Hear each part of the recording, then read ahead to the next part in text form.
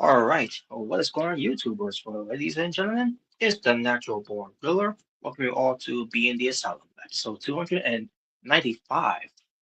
And can you believe it, folks? 5 more episodes away. Now, what comes to that? We're going to be heading to the big 300 for BTA. And that's going to be something to look forward to when we get there. But yes, we got some things to talk about when it comes to going into WrestleMania this weekend, and some things that we discussed that happened over the weekend when it comes to some wrestling events. And we'll get to all that, and we're gonna get to some other things that we'll talk about as well randomly. So let's bring in the True Jaybird and the Omega Red. What is good, guys? Fuck Cody Rhodes. Yeah. Really? That's how you started? Yeah, fuck him. Wow.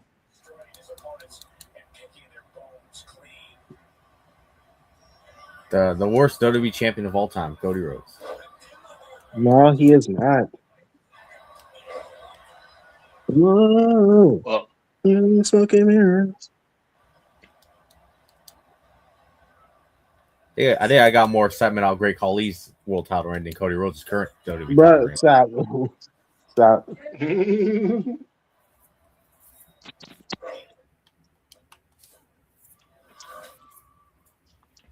well, nevertheless, so we're gonna have some things to discuss for tonight. Now I didn't watch NXT's Revenge tonight. I didn't watch either, obviously, because I was at work. Yeah. So I don't know what took place on the show. And I also fucked them for stealing revenge from us. So. Yes, if they turn into a PLE, they turn it into a 2-week special event on TV for their network. And if you're gonna do revenge, then you could at least done it in a way like you did for No Mercy. When it comes to the video game. Well, I don't know if they did or not, but no, obviously they didn't, because especially with the logo they use. Yeah, that's. Ukuma is red. I mean, yeah, it's red. Yeah, they used to use the color red because that's a good color for revenge. So, but it's the 2 weeks thing. So I will check it out later. When I can. But I do gotta get up. I gotta make sure to get up early tomorrow because I got a funeral to attend to tomorrow, and basically we'll see what happens. We'll come back later on when we do some WrestleMania watch-alongs.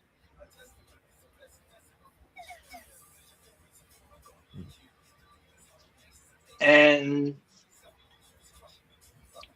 yeah, as far as Dynamite, yeah, by the time I get out, I get home, I'm probably not gonna be able to watch Dynamite. So I think it's best to that we might as well do a watch along for us WrestleMania. Basically, what we're gonna do for tomorrow is go through night one of last year's WrestleMania, which is it's not gonna be fun at all until we get to the main event. I'm not even going to be available for it. Damn. So I'm actually glad I'm missing out because fuck that WrestleMania. Fuck WrestleMania night one from last year. That show sucked. It sure did. Man. But yeah. And then when it comes to night two, we'll continue that trend on the Thursday. As far as Friday, well, we're not really doing much on this stuff. And no, that doesn't mean that we're gonna watch SmackDown. And as far as the Hall of Fame, yeah, forget about that. By the way, the fact that they even doing the same mistake they did last year, expecting me to step that off to watch another Hall of Fame again for that long. Yeah, so stay up. Especially when I gotta work on the next day. Fuck that shit. Wow. Especially that Vince McMahon is your headliner. That she's gonna be the one that's going closer to the Hall of Fame with her speech. What's wrong with that? Are you sexist? Wow. I'm sorry, but no one gives a shit about Stephanie McMahon when you have Demolition and AJ Styles in there. You guys are just sexist. You canceled. Wow. I'll be honest, Robert. When it comes to Demolition, AJ Styles, do you give a shit about Stephanie McMahon being inducted? Because I don't. That just makes you not give a shit. I have no issue with her being inducted. It's the fact that she's the headliner. It's my issue. That's my big problem with this whole thing.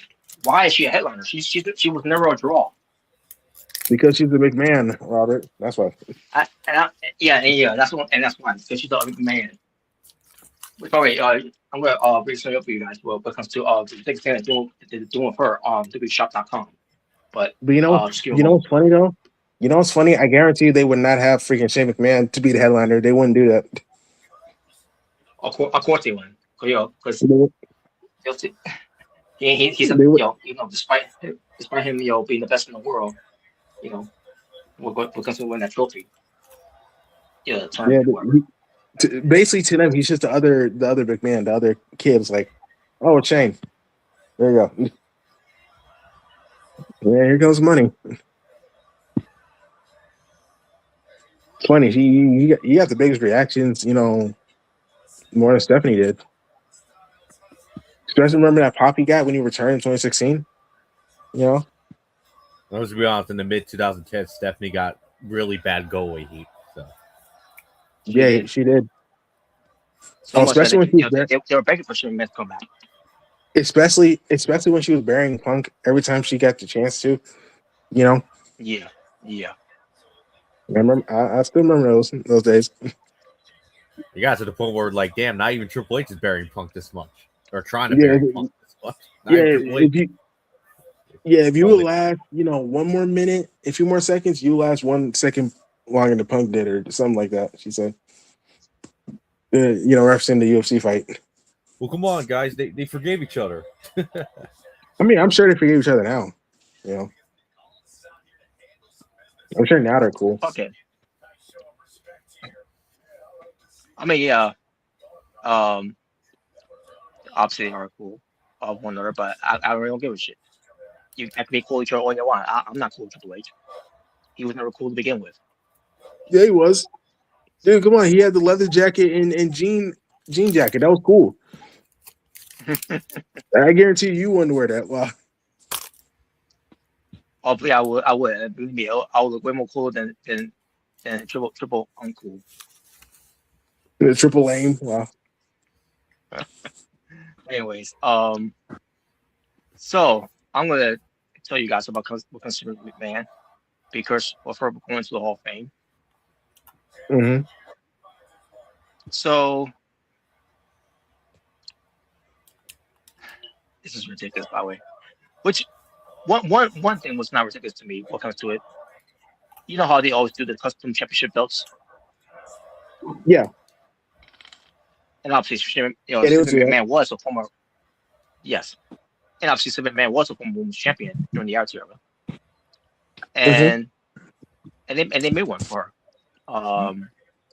It's a custom made. Vince McMahon women's championship belt because for being the 2026 Hall of Fame. And not for nothing, it looks pretty cool. Then again, I was always a fan of that. I was always a fan of that championship belt design they had when at the time. And it looks pretty cool. And if you want it, it will charge you with free shipping and handling. If there are being honest with that when it comes to it. But if you want it, $699.99. So it's basically $700, close to that, roughly. Yes, that's right. Jesus Christ. Which is not bad. I mean the price itself. I mean, it's yeah, ridiculous. we've seen worse. We've seen way worse prices, but still. Yeah, especially the Fiend belt. Do you remember that? Oh yeah, the Fiend belt. Yeah, because I get it too and all, but at the same time, like I will never pay for it. But yeah, it gets you'd worse. rather buy the Divas belt. but then it gets worse. What do you mean? How could it get worse? So they made that belt for McMahon because she's going on. Oh, I know what you're talking about. They made another belt. Like what? Yeah, they made another belt. It's an original design too. I've seen it. It's not bad. And not bad looking belt. Let me say it doesn't look bad, by the way. It doesn't look bad. It actually looks cool. Yeah, it's a nice looking belt. But what an ego. No, what ego? And I thought Triple H had a bigger ego, but this is ridiculous. Well, look who her husband is. Yeah, the ego.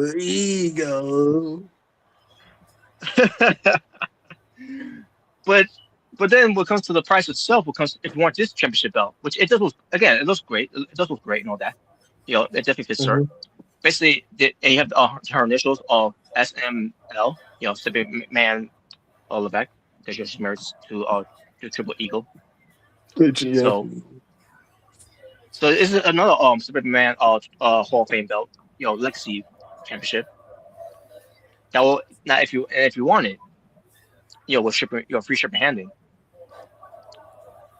$849.99. Whoa. So basically, roughly around $900. $900? So they might also cost taxes for you. It depends how much tax. It depends how much the cost for the taxes. But Dude, bring $900. You can pay some of your bills.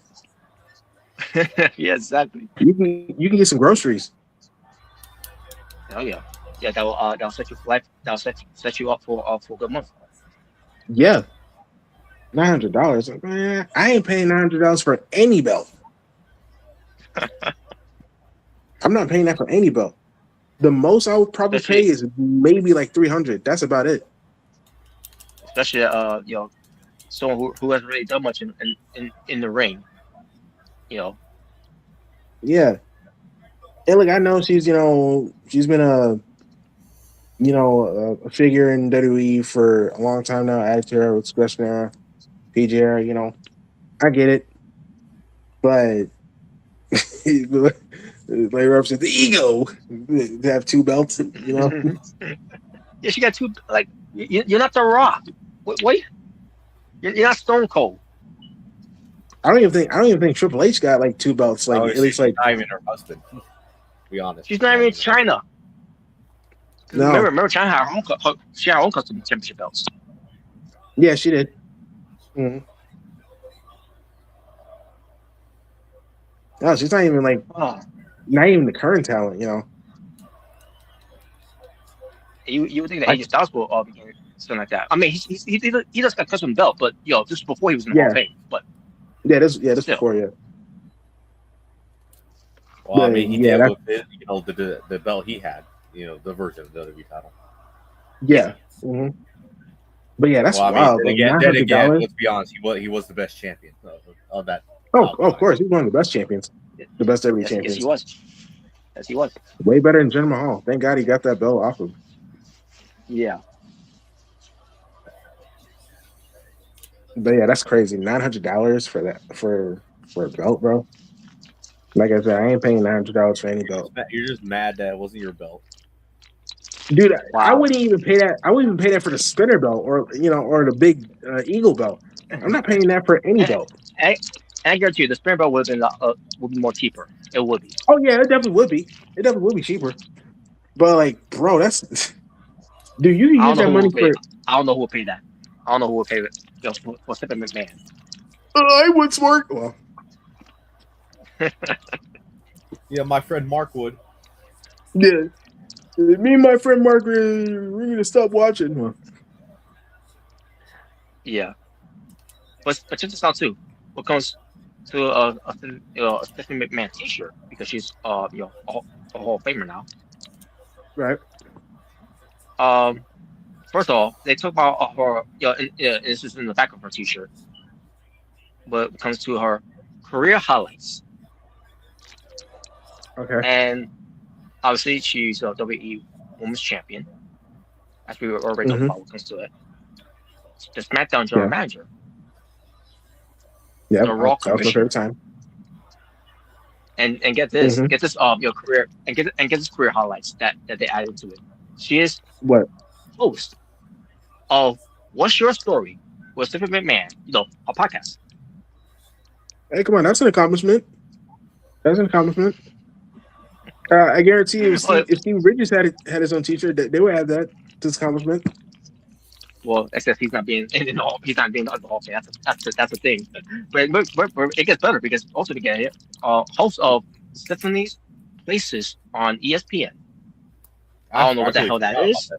Oh yeah, I forgot about that show.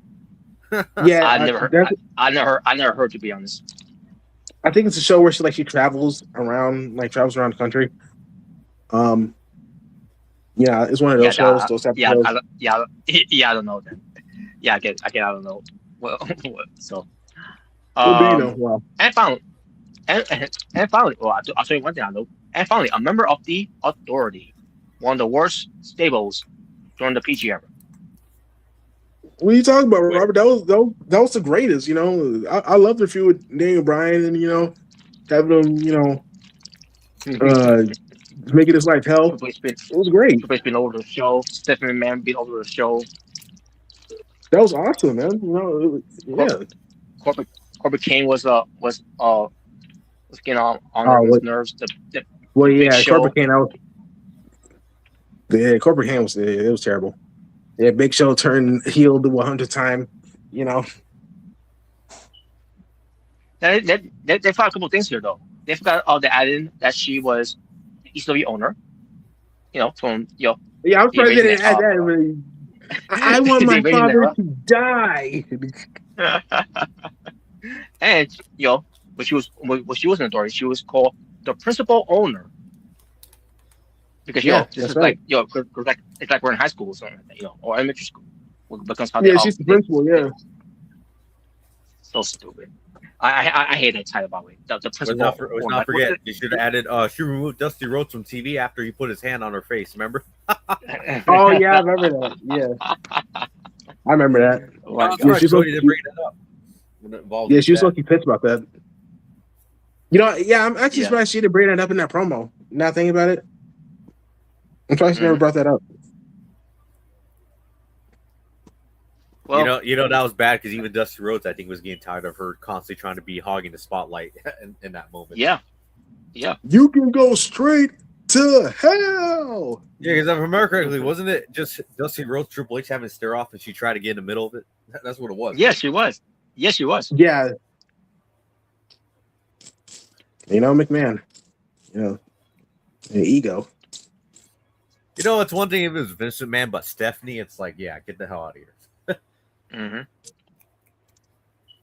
Ego. All I'm gonna say is, Robert, you were not a fan of the Authority, right? I was not a fan of the Authority at all.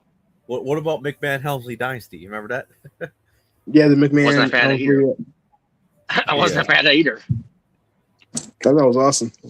It was too much Triple H. That was my. No, yeah. I wanted to see less of him, and then what about the corporation? Well, my favorite. What, was my favorite promo. He was part of the corporation, but at the same time, like, didn't care for him to be part of the corporation. I thought he's one of the weakest ones in the corporation. I remember the promo when the McMahon Helmsley era is like, you either get your ass kicked, or instead he said, you get your ass fired. Oh yeah. You know that? You were saying, Omega? Oh yeah, they didn't mention that she was the SmackDown general manager, right? Yeah, didn't. I'm surprised he didn't mention she was the Raw commissioner. Remember that from when the brand split first happened? They did. Yeah, they did mention that. Yes, that's one too. Yeah. But yeah, so that's basically what I'm bringing up for Super Man. And while we're at the subject too, let's get this out of the way right now, because the Hall of Fame. Okay. It's not in updates of it. It's just that we're just gonna recap once again of who's in the Hall of Fame. Obviously, Stephanie McMahon is the headliner, which is laughable. That's just headliner for the Hall of Fame. Well, you got AJ Styles there. Who the hell is that? Wow. Well, yeah, who's that redneck? Wow. Yeah, but following Superman will be AJ Styles. You know what, guys? AJ Styles never drew a dime. Let's be honest. Oh God. No, but he ain't Jeff Jarrett. Yeah, he's not Jeff Jarrett, bro. He never drew a dime. but Superman, AJ Styles, Demolition, Dennis Rodman, Sid, which you're both from as like Sid Justice, Psycho Sid Vicious. To me, it will always be Psycho Sid. Bad News Brown. And when it comes to the immortal moment, Hulk Hogan versus Andre the Giant from WrestleMania 3. Yep.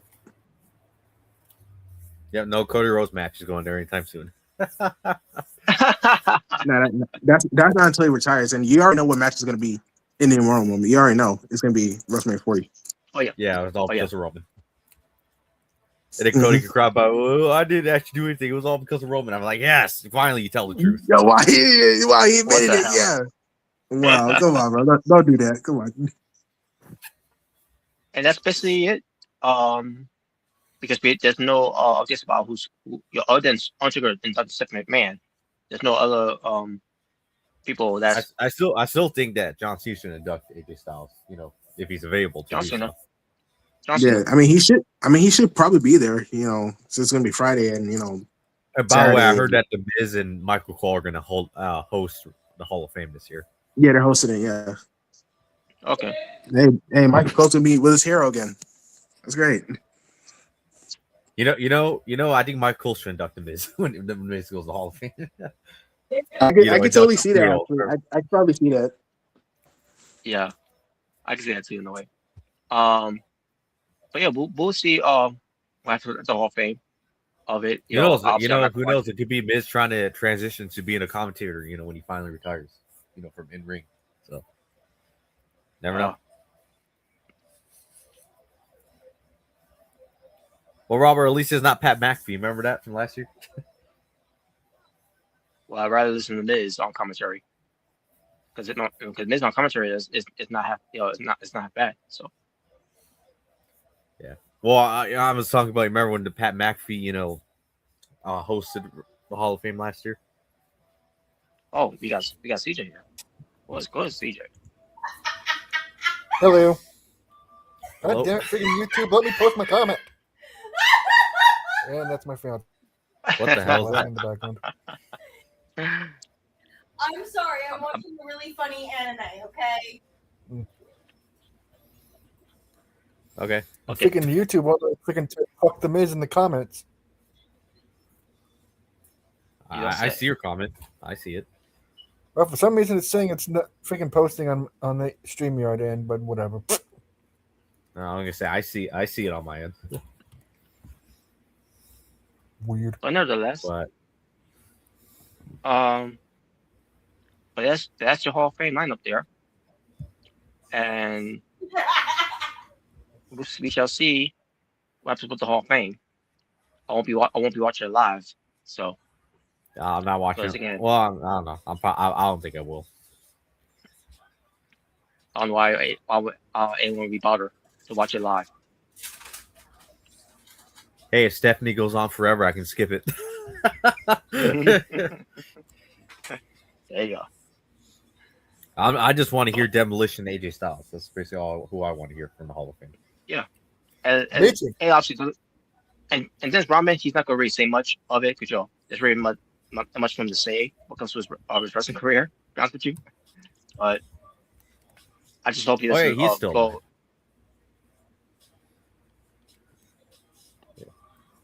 alive. Bad News Brown. Well, Balance Brown. I just hope that the families will be there. No, obviously they won't give.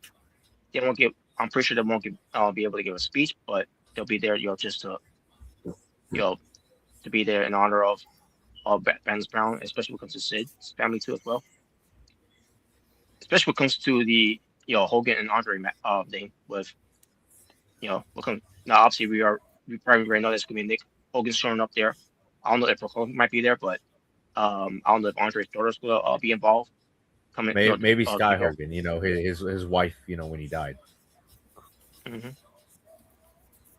So yeah, we gotta see how this turns out when we get a chance to see it. All right. Now with that out of the way, let's get to some predictions here as we give our WrestleMania 22 preview. Oh God. Roman Reigns Oh, yes. sucks. And Cody Rhodes sucks dick. There you go. Oh, Wow. God. Why? No, he sucks Triple H's taint. Yeah, exactly. Why Why you guys so obsessed with that? You guys are weird. He does that to Triple H while he takes it up the end from Nick Khan. So there you go. Whoa, yo. Well, according to Pat McAfee, Cripple sucks Triple H's ass. Whatever of that cheeks. I can't remember how he said it. I heard his baby daddy Dwayne and Ariel. I mean, he's not far behind. But anyways, I think it's great. Yo, could you imagine someone comes to this video and it sounds like, hey, yo, what y'all talking about? Anything we wanted to talk about. If they ever, for whatever reason, decide to put a John Cena match in Hall of Fame, it'll only be either when he bullshitted his way over a win over AJ Styles for the title that one time, and or when CM Punk carried his ass at Money in the Bank. I could definitely see like if they add like other like iconic matches besides WrestleMania, I could definitely see Punk and Cena being one of them. A non-WrestleMania one. and like you said, AJ and Cena at SummerSlam definitely. Yeah. Mm-hmm. And maybe I could definitely see them adding like Cena versus Rock, the first one, not the second one. No, yeah. First one though, yeah, I agree. Well, they sure shit won't be adding his WrestleMania match with The Undertaker when he got his ass buried. Oh, no, they're definitely not adding that. They should add that as the immortal moment. Yeah, it'd be better. It'd be a great idea. Cena attitude, just Undertaker and gets his win back. Wow, What? he gets his win back in the Hall of Fame. Remember, like what Chris Jericho and Mick Foley did. Oh yeah, at the Hall of Fame. Yeah. Yeah, we'll do it like that. Well, Oh, because Mick Foley mentioned he never got a win over Jericho. Yeah. Mm-hmm. Which is crazy to think about that he technically never did. That's crazy. Yeah, that is crazy. All right, so what else we talking about? So yeah, here we go. The first match that will open up WrestleMania Night 1 will be Actual Speed and The Vision, Logan Paul and Austin Theory, in a 6-man tag team match against the Usos, because it's just us, Us. It's just us, and L.A. Knight. Yeah, yeah. What embarrassment! Actual Speed's even on the card. Starting out the show already on a what in a shitty way. Mm-hmm.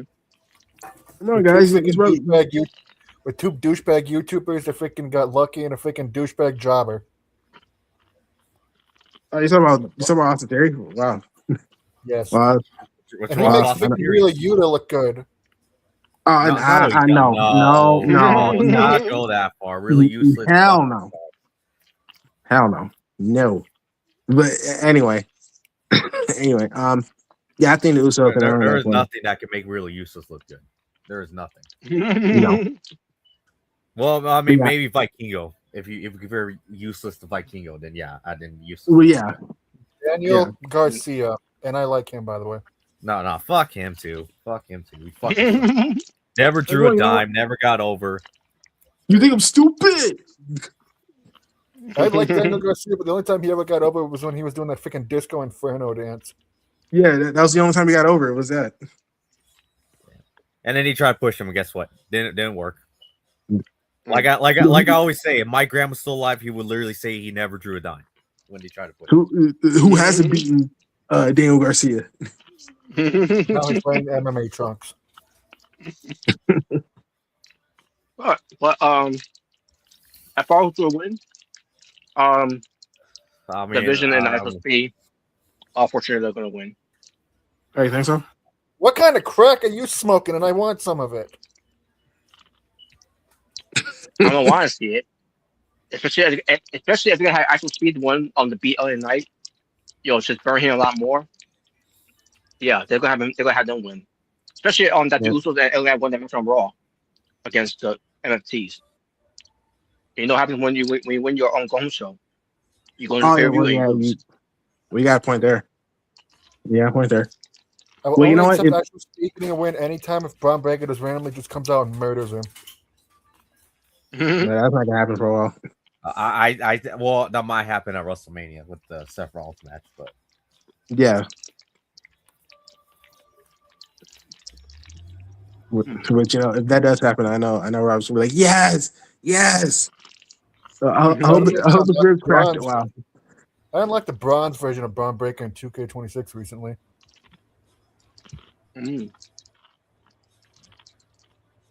All right, next match. But the next match,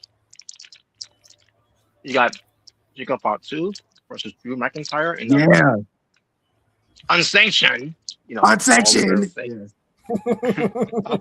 almost forgot Robert. Unsanctioned. There you go. Yeah. All gas, no brakes with it. I mean. If Jacob doesn't freaking destroy, at least this one shouldn't end like Jared Hogg and Adam Cole did, from years ago.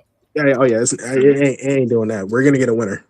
If Jacob doesn't destroy McIntyre like he tries to in freaking the babyface side of the My Race freaking mode, I'm gonna be disappointed. Oh, they're gonna try to kill each other, bro. They're gonna try to kill each other. Mm-hmm. And Jacob to win. By the way, you see that beatdown on last SmackDown? Drew gave to Jacob Fatu. Oh yeah. Dude, the way Drew McIntyre handcuffed. That's what CJ should do to Robert and the Go Home show of Asylumania. Oh boy! What the hell?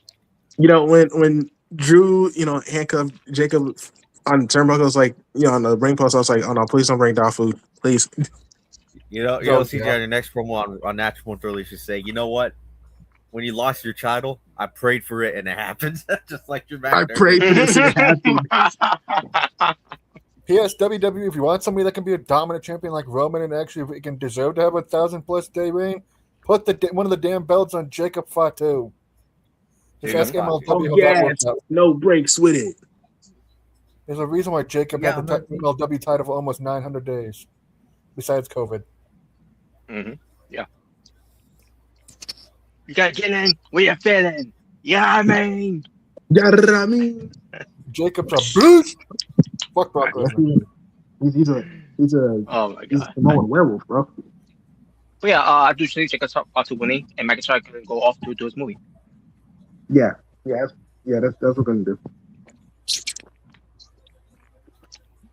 All right. The next match, Stephanie McIntyre will defend her Women's World Championship against Liv Morgan, and I look forward to this match because of how these two have been going at it. When it comes to name callings, yeah, I wish I could say for the other women's match. Yes, and they really been beating the hell out of each other, like literally, especially what happened last week. On Raw. Yeah. Well, I think Liv Morgan's probably winning. I think she's probably. Yeah, she's winning. Yeah, she's winning. Liv Morgan's going to win.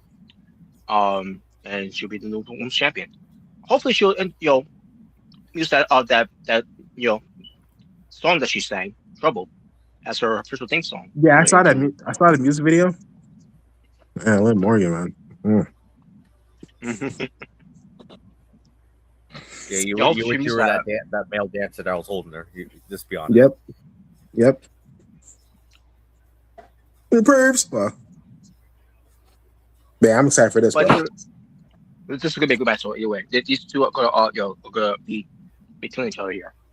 Dude, bro, did you see freaking Liv's eyes when when she was dude, she had the crazy eyes, bro. Like, yeah, look, she has been sleeping, Yeah.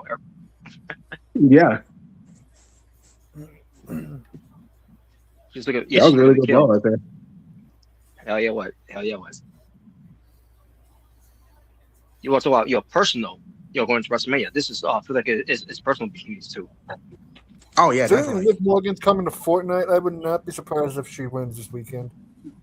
She's definitely winning. She's winning. Yeah, I see her winning. I see Russell Perez. Get involved. With Stone Cold and Liv coming to Fortnite, that's now John Cena, Becky Lynch, Undertaker, Cody Rhodes, and now Stone Cold and Liv Morgan in Fortnite. Yep. Oh, well, I don't play Fortnite, so I wouldn't know. It's gonna be a Fortnite Rumble. I do. Yeah, pretty much. I mean, it's a battle royal. It's a battle royal type game, so it makes sense. I never played Fortnite, but it was good, the game.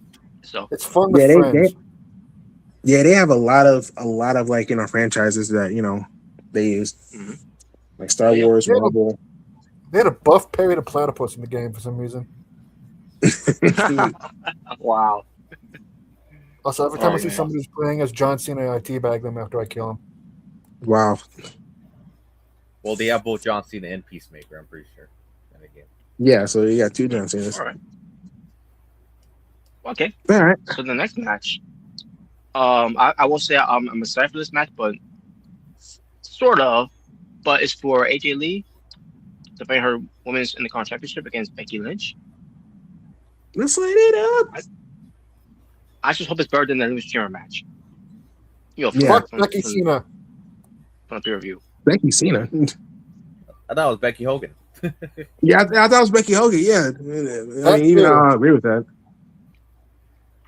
And obviously, Becky's going to win here, and I think Becky's going to turn babyface. Oh, yeah, I'll respect Becky. Yeah, I'll respect what AJ Lee shaking her hand. And Becky's part of the accept it and all that, and yeah. Also, kind of like Seth Rollins, kind of like what happened with Bianca Belair. Seth Rollins is very babyface, so yeah, I can see Becky going back to be a babyface. Yeah. And plus, I wouldn't mind her being women's Intercontinental champion because she did a really good job last year as champion. So I wouldn't mind her being champion again. But yeah, this is AJ Lee's first WrestleMania in like 11 years since WrestleMania 31. Almost. Yeah. So that's like 11 years. Yeah. I was gonna say that the last one was when Daniel Bryan got his head taken off by Sheamus at one time. Yeah, in the Raw after WrestleMania, the "You look stupid," You look stupid. All right. Next match. Then we get to one of the, I mean, it's one of our least favorite bills going into WrestleMania.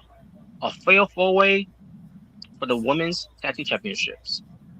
With the Irresistible Forces, Nia Jackson last Legend defending against Charlotte Flair and Alexa Bliss versus Bayley Bayley and Lara Record, versus the Bellas if Nikki is clear.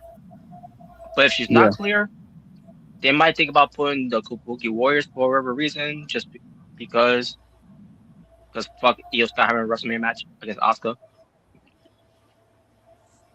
Yeah, and this is where I would be taking a piss and break and getting some food and checking out the merch stands. So come on, you don't want to see the refrigerator? Wow. If I want to see refrigerators, I could go to Walmart or fucking Renison and Aaron's. Just check out the ones I have there. Come on, man. She's not like most girls, man. Well, I was gonna say she's not like most refrigerators. So wow. Now who wins? I mean, if the Bellas is still there, I'm thinking they're probably gonna have them win. Maybe. I would be amazed if the Bellas wouldn't win if they were there, because they were literally like one of the first women's technical tag teams that I know of. So that's one reason why they'll win it too. I think the Bellas are winning. So yeah, I think they're winning. So if they're able, if Nikki is able to compete, then yeah, I think they're winning. So, but if they can't, I'll give it to Lara and Becky and Bayley. Excuse me. Bayley. All right. Yeah, BBL Bayley. Yeah. So yeah. All right. And what's the next match? And the next match, Seth Rollins versus Gunther. All right. The one time I'm actually rooting for Rollins to win a match. Also, I can't wait for this match. I know this match is going to be. I know this match is going to be a good Don't match. worry, CJ. Just wait until Gunther retires CM Punk. Oh yeah. CJ will really hate. Will really hate Gunther. That. Yeah, exactly. Yo, imagine, dude. Hey, imagine if like they have the match and freaking CM Punk taps out. You know the way he taps out like Cena did. Yeah, Christian will definitely have something to freaking be pissed about freaking at the same time. More definitely. I would see how Christian would feel about that. Oh come on! I feel like Christian would be pissed. I feel like Christian would. Come on. Yeah. Oh, come on! Yeah, I should be happy for Gunther. I mean, he kind of helped you guys in the way for cost me the PWTF World Championship. So we'll get to later. Yeah. I am not freaking accepting the idea of Gunther being the reason why I'm back together with my tag team partner. I'll explain later on. He didn't do it to help CJ, and he didn't do it with the kind of his own heart to Jimmy King. You know why later on. No. Hey, bro, what's good? All right. You guys will hear later what the whole thing. But anyways, Gunther will win. Braun Breaker will get involved because Braun Breaker is going to return. Yeah, he's gonna most likely get involved, during the match, and Gunther gets one. Spear Seth Rollins again, like he did in October.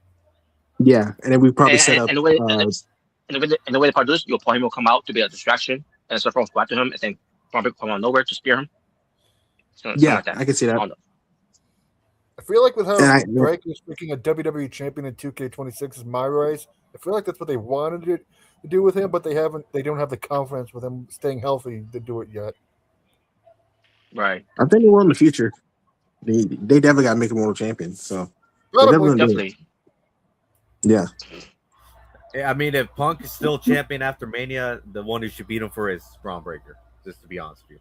Because literally in my race, Breaker holds that thing for like over a year, and he's like, all I see in the feed, social media. That's a great idea. Let's have him hold the world title for over a year. How about that? That's a great idea. Actually, I think it's great. It's like Jesus Christ. Hey, you know what? Who could beat Braun Breaker for it? Femi. There you go. There's your answer right there. Yeah. There you go. Somebody's freaking playing around in Robert's staircase. All right. What's the next match? And the main event. Oh.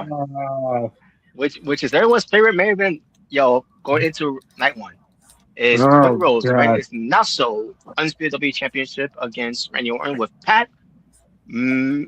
You know how St. Punk would say, the McAfee. Viper, the Viper, the Legend Killer, Randy Orton versus the worst WWE champion of all time. Cody Rhodes. No. If freaking Pat McDouble freaking helps Randy Orton win, Jordan and me are going to be pissed. Well, I mean, I'll be pissed because let's be honest. Why does Randy Orton need help from Pat McAfee to beat Cody? Just like how why was Cena need help with freaking Travis Scott? Like same thing. Like you don't need to do that again. Yeah. Oh yeah, by the way, thanks WWE for teasing us with bringing back the hardcore title, which never happened. Fucking assholes.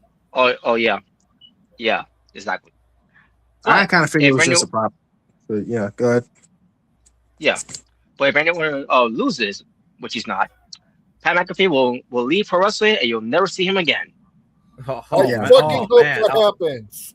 Well, that's not happening. Man, what a big loss that would be, man. Oh my god. Oh no, please, Pat, no, please don't leave us. You know, guys, if you know what? If Randy Orton loses, Pat McAfee has to leave.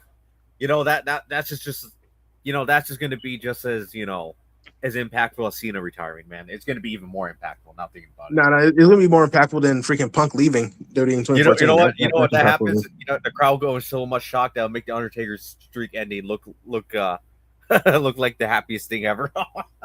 You know what? After Pat McAfee leaves, I'm just joking, guys. Who the fuck cares? Like, really? Why is that even a stipulation? No, after McAfee leaves, you're going to hear McAfee chants McAfee every for the next promo. 10 years, like CM Punk. Yeah, exactly. And we already know he's not leaving, so come on now. No. But yeah, I think Randy's one. Aside from Lawrence Taylor, a football player, was a better freaking wrestler than fucking Pat McAfee. Yeah. Yeah, I mean, Pat McAfee's a good wrestler, but forgot for those that flips. Yeah. He's an indie darling. But McMahon is a better fucking wrestler than Pat McAfee, and that's not saying much. Here goes the money. Going to win. Obviously, Randy Orton's going to win here. He's going to become a 15-time world champion. Yeah, and I'll be happy. I'll be happy too. Are we still talking about McAfee? No, we're talking about Randy now. Okay. Yeah, Randy winning. If we're still talking about McAfee, the idea of him even holding the WWE World Title once makes me want to drink cyanide. Yeah, that happened. But the one thing I will say about Pat McAfee too, and it's not a good thing by the way, is that it's a bad thing. He's playing this character where he's disgruntled when it comes to how the rest of the business is being ruined because someone like Cody Rhodes is champion, and basically it's complaining like us fans complain about the product as of late. And here's the way it is, using Pat McAfee to be that guy to complain about the product, how it sucks, which we've been seeing how much it's been sucking because of the creatives and everything they've been showcasing us when it comes to the PLEs and the shows weekly, especially when it comes to SmackDown. Yeah, especially SmackDown, yeah. But and Triple H is gonna hold the same energy with all of us fans to say to just shut the hell up or shut the fuck up and and just watch the be a fan, watch the show, whatever. Well, I want to hear the same energy you doing with Pat McAfee too. If you're gonna be doing the same energy with us. Pat McAfee, you were just like the marks in the internet. Triple H is starting to enter his Vince McMahon era where he's like knowing what the fans want, like Vince did when everybody was chanting for fucking Daniel Bryan for like months, and they kept freaking him in the mid card, putting him in stupid feuds like that bullshit Wyatt family feud. Come on, man. No. I mean, Daniel Bryan has a beard. Wyatt family has beards. That's the reason. And don't even get me started on the bullshit they did to CM Punk after he lost the WWE title outside when he faced Undertaker. Oh yeah, with him facing Ryback and that thing. Yeah, and freaking apparently Punk freaking is only going to be living for freaking 20 less years thanks to Ryback. So thanks a lot, you bald freaking steroided fuck. You know what's funny? I heard on a recent interview, Seth Rollins literally said the same exact thing. He lost 20 years of his life wrestling Ryback. I'm like, dude, you just stole that line for Punk. Hey, maybe. I remember Seth Rollins wrestling Ryback though. I mean, I remember he was attacking him though with the Shield, but I think other than that TLC, other than TLC match today, other than that, what was the 1-on-1? I don't recall them having 1-on-1 matches. So they probably have like in around 2015, like during the singles run, 2014, 2015. So they probably have faced. Also, and Survivor Series probably the Survivor match from 2015. Yeah, that too. Yeah. So. Yeah. But yeah, you definitely seen Punk's material there, Seth, which you've never been good at, by the way. Wow. That's why. Yeah, Robert. That's why I want you to lose. You know why, Steph? Because you're the modern day Triple H. That's why. Why? That's why I hope during the heel run. Yeah, that's why. I'll be honest with you. Seth Rollins' recent heel run was one of his worst ever. That was horrible. I know. Robert gave him PTSD of Evolution Triple H. PTSD. Dude, literally for like almost 2 months straight, he literally did the exact same thing Triple H did back in the day. And how ironic! Cut a 30-minute promo and have a beat down at the end of the show, like every week. Mm-hmm. Like how ironic, both on Raw and involving the world title. Like how ironic. Robert was like, "All right, I'm out." This Rollins doesn't grow the facial hair like Triple H and Kenny Omega used to have that one time. Now the difference is with Rollins is that he's a better wrestler than Triple H. So there you go. He was better when he was younger and wasn't beat up. Mm-hmm. I mean, they had a match at WrestleMania. Don't you remember?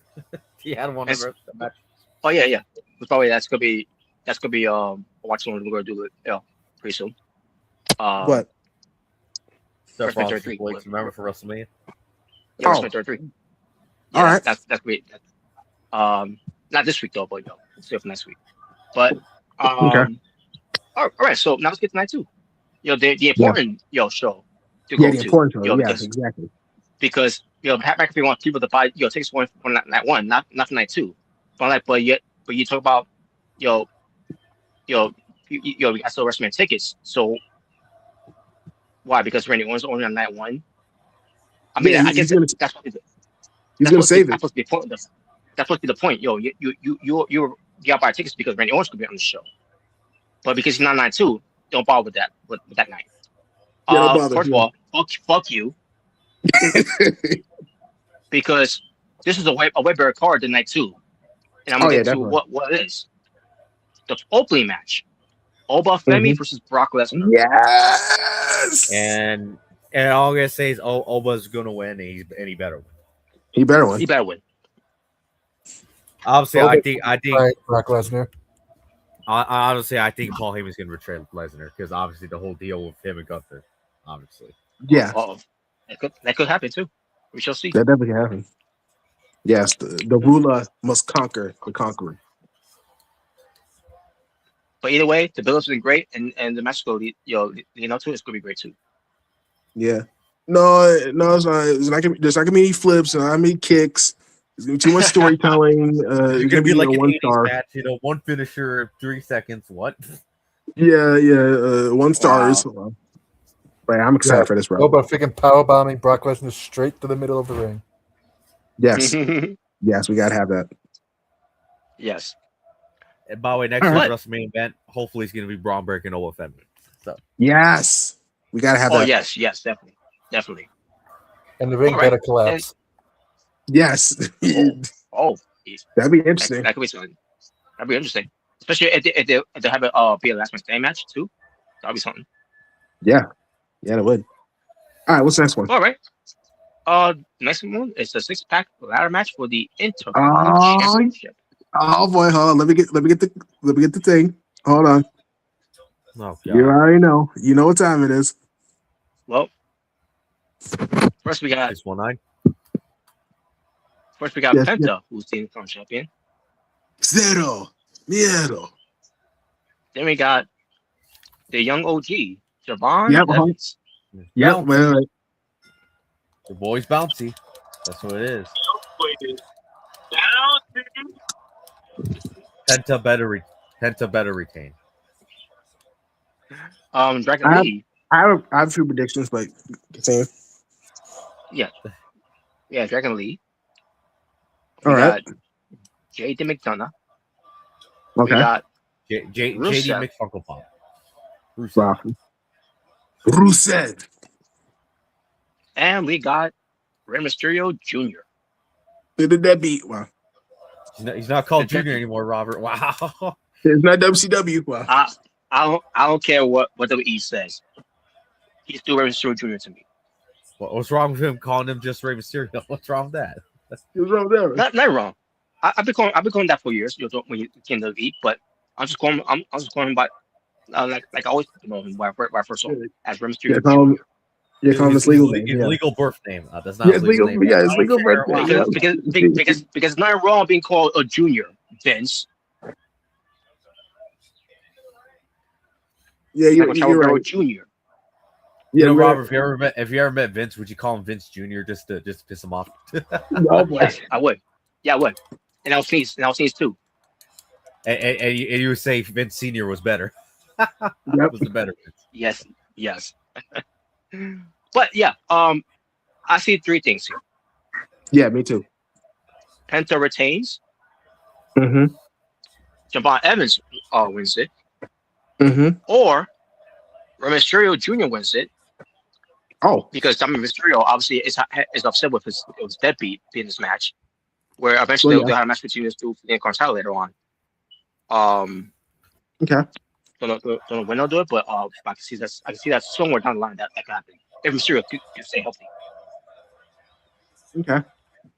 But my main win here will be Penta to retain. Yeah, that's in my main win. I was also thinking of maybe Javon wins. He gets the WrestleMania moment. I was also thinking, and I know it's probably not gonna happen because of what happened. Since he stood tall, but maybe Rusev, finally wins the title. So he can be God's favorite Intercontinental champion. But we'll see. But yeah, he's gonna redeem the prestige of the Intercontinental title. Yeah, I mean that'd be perfect for him to do that. I am God's favorite Intercontinental champion. And I can't wait for this match, man. So you just said Penta better win. Yeah, better retain, as I said. He's having my number one pick to win. But if he doesn't, I'm fine with Javon or Rusev winning. All right. And obviously, what would JD McDonough? I mean, I wouldn't be mad at it, but I wouldn't be mad at it. I like JD. They would just have to actually. I would love it to be JD McDonough, but he's been doing a lot of losing. Yeah, that's the thing. So we really have to really book him to be like the JD of old, from NXT, NXT UK, even when he was in 2.0. They would have to more of a chance of Dragon Lee winning than JD McDonough. Yeah, basically. At least Dragon Lee's been showing, especially with his feud with Gunther, he's been showing that killer instinct, Mm-hmm. So, but yeah, I can't wait for this match. I can't wait to see what Javon Evans does. Oh yeah, man. He's gonna be bouncy. It's gonna be bouncy. That's right. Yep. All right. Then we get to Jade Cargill defending her WWE Women's Championship against Rhea Ripley. I'm pretty sure Io will be in her corner because fuck Io Sky having a wrestling match on WrestleMania. Hey, Robert, we already gave her a bone last year in Vegas. Be grateful. Wow. And I thought Triple H loved Io Sky. The fact that he would do that to her is well, she didn't do me. Apparently, ISO speed means more. Apparently, than Io Sky. Well, I mean, she didn't do me a favor. She didn't give me any of those hugs, like in Unreal. She didn't give me any more of those hugs. So it was like, you remember that? Like the way she hugged. I think it was Triple H. She hugged. Yeah. Yeah. You're so convinced it made me look like I was cheating on my wife. What? No, yeah, she got me in trouble. Yeah. But the build has not been any special. No, it hasn't. No, it's been terrible. It's been really lackluster. Yeah, I'm trying to be generous with it by saying but not saying anything bad about it, but it could have been better, but it hasn't really. I hope the match is good. I think Jay should definitely retain. I just hope the match is good. Yeah. Yeah, Jay should retain because she's only had like one title defense, which I still don't understand why they've booked her like that. So she really has to win this. So, and on top of that, I could see Bianca Belair returning. You have anything happen from there? I could never see that. She's come back now. Oh, she is clear? Yep, she's clear. She's good to go now. All right, cool. Great. The question is, what's going to happen? Is she going to help Rhea, or she's going to be on Jay's side? Yeah, she's never going to be stuck between a hard rock and a hard place. Mm-hmm. All right, next match. But the next match we got Sami Zayn defending his United States Championship against Triple Williams. Whoa, which I'm pretty sure Lil Yachty's going to be there. Yeah, so two things should either happen. Either one, Triple Williams wins, or Sami Zayn wins, but it's gonna be a double turn where like maybe he like low blows Triple Williams, like basically cheats to win. Either two of those gotta happen. Yeah, that could be possible. What comes to it? Yeah. And yeah, we see how it turns out. And obviously it's going to lead to a good match, all these two. Triple Williams first WrestleMania, and I can't wait to see how the crowd, does to whip that trick. You know it's gonna be loud. Oh, especially I can't wait to in the stadium. Holy shit! That's gonna be something. You got to rock the lemon pepper steppers from WrestleMania, bro. Hell yeah! All right, next match. But the next match is Demon Balor versus Dirty Dom. Yep, the Demon King is Dominic back. Mysterio. Yep, the Demon King is coming back at WrestleMania after 3 years. The last match he had was against Edge at WrestleMania in Hell himself. WrestleMania 39. So he comes back. Yeah, I can't wait. I can't wait to see this. I know the Demon's gonna massacre, Dominic. Mm-hmm. It's gonna be great. I know Michael Cole's gonna love it, So hell yeah. So yeah. It's good to see the Demon back. So yeah, the Demon Balor will definitely win here. So, and finally, the main event: CM Punk defends his World Heavyweight Championship against Roman Reigns. The main event that CM Punk has finally gotten. So last year wasn't really the real main event he was in. Well, where are your people now? Because now CM Punk, he did half of the main event, half of it from last year, and now half of it for this year. So take that. Take that. Go Crimea River. yeah, the Crimea River. Yep. But the bill has been great with this whole thing. Way better than the WWE Championship bill. Oh, by a mile. By a mile. No. But wow. Yeah, the bill's been fantastic for Roman versus CM Punk.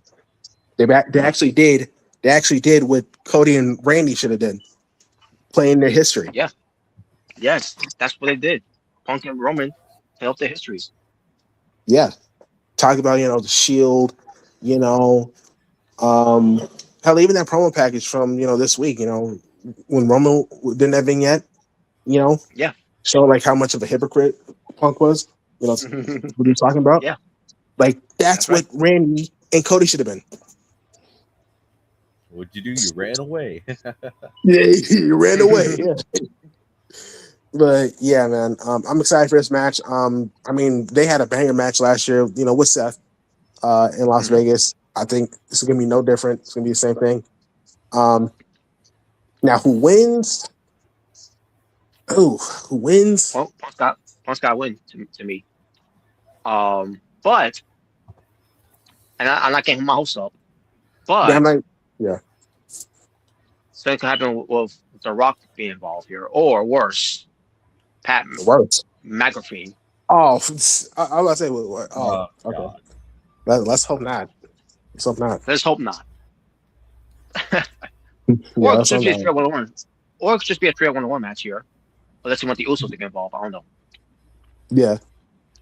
But yeah. I can see Punk win. You know, I'm not gonna get my hopes up with you know, The Rock if he does show up, if he decides to show up. Yeah. Well, I'm not getting my hopes up for that.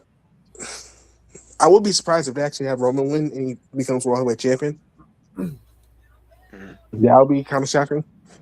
I won't be mad about it, you know, but it's definitely gonna be shocking. Most people be mad about. I don't think anyone's be mad about. I mean, I don't think. Well, again, besides maybe CJ and Otaku, you know. yeah. Besides them, but I mean, I won't be mad about it, you know. But it'd be interesting if they were to make him champion. Like, you know, how they going to do that? But I think Punk's going to win. I think most likely Punk's going to win. So he's gonna finally get his WrestleMania main event win. So we'll see. Yeah. Oh, but because he's a Punk, yeah, it's not about winning the main event. It's just like his one goal was to always make it WrestleMania, and he's finally getting, you know, he's finally getting that main event that people had to say, oh well, last year was really the real main event for Punk. No, I mean, it was a main event. It was definitely a better main event than the Night 2 one. You know, from It last sure year. was. Yeah. Now he gets a singles. Now he gets a singles main event. It wasn't even close. Yeah. Then now he gets a singles main event. But back to Cody and Randy, it could be a good match, but again, the build-up has been terrible. Other than what they did the first 2 weeks, maybe, because obviously the other weeks was not anything good, and I doubt that, you know, on Friday it's gonna be any better because, you know, send us home. What comes to it, but yeah. I'm like I said, I'm gonna check out what they do with Drew and Jacob. That's about it. And maybe, you know, I think they're gonna do the Andre John Battle Royal. I'll see like who wins, and that's about it. I see Royce Keys win that. I see Royce Keys win that Battle Royal. Yeah. Yeah, I can see that. Either Royce Keys or maybe Danhausen. Either one of them. He's gonna be a former AEW guy, of course. Well, the traders. Well, what? All right. But that is WrestleMania 42, folks. Yep. You know, comes to our previews for it. I hope it's a good WrestleMania. That's all I'll say for there. Yeah, I hope it's better than. I hope it's better than last year's. Last year's was more mid. Yes. I'm not gonna say it was like flat out terrible. It was just mid. Hopefully this year they do redeem themselves a little bit more. You know, and have a better show. Because because in terms of the match card, it's a pretty good card. Despite some of the matches, you know, the build up not really being great, especially Cody and Randy. But you know, they have potential to be a good WrestleMania. So let's hope they stick to landing. That's Night 2 being better. Huh? So I see Night 2 being better. Yeah, I could definitely see Night 2 being better. I just hope that Night 1 delivers. Which, the two matches I do see, the 3 matches I can see deliver with Stephanie Vaquer versus Liv Morgan, with Jacob Fatu versus Mrricanjay, and with Seth Rollins versus Gunther. Yeah, those definitely main 3 matches I'm excited about for Night 1. So yeah. So now we gotta talk about what happened on PWTF Royal Bash now.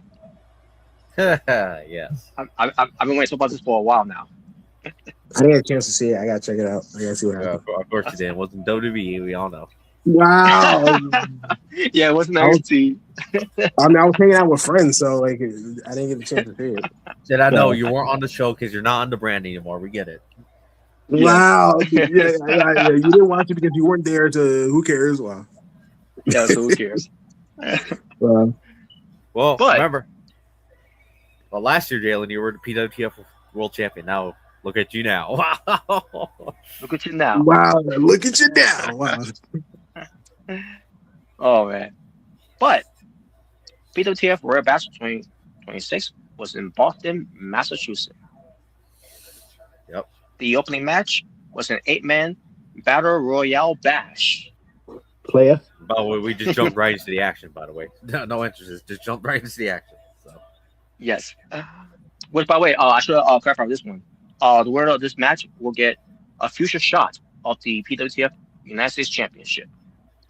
This will only happen if if it's either on the regular PWTF programming or any PWTF pay-per-views of this year of their choosing. all right. So who's in it? You have AJ Anderson. You have Jim Parker. You have Starboy. You have Tiger Lee. You have John Lawley. You have Damian King. Yep. You have Dragon Lee. And Tyler Wilson. So, yes. Right off the bat, and about maybe 15 seconds into the match, Damian King already got eliminated.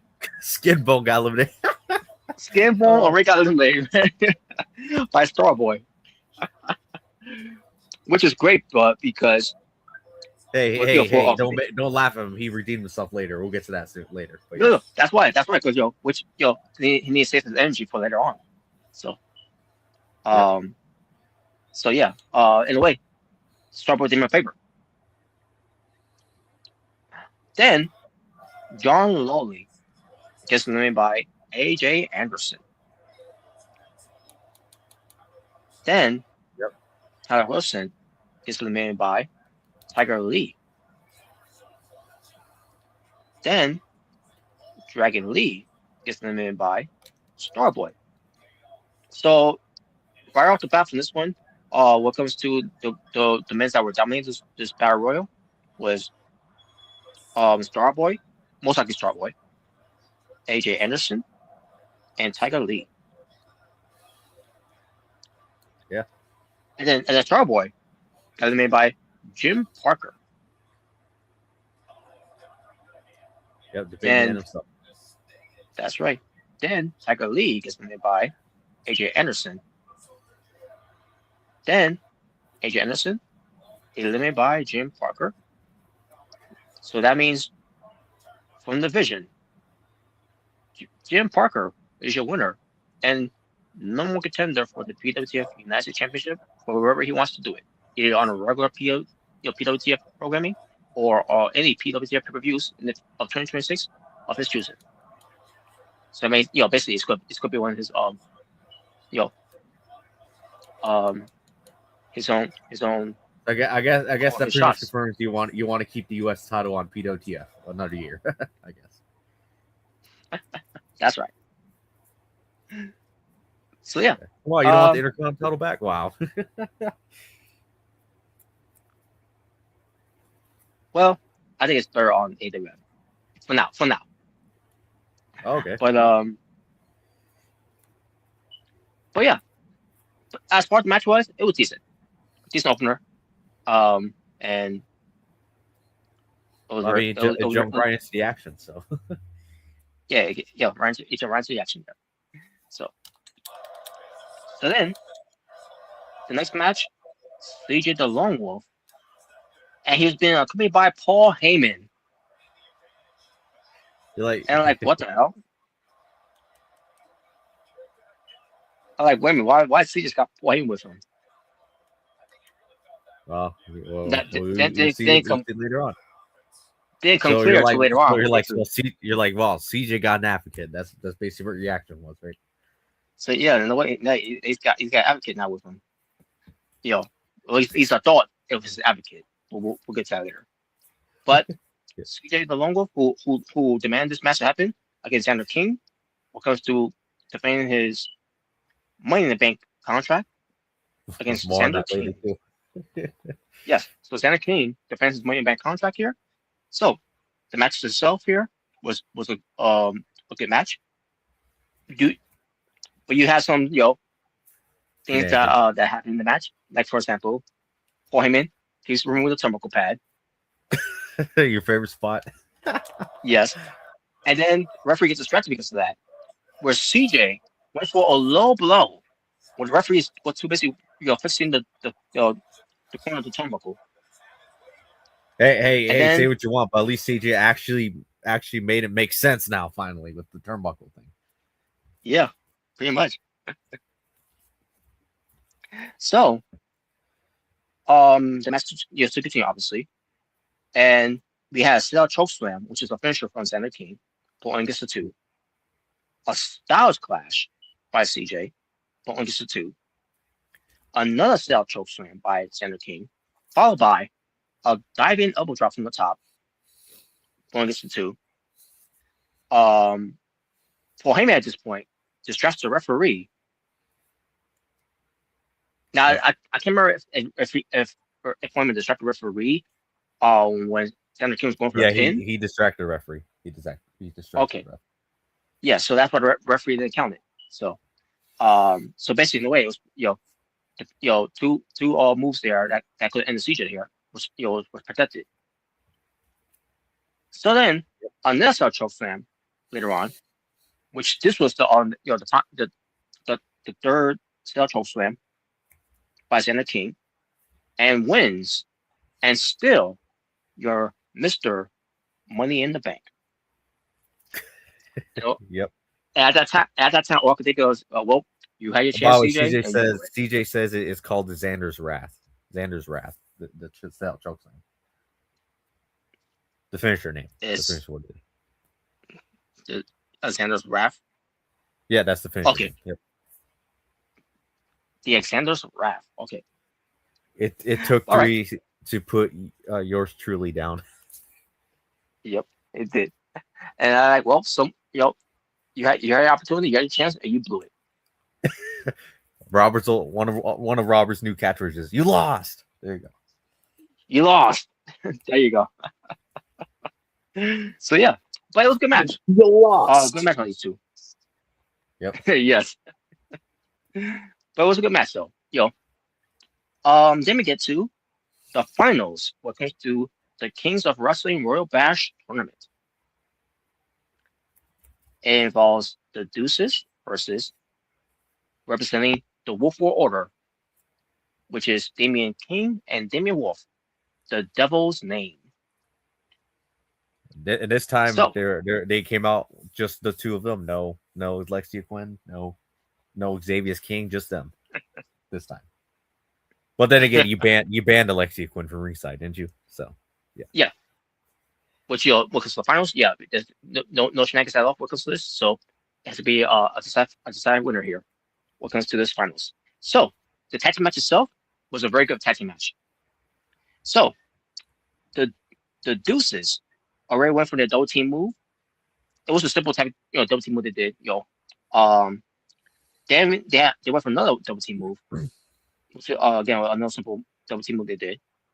And then they went for another double team move. But then Damian King did a double team counter on the Deuces. Yeah. And I think he had them doing the meeting of the minds to one another. Yep. By the way, I just remember what their tag team finisher was. The Devil's Name. I remembered it now because I remember too when you saw it. Yep. Yeah, I remember too. Which by the way, I'm gonna get to that part momentarily. But then the Deuces hit their the double team finishing moves, the Magic Killer, but that didn't end the match. Nope. And at this point, when that move was done, and Ray going for the cover because he was the legal man. Damian King goes after Rodney because it was Damian Wolf who was getting pinned. Damian King goes after Rodney King. I mean, Rodney Deuce, I meant to say. And they start on the outside. Yeah, sorry about that. But they start on the outside. Not for too long, but they did brawl for like maybe 30 seconds, whatever. And then we get back to the match. It's back in control. Then the Devil's Name went for their tag team finishing move. It was an avalanche 3D. Why, you didn't love it? Wow. I'm like, holy shit. And that didn't end it, by the way. It did not end. No, it should have ended it though. I thought it would end it too, by the way, but no, it didn't. It still goes on.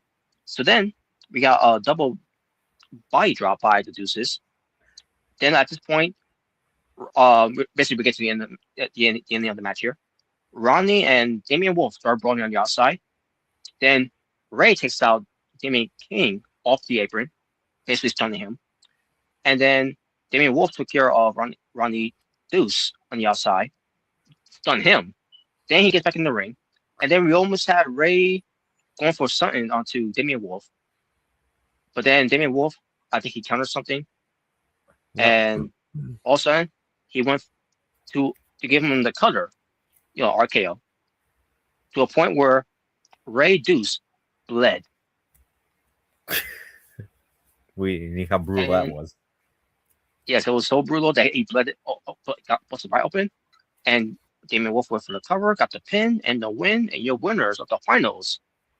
Which means they'll be going into WrestleMania to face the Johnson Brothers for the World Tag Team Championships. The Devil's Name has won the Kings of Wrestling Royal Bash tournament. Well, the Deuces had a great showing, but you know what? Hey, I know they didn't win, Robert, but you got to be proud that he had a great showing in this tournament. I am proud. I am proud. I'm disappointed they didn't win, but at the same time, it was still a great match, and I was very proud that they made it this far. Hell yeah! So better luck next time, guys. Yep. They made an impact at the end of the day, and they're here to stay at the end of the day. So that's much for the table. We'll consume it in attack or the outlaw. Well, they're making a return soon. Don't worry. but they're making a return soon. They're gonna try to redeem themselves on this new brand they're gonna be part of. All right. As he just says here, there's a whole story, backstory to Damian King's and name, because his birth mother, when she Alexander were younger, was in the obstacle. Hence, why Sanders' I think he means the Indies. I'm assuming that he's talking about the Indies. Yeah. All right. And then we get to another match. We have two rivals going at it once again. And it's Kristen King versus the PWTF Women's World Champion, Yuri Kawada. And this was the only women's match on the show. And this was a very good match. Obviously, no surprise there, because they had good matches before. And this was no different. And this one, they really stepped up a notch to make it a better match than their other matches. So Christian King at one point went to the steel steps by Yuri. Then Yuri went for some offense, signature offense, I should say. Basically how Billy does her offenses that she's known for. Yep. Later on, Yuri went for her belly to belly. Then she went for the insane elbow. I'm thinking about what names I should call it. What comes to Yuri Kawada, what comes to her elbow, the way the way that Kairi Sane does her elbow. But for now, I'll call it the insane elbow for now. Yep. But didn't win with that one. Because she was dragging her away from the ropes. I thought that was gonna be over, but no, it's still going on. Then the rose plant by Kristen King, and she follows it up, and then she follows it up with a crossbody. A springboard crossbody, followed by a flying crossbody going against the two. Then she goes later on for another rose plant, but didn't go for the cover. Instead, she went to the second rope. Well, I think the top rope. Yeah, she went for the top rope, and she went for a crown, paying homage to Jimmy King, just in case if he will have to retire later on. Oh, so I bet you love that. You love that, didn't you? I did love it. So I love that she paid respect to him. Even though she's a heel, but she paid respect was paying respect to a legend in Jimmy King. Oh, you're talking about Christian King? Yeah, definitely. Yes. And by the way, folks, no relations. But yeah. But I thought it was gonna be over there, but no, it's not over. It was still going on, and then that's when we had Yuri Kawada going for he was marching to the other side of the corner because he's standing up for the running forearm smash, followed by the flying double foot stomp, which I call it, to pay homage to Loki, the Warrior's Way. Yeah. And she had a lot of airplay, by the way, when she did that, and got the win. So here, your winner, and still PWTF Women's World Champion, Yuri Kawada is going to WrestleMania. Yeah, that's going right. to WrestleMania for another year in a row. By the way, I think this is her second year in a row going to WrestleMania. Yeah, I think so. Yeah, I think you're right. Holy shit! Woo. Wait, you love her dominant title reign, don't you? Hell yeah, yes. This is why I want to create someone like a Yuri Kawada in here. She obviously her character is based on from the Art of Fighters, or later on when they start calling the Kings of Fighters, but still. But yeah, and now she's got she's come a long way, and against one of our rivals who also came from her Rosandra as well. And yeah, these two put out a very good match here. So yeah, only one could go to WrestleMania. So now we have to find out who Yuri Kawada going to face. For Women's Chamber.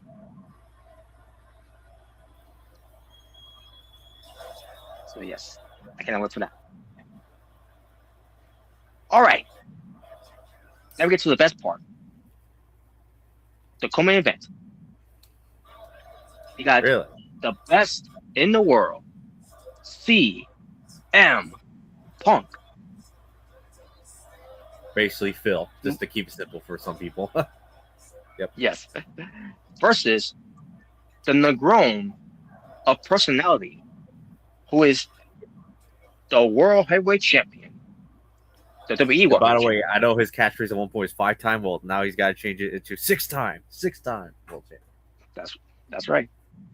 Because it's CM Punk. Yep.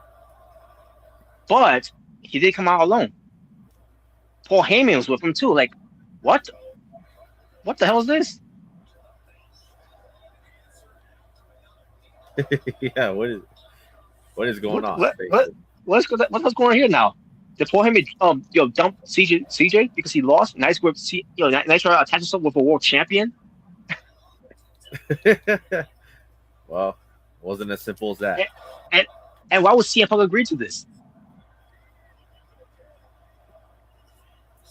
But well, I guess we'll hear more of that information later on, because we're not because we gotta get to this match here. So CM Punk, well, basically, the Punks going out of here in the chain wrestling, and the one who got the better of it was CM getting the better of it. Yep. At one point, we got a Terminal Power removed by Paul Heyman. That's of course we did. Robert hated it. He's like, "Come on, really?" And then we had a springboard crossbody by the Grown. By the way, it caused a rough bump. And then, in the process of your referee still being out, 619 was into play by the Grown. And at this point, the referee got back up. And then later on, we had a chance of strikes between the Punks. And the one who got the better of it was Phil Brooks. Doing a shoot name here now. Probably Phil. Yeah. Followed by, after he got the better of the strikes here, he went for the Anaconda Vice. And then he got another Terminal Power removed.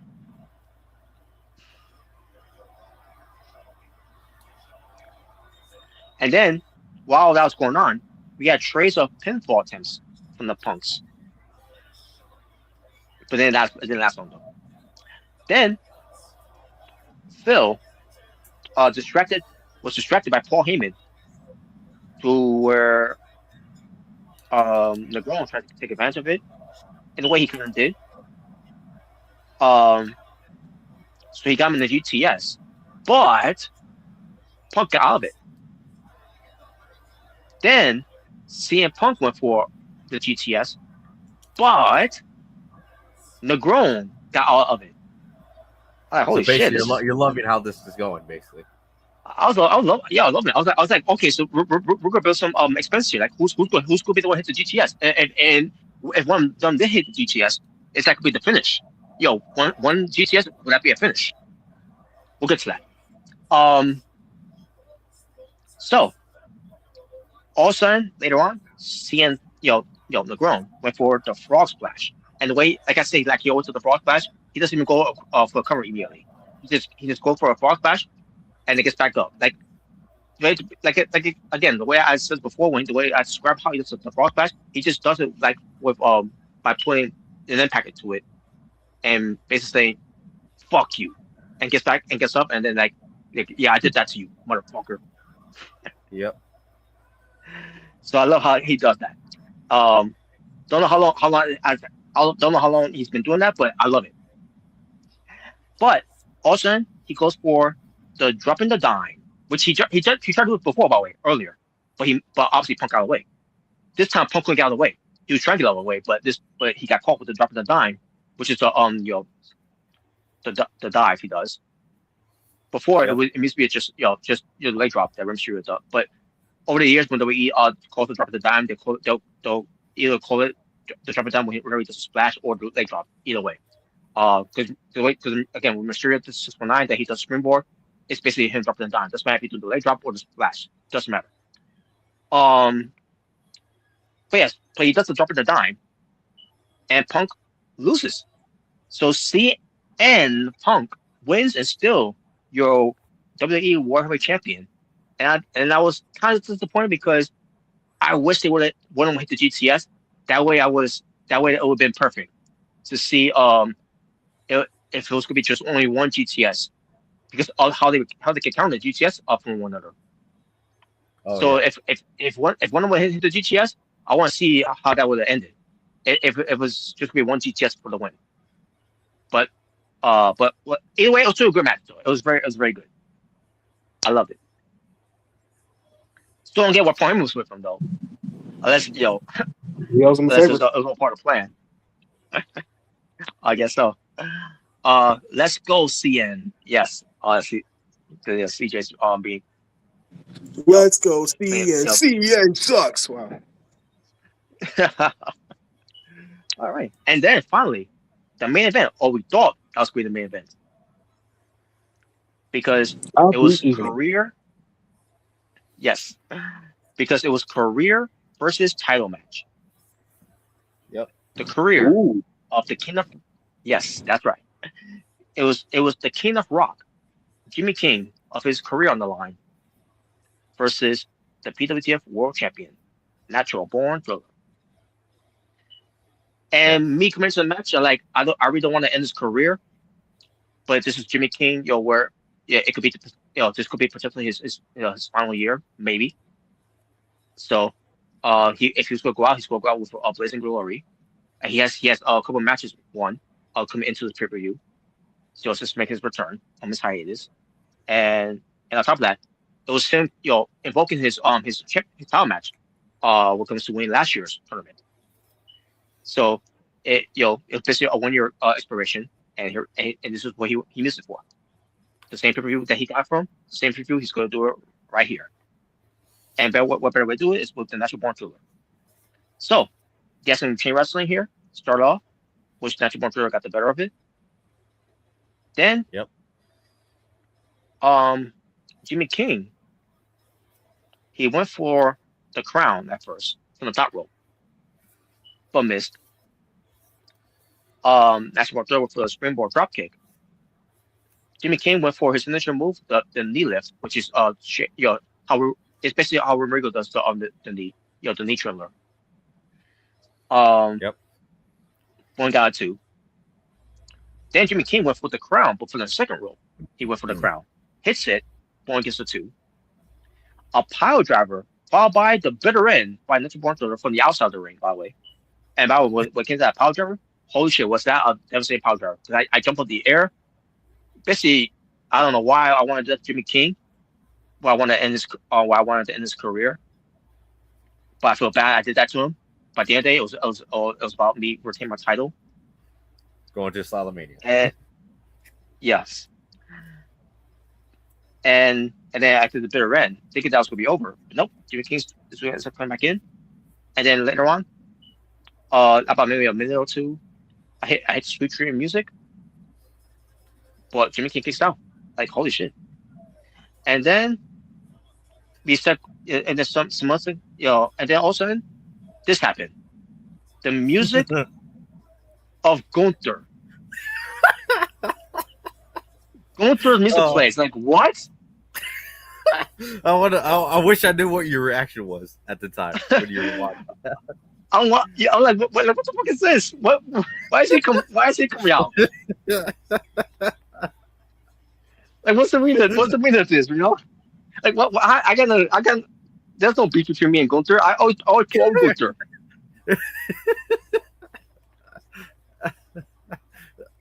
So I'm waiting for Gunther to come out, and the referee's being distracted too. And I'm like, okay, nothing's happening. What's going on? Like, I figured, just been done before, where someone's music plays, but no one comes out. It's basically a distraction. This time, that was not the case because Gunther comes out from behind with a steel chair,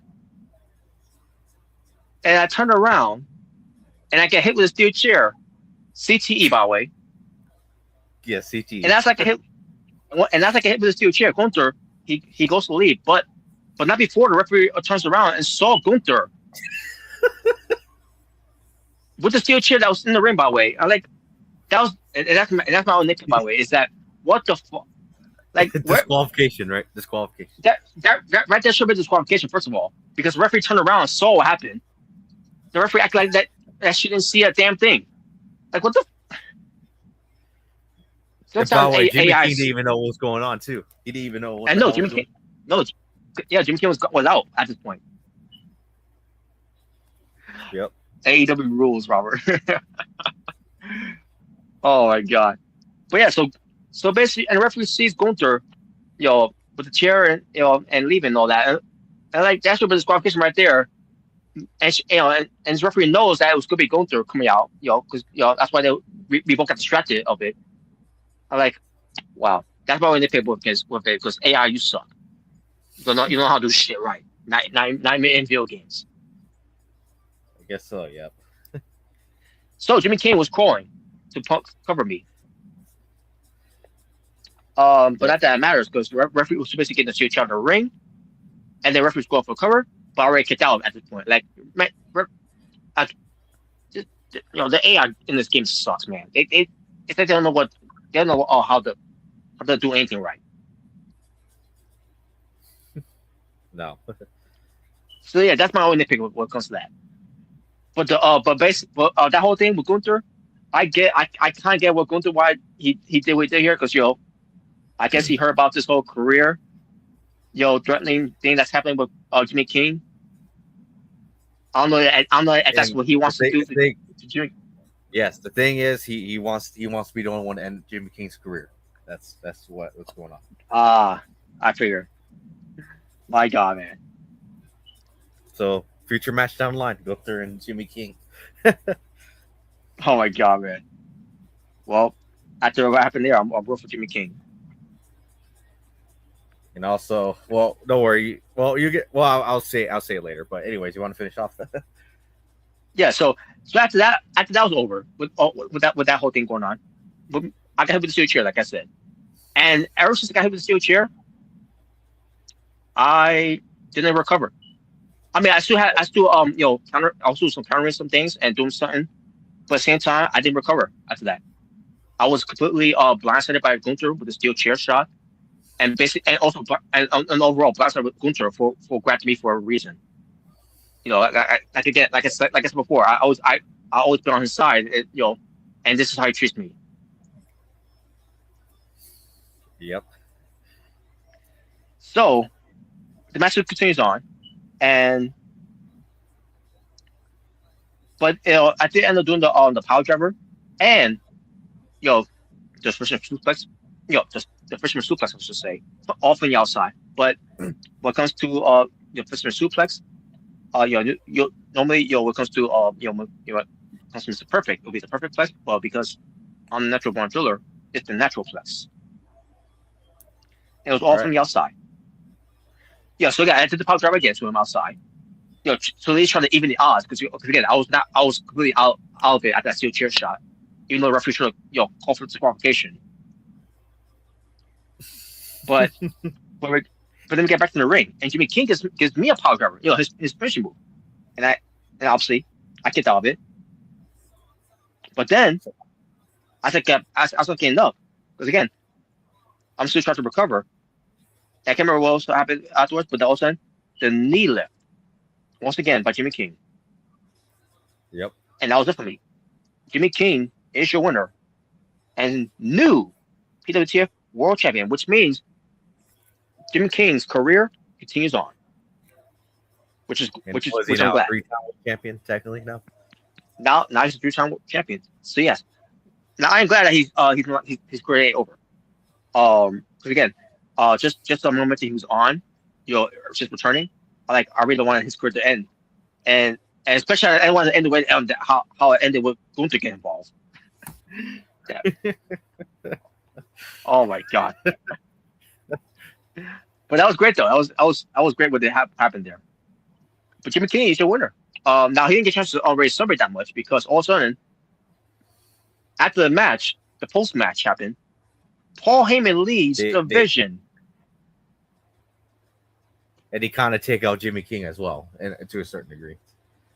To a certain degree, he was taken out, just to make room but for. Obviously he wasn't the main target though. You know who was the main target? The main target obviously was Natural Born Driller. Yep. And I was getting my ass kicked by the 2 new members of the Vision, by the way, when it comes to the 2-man power trip. Yes. And at one point, AJ and CN Punk. That's right. And I'm disappointed at CN Punk for going after me like that. After I gave him what he wanted when he wanted a rematch against Mr. Revenge, and he beat Mr. Revenge, and that was it for that. And then we ended up being attacked after that, the Asylum. And then he does this to me. Yeah. I want to know the explanation why, but also they tried to put me to a table, and it could have been done, but no, it didn't happen. CJ took you out too early. Yeah. I mean, I would have been fine being put to a table, but it didn't happen. So I'm well, so much for that. They beat you up with steel. They beat you up with steel chair though. but steel chair though, yeah. Because I didn't get enough steel chairs or hits as it is from Gunther. I gotta get more.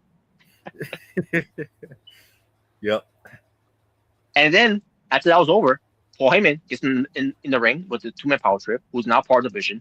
He's in the middle, in the middle, and he basically reunited them. You didn't like that shot of all 3 of them? That was a good. No, that was a good shot actually. It must have happened with Paul Heyman, with Braun Breaker and Bronson Reed after Seth Rollins game being down. Kind of like so basically, I'm basically the Seth Rollins. Except I was not part of that group, but still, I'm basically the Seth Rollins in all this. Get my ass. Yep. Or to CM Punk, and when they were beating up CM Punk, wanted to. Yeah, and so that was a good visual there. Because you also had like I said, Jim Parker who won his match from the beginning, and then you had CN Punk winning to retain. Now CJ against Senator King, I got something to say about that because what comes to that whole thing. And then we see Superman Power Trip reuniting just to take out National Born Driller. I guess they had enough of my shit, or Paul Heyman for a reason it's against me for a reason. I don't know. I don't know what could be the reason. Yep. But we're not done yet. Yeah, we're not done. That was already part 1 of this. So then, after that was done, all of a sudden, Xander King comes out. He's cashing in. Yeah. And Jimmy King has been put, obviously this didn't happen, but still, Jimmy King was put in the ring by the division there because it's going down, and then the match happens. Xander King obviously was getting the better of Jimmy King. Jimmy King did not have any offense whatsoever. I mean, he tried to counter, but still no avail because again he's been through a match already with me, and he got a minor beat down, but not too bad. Like how I got beaten down. Yeah. And then he had a super finish. He got 3 bars was his super finish, which is puts Jimmy King in the corner, puts him up in the corner for the avalanche. Xander Raff. Xander Raff. Yep. Yes, the avalanche Xander Raff, and obviously Jimmy King after everything he went through. He lost. His title run was unfortunately was short, which is very disappointing too. By the way, 5 minutes I get long. it. I think it was like 5 minutes. Maybe 5-6 minutes, maybe. Because again, Xander King actually take too long, and the beating I got took too long. And the match, but either way, Jimmy King couldn't really celebrate his reign. Which I'm disappointed that he didn't. I think he would go into WrestleMania for but I guess not. I guess the best thing he'd go for now is to be in the Jay Briscoe Memorial Battle Royal. I don't know. I'm almost grappling with him now. Going to WrestleMania. Well, I heard. I don't know. We'll see. I heard that the chairman's coming back soon to announce some stuff for AsylumMania. All right. Hopefully, yeah. I know, Robert. Like, I hope not for a match, but hopefully announcing some stuff for AsylumMania. Yeah, that's what. Yeah, let's not do that. But Xander King, the important news of here is coming out of it is that Xander King is the new PWTF World Champion. So we had 2 times. We had 2 titles had changed hands. Even though it was only one title, but either way, title had changed hands twice. I should say. Which was the PWTF World Championship, which is ain't nothing new because of PWTF Championship. Because I feel like every year we go to WrestleMania, the PWTF Championship always gets a title change going into it. Like it always happens with that. Wow. But I think you were pulling for yourself to beat the streak finally. So. Oh man, probably. But I'm also glad Jimmy King is still going. It's still wrestling for this company. His career is still intact. So but yeah, so Xander King is the new champion going into it against Foxy Knuckles, which is not an exciting main event for night 2. To be honest with you. So that's why we came up with the idea we're just going to change it to the AWF Championship being the main event again. Right. Again, that's right. But either way, Xander King is going to defend the title against Foxy Knuckles at WrestleMania. The opening, I'm assuming the opening of night 2. Oh, you think it should open? Okay, that's interesting. Yep. I think I was planning on having the other world title co-main event night 1, but okay. Co-main event. Yeah, night 1. Well, obviously, night 1 the main event's going to be the AWF Women's Championship. So. Yeah, obviously, yeah. But either way, we're it could be decided for that. Now, before we get to the reason why this all happened, we had to talk about this one match that didn't take place, and for good reason, because that things has changed around, because of the main event itself. And when it comes to Robin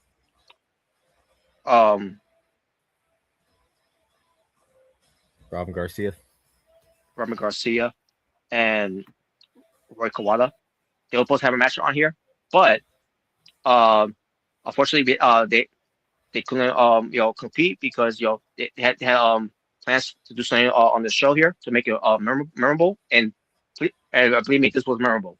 obviously. Yep. So to repay Robert Garcia and Roy Kawada, they will have their match, but it will not be the match that they were supposed to have what comes to Royal Bash, because the match they will have, to finally end the rivalry once and for all at WrestleMania for night one, by the way. It will be a 30-minute Iron Man match, but not just any Iron Man match, but it's going to be a 30-minute Ultimate Submission match. Really? So yes, they're gonna be torturing each other with submission holds, or where they can, in that match. So so as what comes to during the wrestling on Rare Bash, which I know they were kind of disappointed. We're sorry, we're sorry, guys. That we had to change things and all that, and we decided to take the match off of it, but we'll make out to you for WrestleMania. So at least for WrestleMania, you get that payday more payday than you were ever gotten on this pay-per-view. So yep. So yeah, so that's the way to repay them. But yeah, but that was the show. The show itself was great. Even with with everything that happened, at the end of it, I was unexpected, but I'm glad it was something I was not expecting. So, and obviously, after the whole thing ended on the show, you barge into the general manager office and demand a match against Gunther. So it's going to happen at Elimination Chamber. Hell yeah! Because you're like, all right, I want to, because you want to get him out of the way first before you get into CJ. Obviously, the mastermind behind everything. Exactly. Now, yes, and I will have a promo when it comes to Gunther.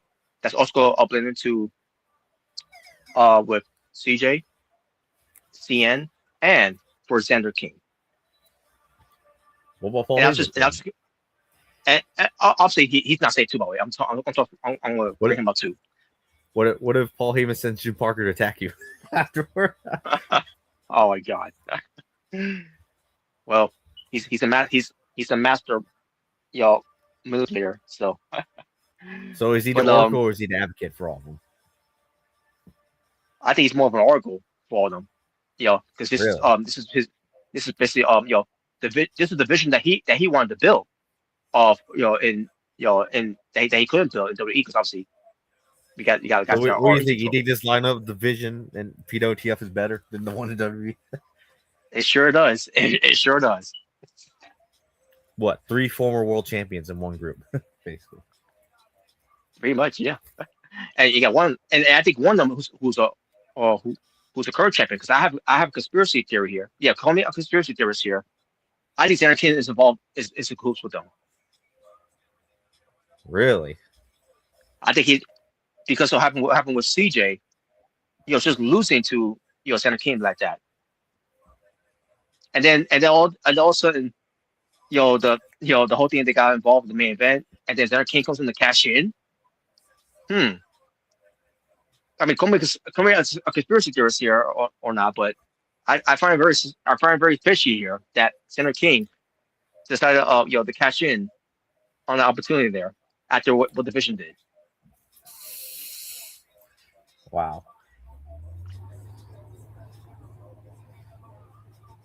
Well, anyways. I mean, I can't believe, I just can't believe CM Punk wanted to create new enemies, even though he's heading into the Elimination Chamber. That's why I don't get either, man. That's why I don't get either. Me. Who were old, who, by the way, we're both old enemies. That's right. And because of all this, any plans of me turning heel is out the window now. Obviously, CJ is going to be the heel in the storyline. Yes. Well, CJ, I hope this group turns out better than the Wolf Order did. That's all I'm going to say. Oh yes. And the Wolf Order, they're picking up some steam now. Right now, they won the finals. Xavier's King, I don't know what's going to happen with him going to WrestleMania, other than being other Battle Royal, because to honor him, Jay Briscoe. Maybe you could face JKP. You never know. Oh wow. I don't know. Just an idea. Who knows? But either way, yeah. So this was a great PWTF peer review so far. Especially how everything came from me at the end. It was great. It was very clever. It was very clever. I it brought you some excitement going into WrestleMania more so than what WWE was trying to going have any excitement for WrestleMania. Yep. You know, CJ. You know how to really piss off Robert now. You should beat up Robert every week at the end of the shows, and then you should cut 30-minute promos to start the show.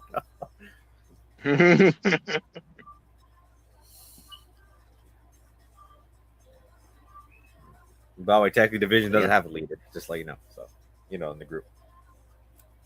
No, obviously. They just listen. They just, all they do is just listen to what Paul Heyman has to say, and then from there they just do what they gotta do.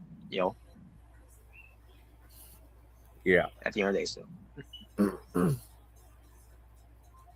Wow, you don't like Paul Heyman, CJ, and CN, and being aligned with them now? Wow. I still get it, man. CN Punk line with Paul Heyman.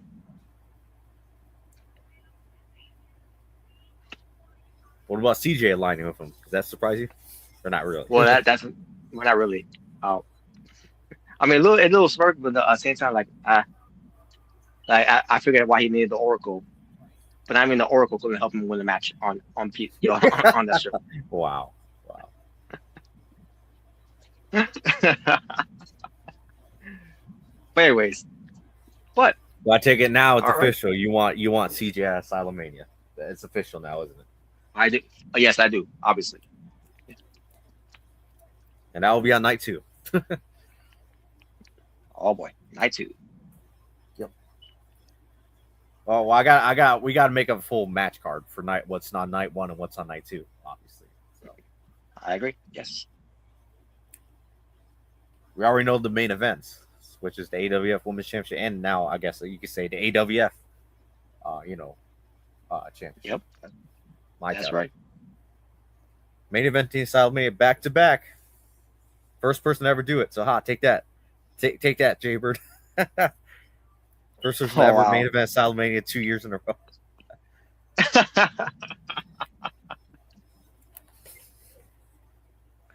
But who am I gonna face? Am I gonna face CN Punk?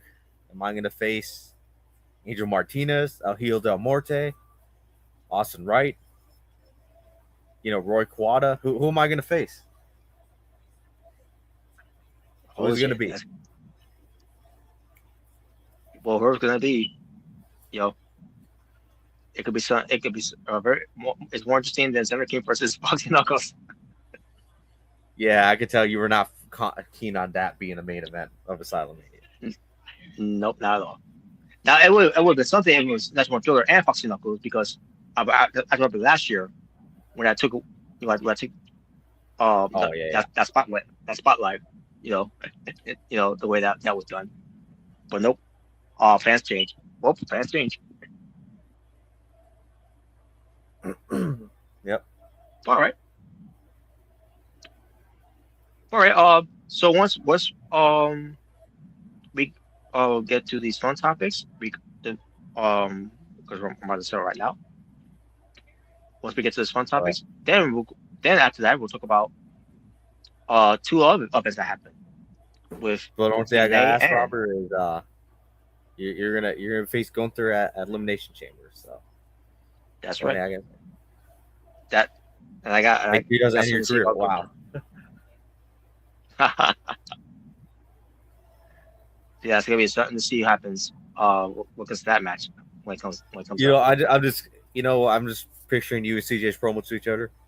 You know why I did it? Because I hate you. Oh, no. Hey, I hate your stupid dance that you do in your entrance. Oh wow. He's on my Daniel Garcia. I think it's great. All right. So there we go.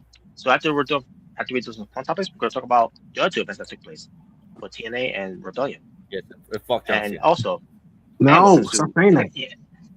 And we're going to the AEW Dynasty. That'll be after the beat of the fun topics here. So here we go. My question is what's JKP's plans for ASylumania? For an entrance? That's a mystery. Well, for a match. I'm not sure yet. Open challenge like Randy Orton, and then it's gonna be say his name and I mean, he can't show up, so there's a possibility. But I'll figure it out. All you hear is El Clon's theme song come out. Oh no! Oh no! Or El worse, Clown. Vikingo. Or Vikingo. Oh god, Vikingo. But, Oh no! No, actually, it's gonna be the Outlaw. Wow. Yeah, that was the last time. Yeah, exactly. Is it me? Who? It's Johnny who? Wow. Wait, who did you? Johnny Wait, who did you say? Johnny Table. Oh, so loud. All right. Right. So here we got. Gamers who become the next person in the streak, just like John Cena. Oh boy! Wow. Right. So for this one, we got baby faces winning world championships at WrestleMania. You know. Yeah. So basically, for this one, you could pick like your top 3 favorites of all time. You know, baby faces win the world championship. Well, I mean, there's the worst one of all time, but anyways. Well, actually, there's 2 worst Oh, wow. ones of all time. Wow. But Whatever. anyway, I'll go Stone Cold Steve Austin.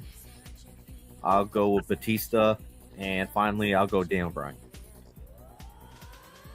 Me, I'll go John Cena, Batista, and Daniel Bryan.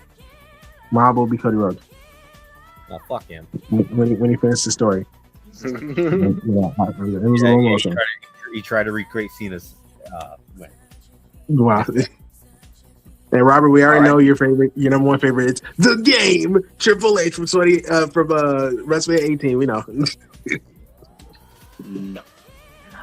But my 3 will be Stone Cold Steve Austin, Batista, and Daniel Bryan. My honorable will be Cody Rhodes, and my dishonorable is True Ego. Come on, bro. You returned from a severe injury. Come on. It was a feel-good story. And the match was boring. That's Chris Jericho's fault. Wow. Oh, yeah, it was Jericho's fault. All right. Oh man. Guess that's the next one.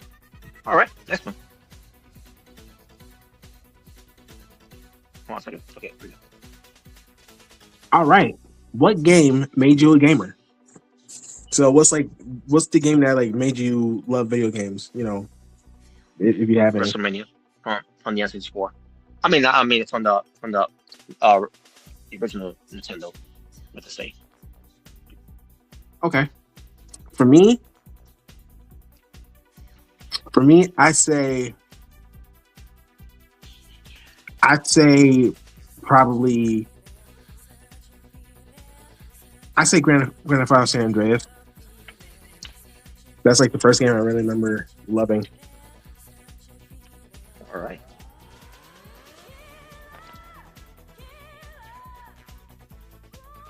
Oh, Megan here? Mega's not here. Okay. I love he's did step away for a bit, but let's proceed. All right. So here we got the WrestleMania replica belts right here through the years.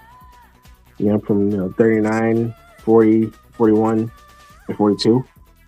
So basically for this one, which 2 do you think looks the best? Can I say neither? Because I hate this design. I hate you belts. I hate you. But I guess I'll go with the WrestleMania 40 and WrestleMania 41. Okay. I go 39 and 40. All right. Okay. Now next one. Oh, no, sorry. I think I skipped it. Yeah, I did. Okay. This one. Yeah, so for this one, we got the most wasted castings in comic book history.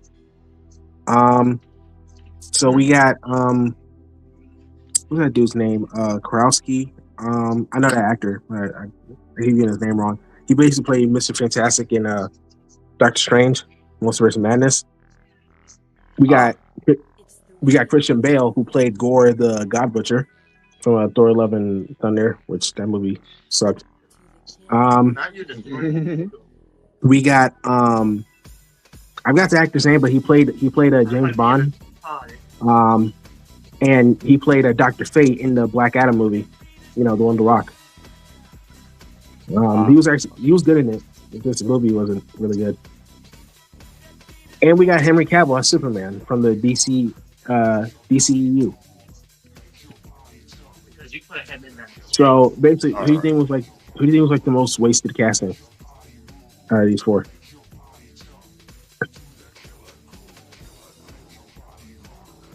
And okay, obviously this guy from Fantastic Four and Piers Brosnan. Yeah, he played Dr. Fate. Yeah. Yeah. I didn't see the movie, but I don't think. Yeah, it wasn't good. I mean, Dr. Fate was cool. I don't think he should be in superhero movies. I mean, he looked cool as Dr. Fate. He looked cool as Dr. Fate. Yeah. Honestly, I would bring him to like the DCU, the new universe. So that's just my opinion. For me, I go with Christian Bale in Thor: Love and Thunder because like they just. I mean, he was honestly one of the few good things about that crappy movie. Yeah, and I just feel like he was kind of wasted in there. So. I mean, I didn't know that was him in the movie. Yeah, that was him. That was Christian Bale. I should have known because just his facial. Like, I didn't really think of it because the movie wasn't great. Obviously, I just one of the worst. It's one of the worst ones, but I wasn't really upset about the movie itself. But that's just me. Okay. But anyways, next one now. All right. Here we got some unused logos right here from NXT PLEs. Right here. Okay. So we got 2 Stand and Deliver logos. This is based on the 2023, Go Hollywood one. And we got NXT Heatwave. So you can pick one of each of Stand and Deliver and Heatwave. You think was like the best logo? Okay. I'll go with the first Stand Deliver. Okay. And I'll go with the second Heatwave because it reminds me of when it comes to how they did the Raw logo. Yeah. For me, I'll go with the second Stand Deliver logo, the one on the right, and I also go with the Heatwave logo on the right, the second one. All right.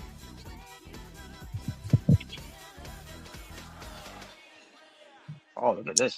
See that? All right. So which former AEW wrestlers, which 2 former AEW wrestlers had the best name change in WWE? So we got Brian Pillman Jr. who became Lessix King. We got Ricky Starks who became Ricky Saints. We got Mariah May who became Blake Moreau, and we got Powerhouse, Will Hobbs who became Royce Keys. So which 2 do you think had the best name change? I'm gonna go with Ricky Saints and Blake Monroe. Same. All right. 1, 2, 3, break it down. Break it down. All right. All right. So here we got Undertaker versus Shawn Michaels. Now, it doesn't have to specifically be WrestleMania, but basically, what is like your top two favorite, matches between Shawn Michaels and Undertaker? That's crazy. He's gonna kill you first and let him get out. Be from any show, any pay-per-view. Doesn't have to be just WrestleMania. Well, I'm gonna go with Bad Blood from Hell in a Cell Okay. from 1997, and WrestleMania 25. Okay. Same as yours. My honorables will be the casket match and WrestleMania 26. Streak versus career. Mm-hmm.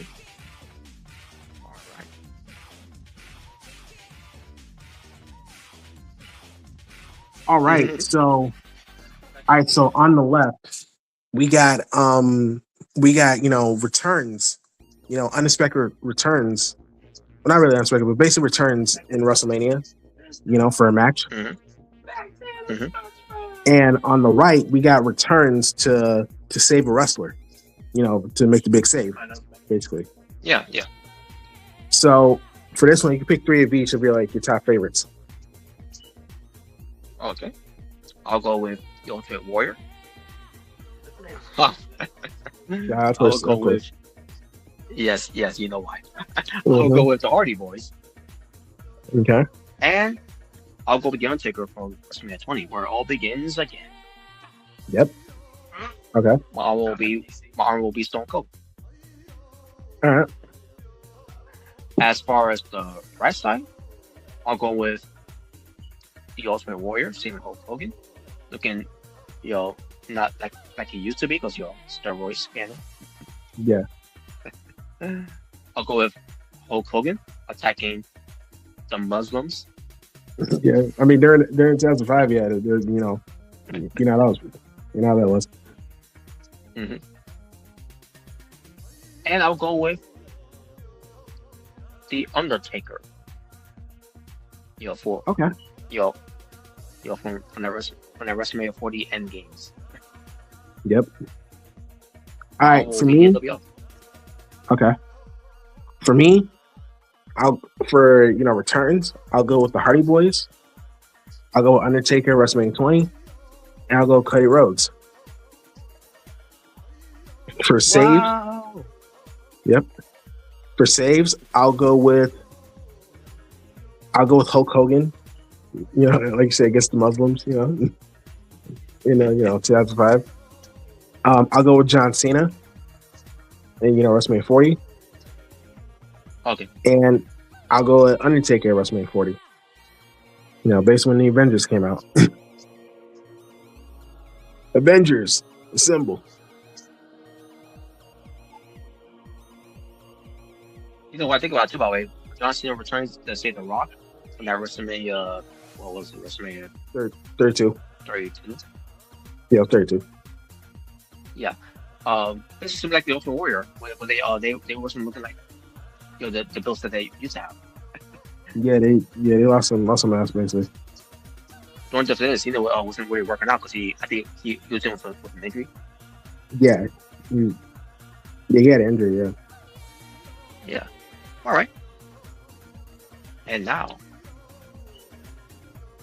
for this week, when it comes to fun topics, it's gonna be all about the Hall of Famers. Class of 2026 of Mount Rushmore. So now, as we did with my H stuff before, with the rivals, but this one's gonna be different. What is your Mount Rushmore of AJ Styles WWE matches that you would put out there? Okay, for matches, obviously I'll go with Cena versus AJ at Crown Jewel. I'll go with AJ versus Finn Balor in TLC 2017. I'll go with Undertaker versus AJ Styles WrestleMania 36. The Boneyard match. Nice. And one more.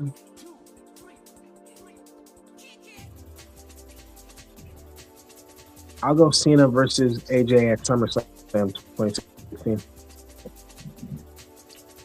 All right.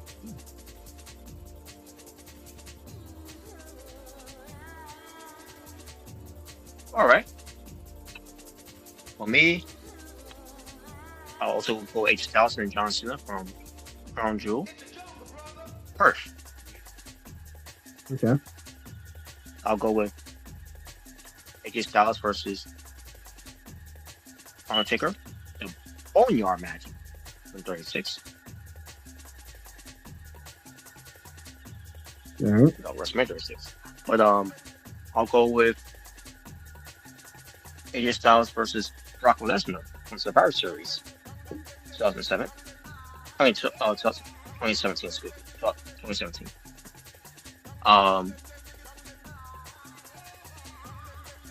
And I'll go with, with Finn Balor. The Demon Finn Balor Okay. from TLC. Which that was also 2017, right? Yeah, I was 2017. Yeah. Yes. All right.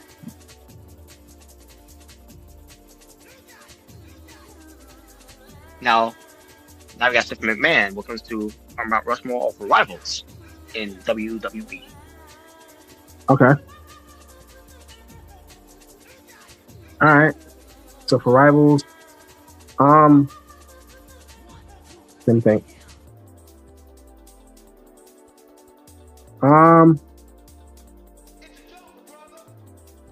Let me think of good ones. I'm gonna go with Brie Bella. Oh boy. I mean, it was good. I mean, it was good. The build up somewhat was good. The one thing I think was needed was the whole thing with Nikki. the affair. Oh yeah, I've been having with Chelsea Green. That was that was so unnecessary. I've been having an affair with Daniel Bryan. But okay, that was so unnecessary. Yeah. Yeah, so for me, I'll go with Trish Stratus. I'll go with Chris Jericho. I'll go with Not bad. I'll go with Daniel Bryan, during the Authority. And one more. I'll go The Rock. Okay.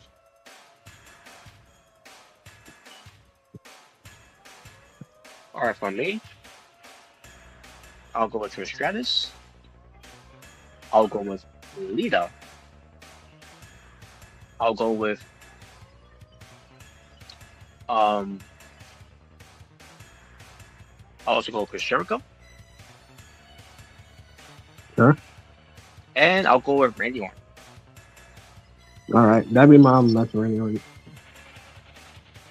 All right. Next one, same thing, but with Demolition. Here comes the axe. Here comes the Smasher. Walking disaster. All right. So rivals for Demolition. Okay, so obviously, the Colossal Connection. Andre the Giant and Haku. I'll go with the Hart Foundation.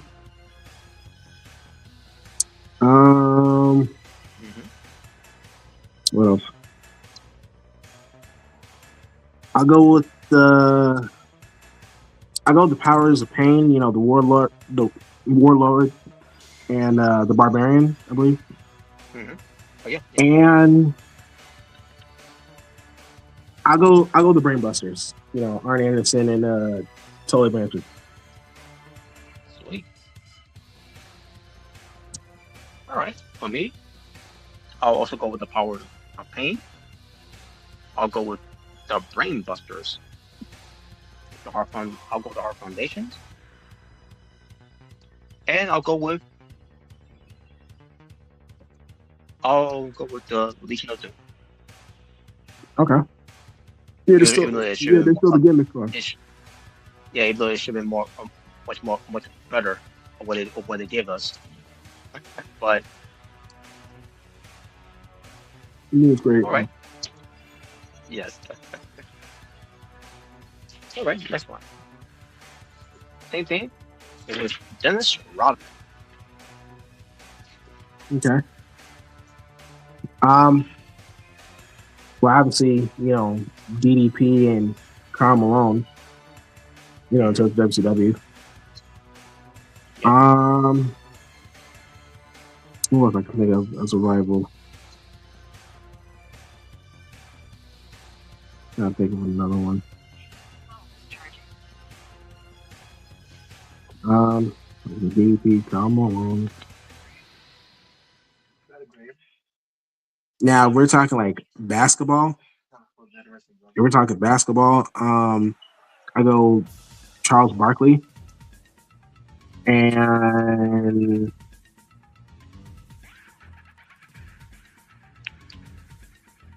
I'll go with because I remember before he went to the Bulls, he was part of the Pistons, I believe. So, yeah. So I'll go with the Bulls, basically before, he got drafted there. So I'll go with that. All right. All right, for me, I'll go with Diamond Dallas Page, the mailman Karl Malone.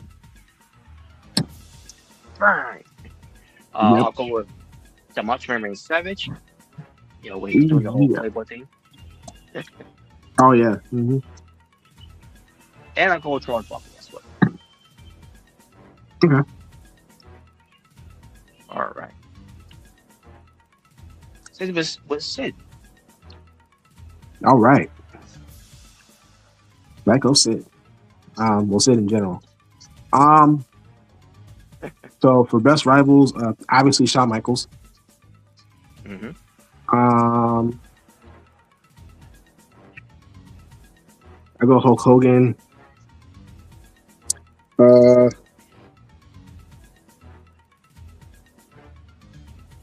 else? Trying to think of another rival. The Shockmaster. No, oh God, no. No. I said Hogan, Shawn. I guess I'll go Kevin Nash because I remember they were feuding in WCW.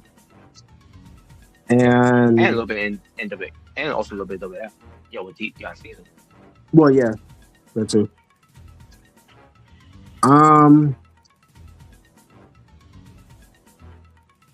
One more. I'll go Sting. All right. Not bad. Oh yeah. Okay. For me, I'll go with Shawn Michaels, Kevin Nash / Vito. Either way. I'll go with Goldberg.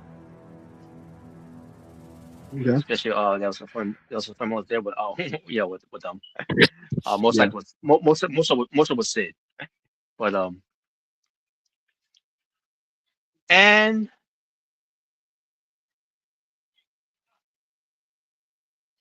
I also go Hulk Hogan as well. It's so memorable of it. Yeah.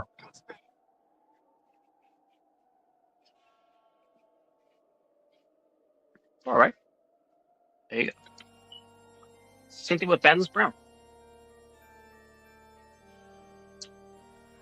Okay.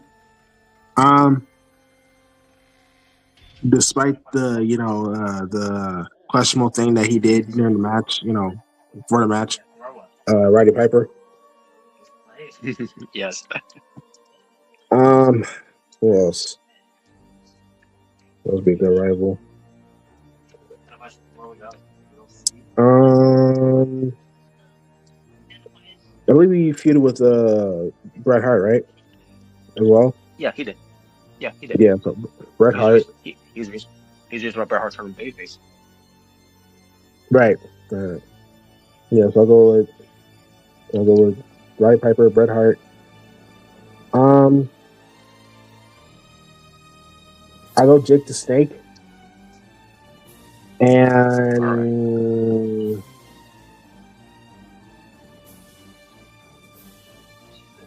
I go Macho Man. All right, cool. Yeah, same as yours. With Piper, Red, Jake, and Seth. Okay. All right. Now same thing with Andre. Ooh, okay. All right, so obviously Hulk Hogan. Yep. I also go.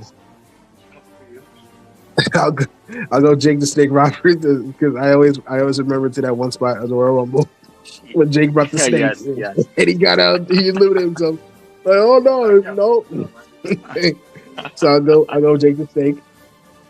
I go Big John Studd. Yes. And one more.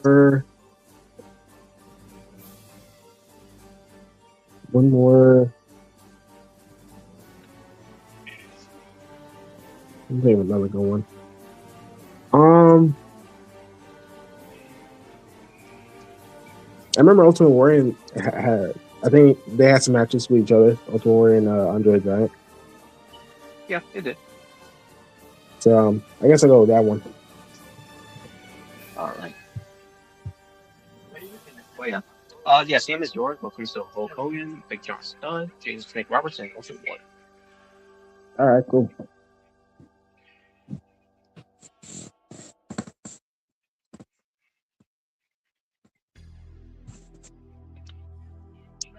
And finally, what comes to the final Mount Rushmore with Hulk Hogan?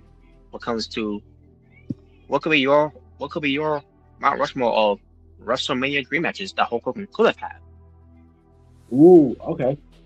All right, this will be easy. So I'll go with Stone Cold. I'll go with John Cena.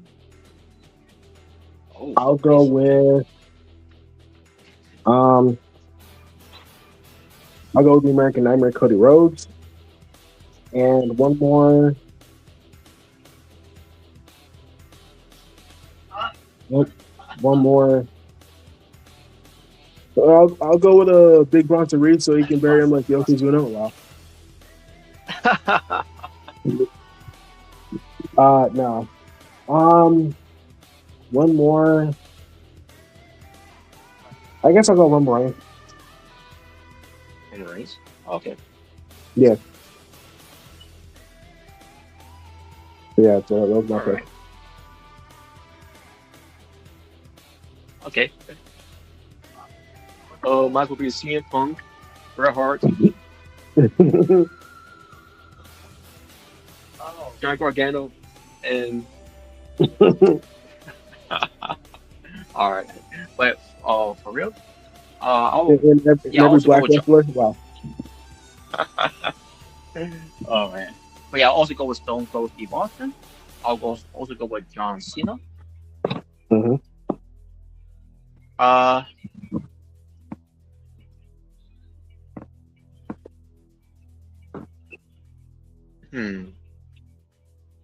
would have gone Braun Strowman.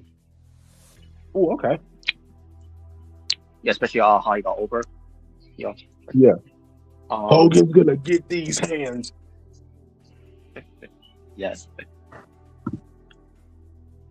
And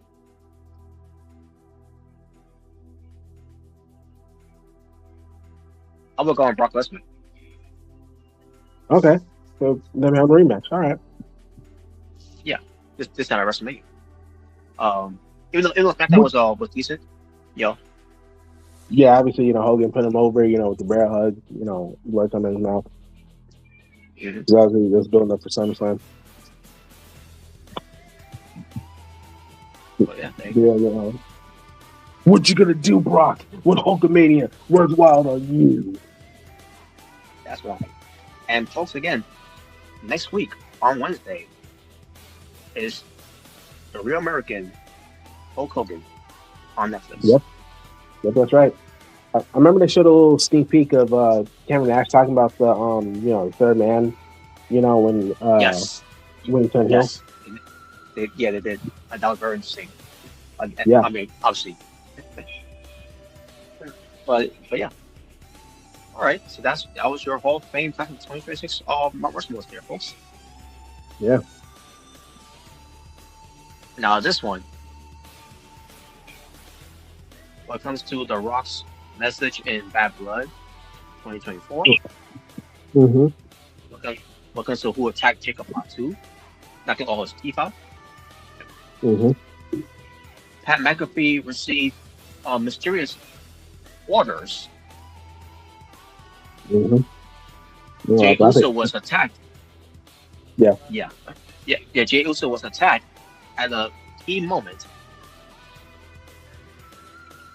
And finally, Randy Orton was also spotted talking on the phone with you. At this point, we already know what that. Yeah, unfortunately, Yeah. So let's not do that. But out of these four, which are the two that you think that they should resolve of the storyline, and also pick one that that was a waste of time. Well, I'll definitely go with in terms like that they should resolve. Definitely the Rock's message, and Jake Fatu, who attacked him. Mm-hmm. And I guess the one I'll go for a waste of time is Adam Pearce, because honestly I forgot about that. So I forgot what orders he was taking. So I kind of forgot. I forgot all about that. So yeah. All right. With me, the two that should be resolved is obviously we'll attack Jacob Fatu, and even though I really don't care much about it, but Jey Uso, when it comes to his attacker. But yeah, that's. But as far as what the one thing that that was the time that should never is obviously Adam Pearce receiving mystery orders on the phone.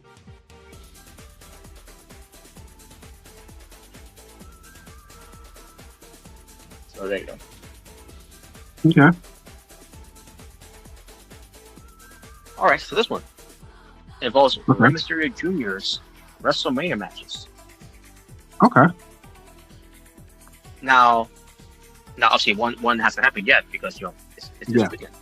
But by all these WrestleMania matches, what are your top 5 Rey Mysterio Jr. matches that he had at WrestleMania? Okay, I'll go Rey Mysterio versus Matt Hardy. Rey Mysterio versus Eddie Guerrero. Ray versus Cody Rhodes. I'll go Ray versus Kurt versus Randy. And one more, I'll go with Ray versus Dominic at WrestleMania 39. All right. All right, for me, I'll go with Matt Hardy from WrestleMania 19. I'll go with Eddie Guerrero from WrestleMania 21. I'll go with Randy Orton and Kurt Angle, I think that from WrestleMania 22. Big time. I'll go with CM Punk from WrestleMania 24. Was it 24 or was it 26? Yeah, I'm 26. 26. 26.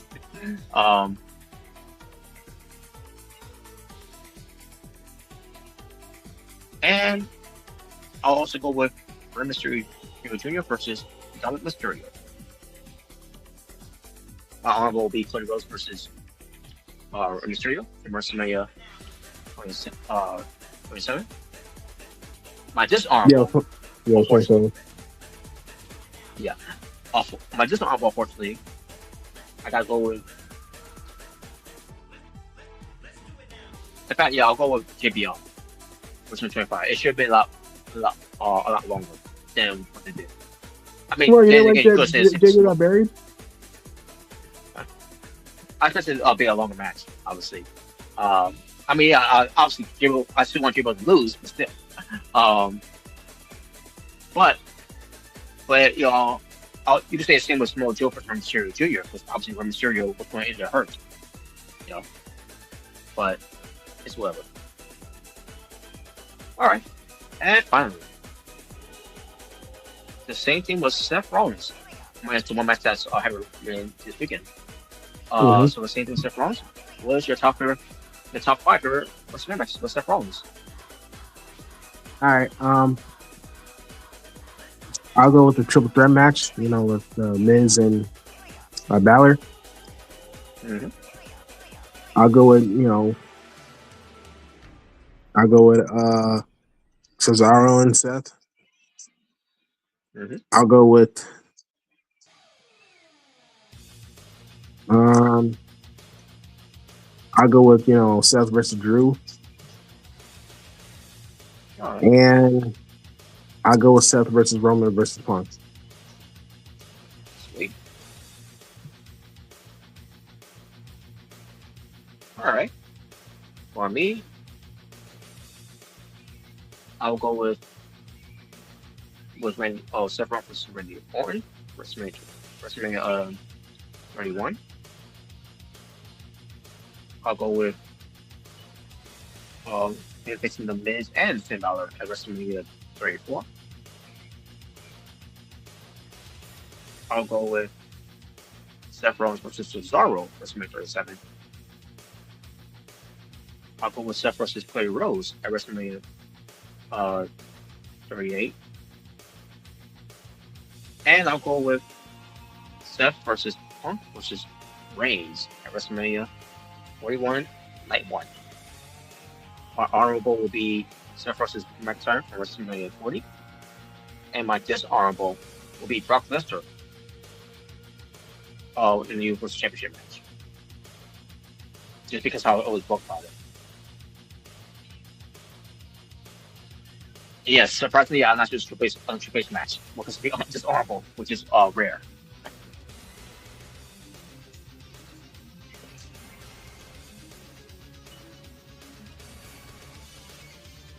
All right, and there you go.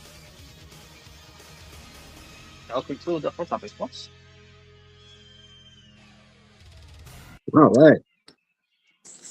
And now we move on to TNA Rebellion that took place, by the way, on a Saturday from April 11th, 2026 in Cleveland, Ohio.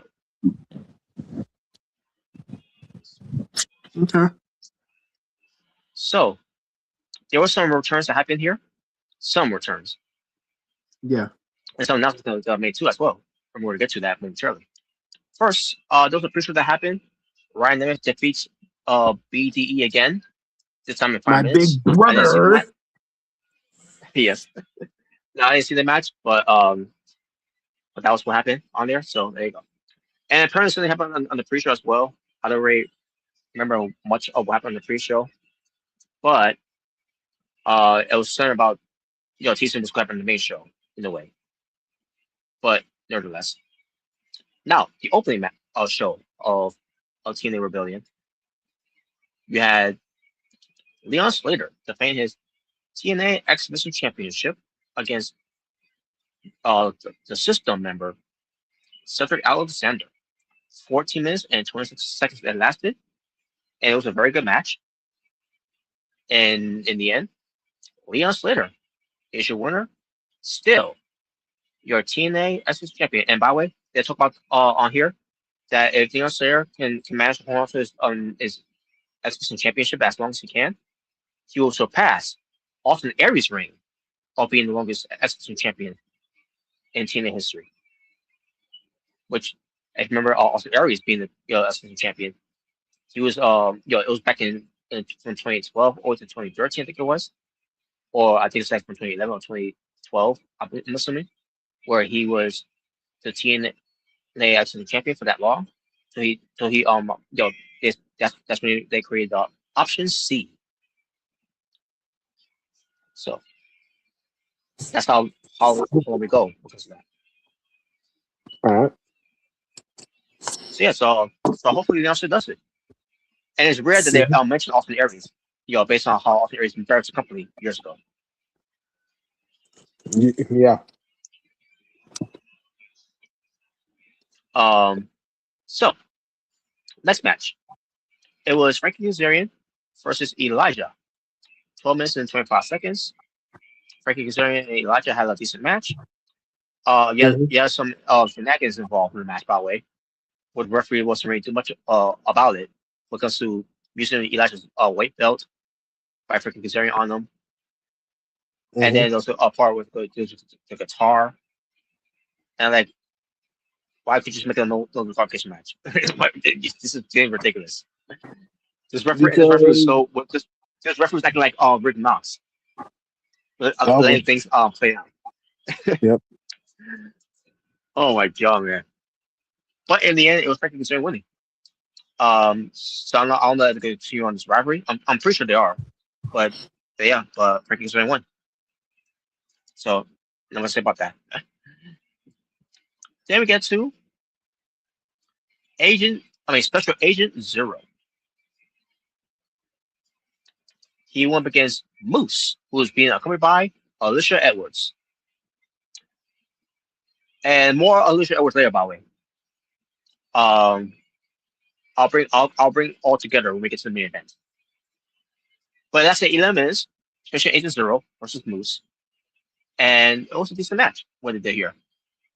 And Alicia Edwards at one point was knocked off by Moose accidentally to a point where she sprained her ankle, or should I say, sprained her ankle.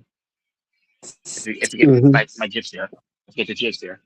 But then also you had some involvement with Order 4, which is the great enhancement talents, that come by because they're jobbers of the Order 4. Yeah. And then Moose saw Alicia was be taken out again, and Moose didn't care about the match at this point. He cared about her well-being.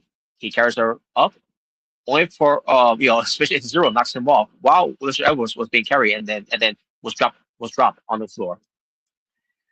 And then Moose goes back to the ring by Special Agent Zero, and Agent Zero on this finisher, which is the double choke bomb, and gets a win. So yes, Special Agent Zero defeats Moose because Moose got his emotions, got the best of him to Edwards. Yep. So there you go. Yeah, and again, the match was decent. These guys all look at each other together. They had good chemistry. Now, before I get to this next match, I gotta talk about something that happened on the show. So for weeks, or should I say maybe months, they've been doing this so far with Rosemary. When it comes to bringing back Allie, even though Allie, she's still being portrayed as a who's still dead. She's a zombie. And you had, you could for me, but maybe she's the ghost. I don't know. I don't know what they're doing with this whole thing, but you have the return of Chrissy Steve. Yes, we have Chrissy Steve who's back with his head shaved. You got Havoc who's back, and she kidnapped Mila Moore. You have James Mitchell who shows up rarely when it comes to these type of things. Yep. Meanwhile, you have this white rabbit in the white suit covered in blood, where they're following this white rabbit. Like for example, Marsha, they sees the white rabbit and she follows it. Mila Moore, the crack whore, Alicia Lucas and Folks, and Tessa Blanchard, all of them are following the white rabbit separately, and I don't know what's going to lead to be honest with you, but during TNA's Judgment Impact today, we have Rosemary and Paul James Mitchell having discussions with one another. Basically, Paul James Mitchell wondering what she's up to. All of a sudden, they're in this room, and all of a sudden, we see the monster Abyss Yes, the monster abyss. He came home. That's right. So That then was we're so playing great. Malone, and basically we continue, and it led to this pay per view. And Paul James Mitchell, he was in tears. When it Yeah. comes to with Monster Abyss, because obviously these two have a lot of history together, man. Going Oh back to yeah. the old days of TNA. Oh yeah, So yeah, definitely. this is very Classic. this was a very emotional moment here. Oh yeah, man. They go way back, bro. Now, Right. yeah. So they have words with one another. Basically doing catching up to the of what they were doing, and Yeah. a lot of apologies that was happening for apologies, Mr. Sai, and then this basically he bids his farewell because obviously he's working for WWE, behind the scenes. So Yeah. um, Yeah, so there's that, a bunch that, of that was them. basically it. Yeah. Yeah, and that was basically it for that whole thing. Yeah, And it then they was good to continue see on Chris. with Abyss back in TNA. yes, that's right. And during this whole thing when they were doing this, we saw they kept us cut into other your your rooms in the arena where the crack core was walking Oh, around oh Lord. screaming for something. I didn't know what she was screaming about. I didn't give a shit. I didn't pay attention to it. I She was like, was fuck her. screaming about she was all out of the white stuff. But then there was Mila Moore again, where she's being taken away by Havoc.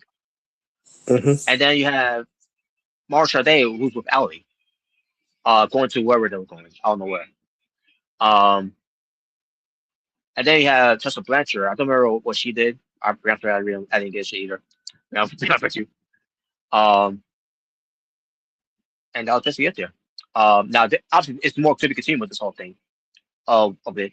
I don't know what they're doing with this, but I'm interesting. It's interesting what they're doing there. Now I don't agree with the crowd core being involved or Tessa Blanchard, but that's what they involved there. Marsha Day though, I wonder why she's being involved in this whole thing. I guess we're gonna find out to the TNA Impact, on Thursday to see what they do with that. All right, and now let's get to this next match that I did not like. I hated it. It's a 6-women hardcore country tag team match that lasted 11 minutes, and it involved the Elegance Trash. Hardcore country. Now, obviously, we hear hardcore country. Obviously, you know who's in it. So you have first off, yes, the Trash by Elegance. I mean, well, yeah, you have Trash by Elegance, Heather by Elegance, and by Elegance with Mr. Elegance with the personal concierge, and together they are the Elegance Trash. And I don't remember what they were wearing. I don't remember what they were wearing. To be honest with you, I'm talking about the Elegant girls. But they went up against Mickey James, who is Hardcore Country and TNA Hall of Famer, ODB, and TNA legend Taryn Terrell. All in this match where they have a lot of weapons involved. I don't remember much of the weapons they had, but the only thing I remember is that Track Battle against once again doing her overacting of screaming for no fucking reason. And I can't remember what Mr. Elkins did, what they did to embarrass him. This whole thing is fucking shit. It's fucking trash. I don't get how anyone thinks this was just, this whole Elkins trash is entertaining. Robert is doing what it's supposed to do. It's pissing you off. That's good heel heat. Wow. What's more, it's to me more like chasing channel heat. That's more like it. Come on, I thought you would love it. I thought you would love that they getting humiliated. Isn't it what you wanted? Oh, I hate this. I hate this shit. I hate And they wonder why, I hate you. and yes, and they wonder why they're in the state they're in right now. I don't know who thinks in TNA besides Tommy Dreamer thinks this is good shit. That's good stuff. The Elegance brand. Let's give them all the belts. Oh boy. Oh my god. Yeah, Okay, let's give them all. just No, let's give them all the feast and fire briefcases, except for the fired one. No one gets fired. Wow. yeah, you gotta read that one then, if that's the case. But Yeah, we're gonna rig it. so yeah, ODB, I think she took the loss of the match. And I'm like, wow. Yeah, so the Yeah, Elegance she's Trash very. won. Wow. And then also and Tommy Dreamer comes out with Carlos Silva. Oh yeah, I saw this. And basically I saw this. yeah. So basically Tommy Dreamer tells them all, the Elegance Trash to leave. And like Tommy Dreamer, you're the reason why that you're putting this shit over that she's great. I mean, come on. He told him to You're leave. you're responsible for hiring her in the first place. I mean, this is the same guy that, like, who shot Bravo? It's like, no. Remember that? I mean, that was funny, but Oh my god. that's Robert every Yes. time he sees. That's Robert every time he sees elegant trash. No. Oh god. Yeah, that's our statement. But yeah. so they told him to leave and all that, right? But also it was about talking with these knockouts, right? The legends of TNA. And I was wondering, well, okay, what's going on here? What's this all about? Like, and I see that the trash about against the other trash are still there. And like, why are they still there? Like go away. You go away already. They told you to leave, so leave already. Yeah, leave. So they announced that ODB, which is an early start for this, because we're not close to 7th anniversary yet, but it did here because Rebellion is winning pay-per-views as well. That ODB is going to be in this year's class of 2026 TNA Hall of Fame. Yeah, I was happy to see that, man. That's great, man. Yes, and I was happy to see that too. I'm like, so basically, you tell me, we went through all this bullshit just to get to this point. Yeah. I mean, 11 minutes of our life can't take back of that match. But at least, I guess it was worth it though. But at the end of the day, yes, ODB, she's well deserved to be in the Hall of Fame. Hey, at least we had a happy ending. We had a happy ending. So. Yeah. Yeah, so I'm happy with that. And ODB didn't really say much because again, she said she wasn't gonna say much. Yes, I agree. Save it for the Hall of Fame speech. Yeah, well deserved, man. I remember watching ODB. When I was watching TNA. Oh yeah. Her facing chicks like Tara, Victoria, Miss Tessmacher, beautiful people. Like it was one of those knockouts I remember, watching. So it was well deserved, man. Well deserved, bro. I agree.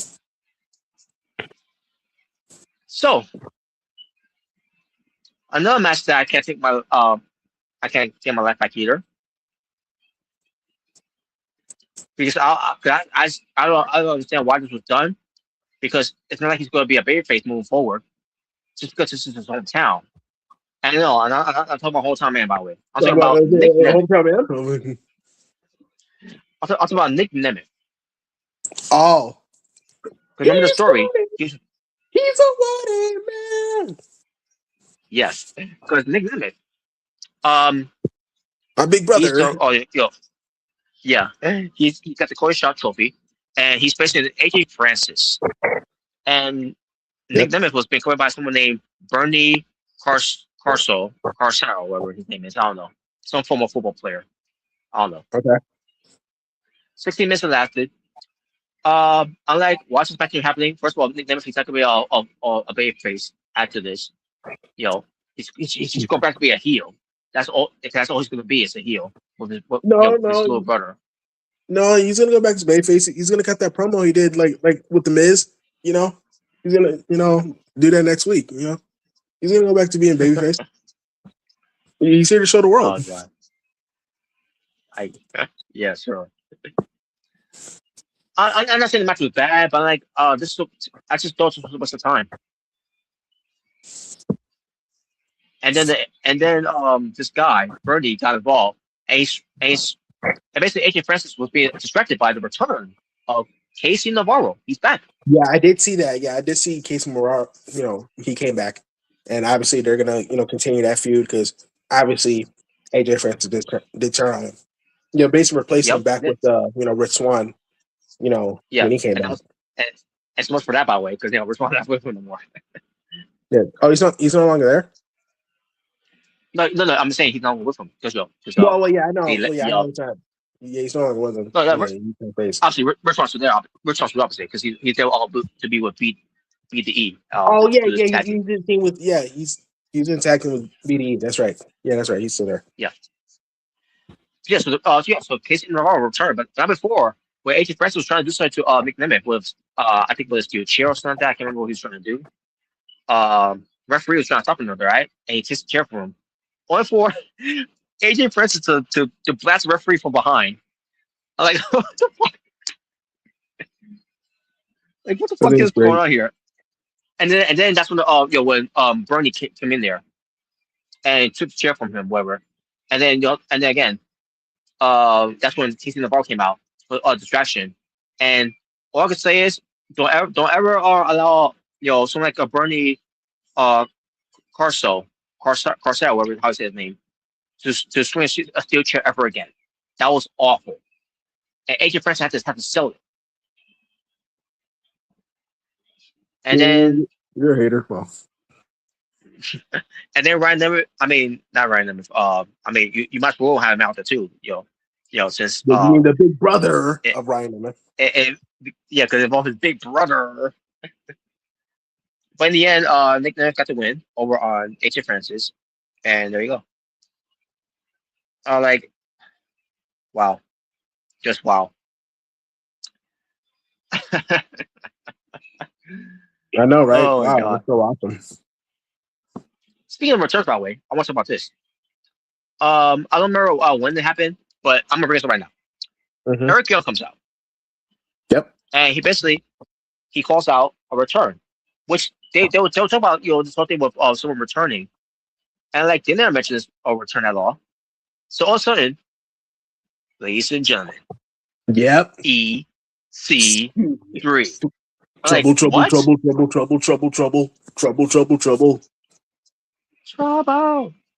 Whoa, now here's the thing. Yes. That's the thing. I don't mind EC3 coming back, obviously. But then he had Tom Hellefeld on commentary saying, he's been gone for 9 years. And 9 years? Did you not remember him returning in 2020? What are you talking about? I saw a comment saying that, and I say, well, I guess they don't count the control your narrative. I guess that that wasn't canon.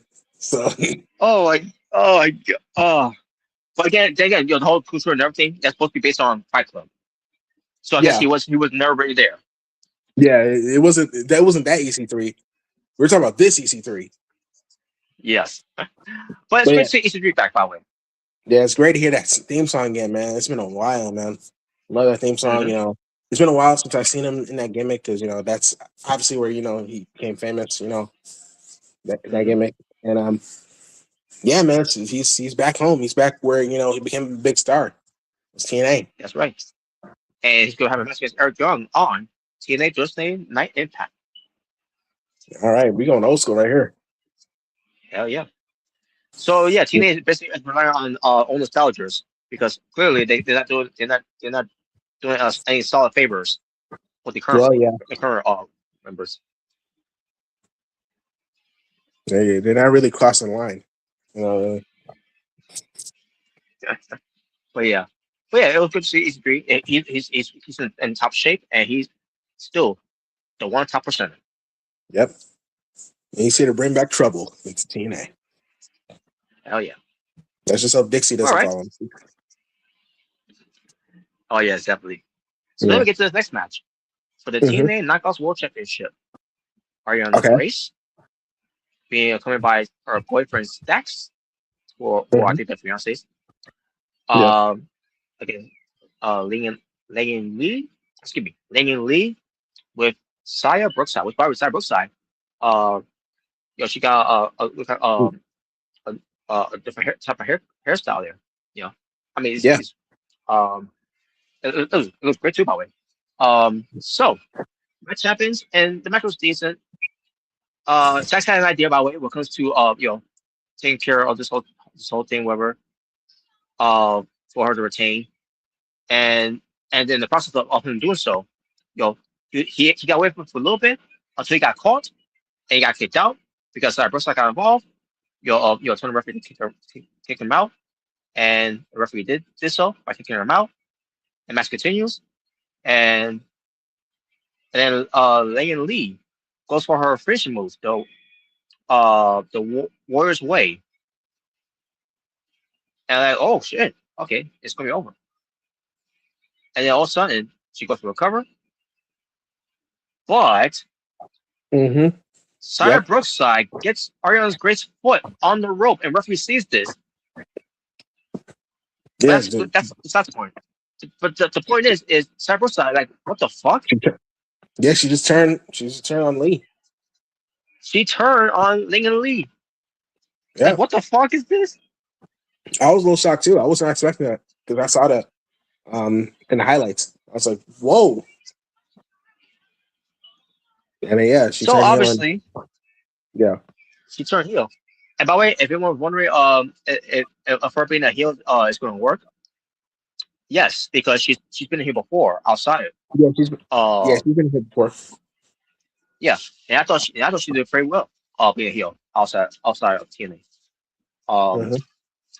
Now this was before she came into TNA, but yeah, she played a heel before, and she did pretty good in that role. So now she's gonna try out being a heel in TNA here. But I'm like, so we gotta do more of her Grace being the champion. Like, God. What are you trying to say? Wow. And I'm not saying she's bad. Obviously she is better in ring. But I'm like, oh my God, how much longer we gotta endure this? Can we just have any hard work be her already for the belt? Patience. I guess. But 8 minutes and 50 seconds it lasted, and there you go. And then we get to the next match for the TNA International Championship. Mustafa Ali with the Order 4, and it was the champion, Trey Miguel, and these guys had a great match. Yeah, I saw the highlights of it. Yeah, that match looked really good. From what I saw, that looked really good. I mean, I'm not surprised. It's Mustafa Ali and Mustafa Ali and Trey Miguel, so of course it's gonna be a great match. Hell yeah. And also you got some shenanigans involved too. And it played out very well. And in the end, Mustafa Ali surprisingly got to win, and it's your new TNA International Champion. Yep, now I can add that to his resume in TNA. Former exhibition champion and now current international champion. Yeah, I think it fits him really well. It fits him to be international champion. Yeah, it does. Yeah, it sure does. Yeah, so I can't wait to see what he does with that championship. I can't wait to see what he does. Hell yeah. And then we get to the TNA World Tag Team Championship. That's at 10 minutes and 25 seconds. But the system, Bear Bronson, and Brian Myers versus the Hardys of Matt and Jeff. Now, obviously, these guys were banged up from their tables match against the Righteous from TNA versus that Impact. Yep. And they came in, not 100%, but they're clear.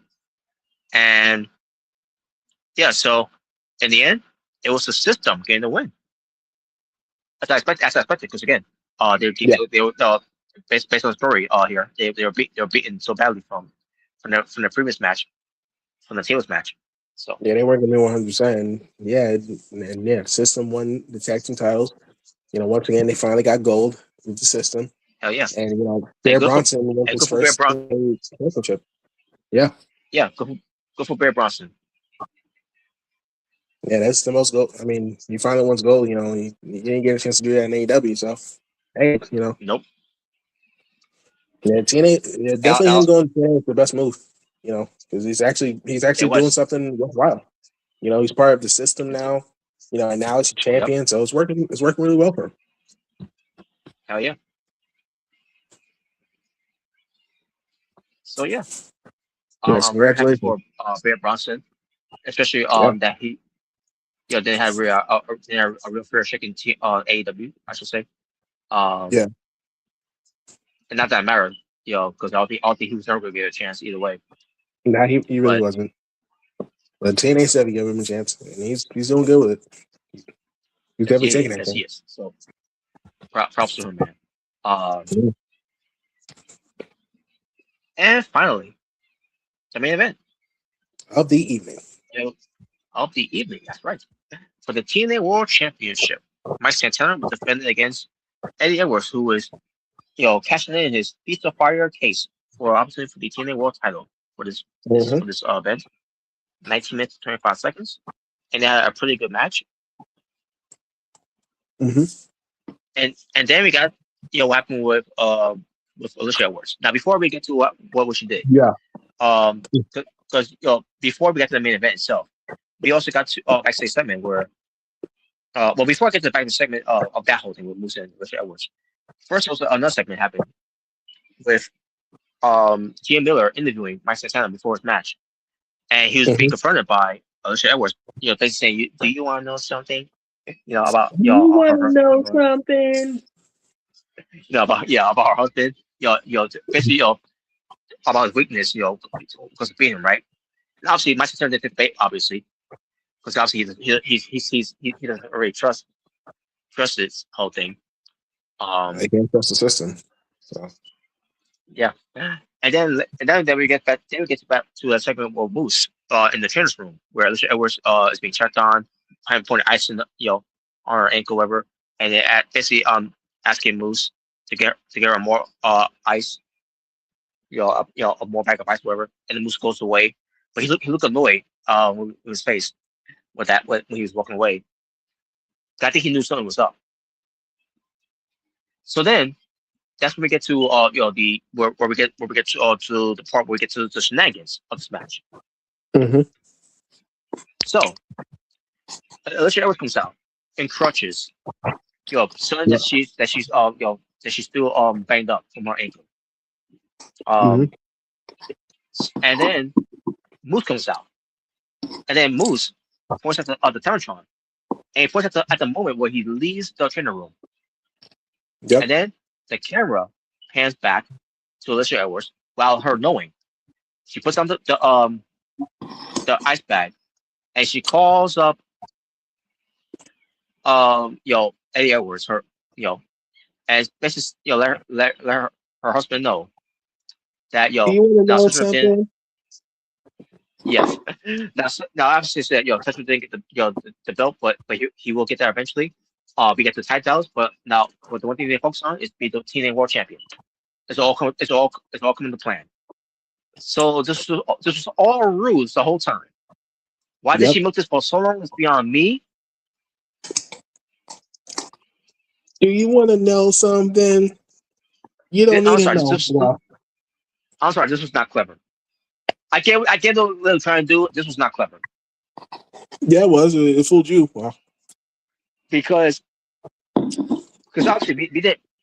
Those was on that night where they when they had that Feast of Fire match, and then on the night where later on they did the main segment where there's got a replacement for JDC, which as being Bear Bronson, and then Central Alexander being part of it because obviously they'll kick the moves out, and Alicia Edwards playing along with all this and everything, and then a week later where Alicia saying something about how contract is going to be expiring, and then she resigned later on, not the same night though, but we don't know what's going to be the fate of Eddie Edwards yet because he had the briefcase where he could be fired or he could get a title match, which obviously he did get a title match though. But yeah, the point is, folks. Well, as I'm explaining this to you all, the point is this was not clever. I get what they're trying to do, but I didn't think this was clever at all. So, Yeah, it was. yes. So, because of this when everything starts falling apart now. Because once that happened, there was some communication that went wrong, where Eddie Edwards was pinned, right? But he didn't play, but then he didn't kick out, and referee had to pretend that he kicked out. And then the crowd sees this, they're like, "Oh God!" Uh-oh. And then Moose, had to be had out there, look like an idiot, and Mr. Edwards, look like a deer headlights. I'm like, oh my God, this is awful. And then the rest of the system comes out. Yeah. Oh my God, It's Alicia's fault. Well, this is not going well, man. But in the end, they picked up a little bit for a brief time, and then A. Edwards lost the match. So much for that plan, by the way. So yeah, A. Edwards didn't win. Mike Santana is still the champion. But boy, this the ending was bad. It was bad. How everything got screwed up.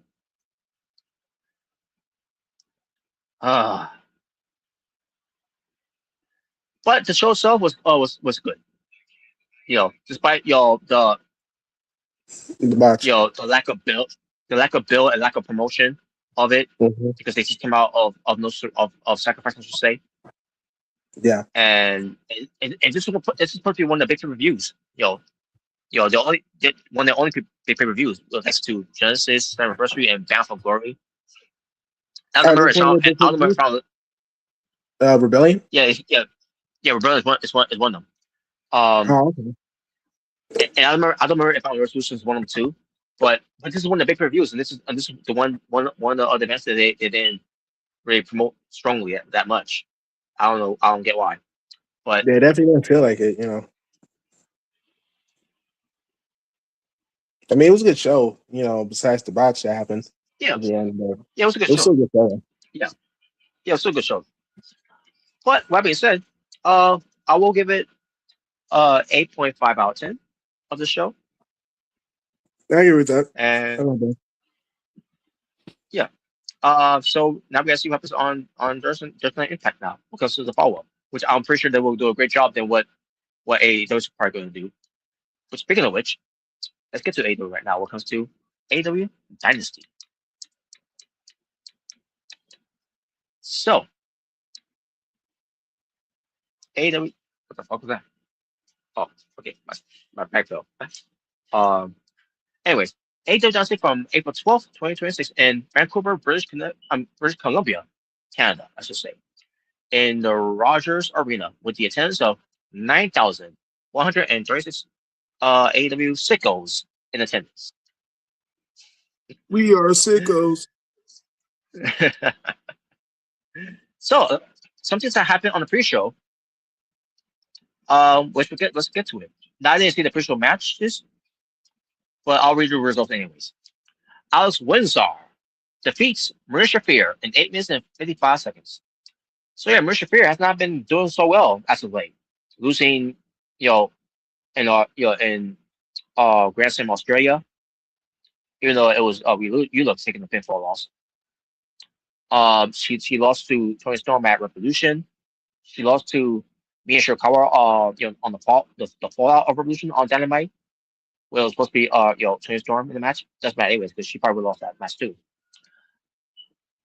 And I can't remember if she had another match that she had, and then she lost that one maybe. I don't remember. But she loses again on the pre-show against Alex Windsor.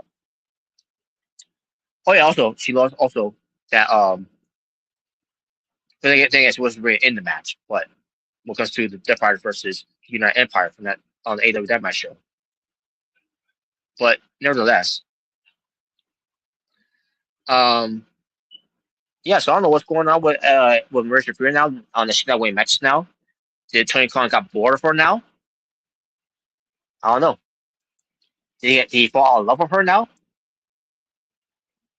Maybe Mrricanjay can benefit if Ronda Rousey does comes in, which she's not going to.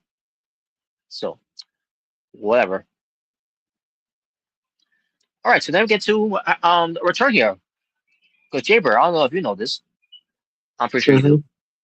Yeah. So Will Nightingale, I did My girl. this little segment here of Will Nightingale being interviewed. Yeah. I think she was being interviewed. I can't remember, but Yeah, I think she was being interviewed backstage. Yeah, but then she got attacked by the returning Camille. Yeah, Camille's back after how long? She's alive. Yeah. She's alive. She's alive. Oh my god. Yeah, I can't remember how long. It has been a year already. Yeah, it feels like a year. It's been a while since we've seen her because I think the last time we saw her, she was about to be fired by Mercedes Moné, but then she quit. Yeah. And then she got attacked by someone that never resolved who attacked her. Actually, her attacking Will, that's who attacked her. Will did. Yeah, it was Willow. It was Willow. Oh my god. But Camille, and she was also wearing red, white, and blue because she's basically promoting American Gladiators, which she's part of. Mm-hmm. It should be premiere pretty soon, by the way. If I recall, that's soon. I think this month maybe. I can't remember, but I gotta check. I gotta check it out. I may look it up to say.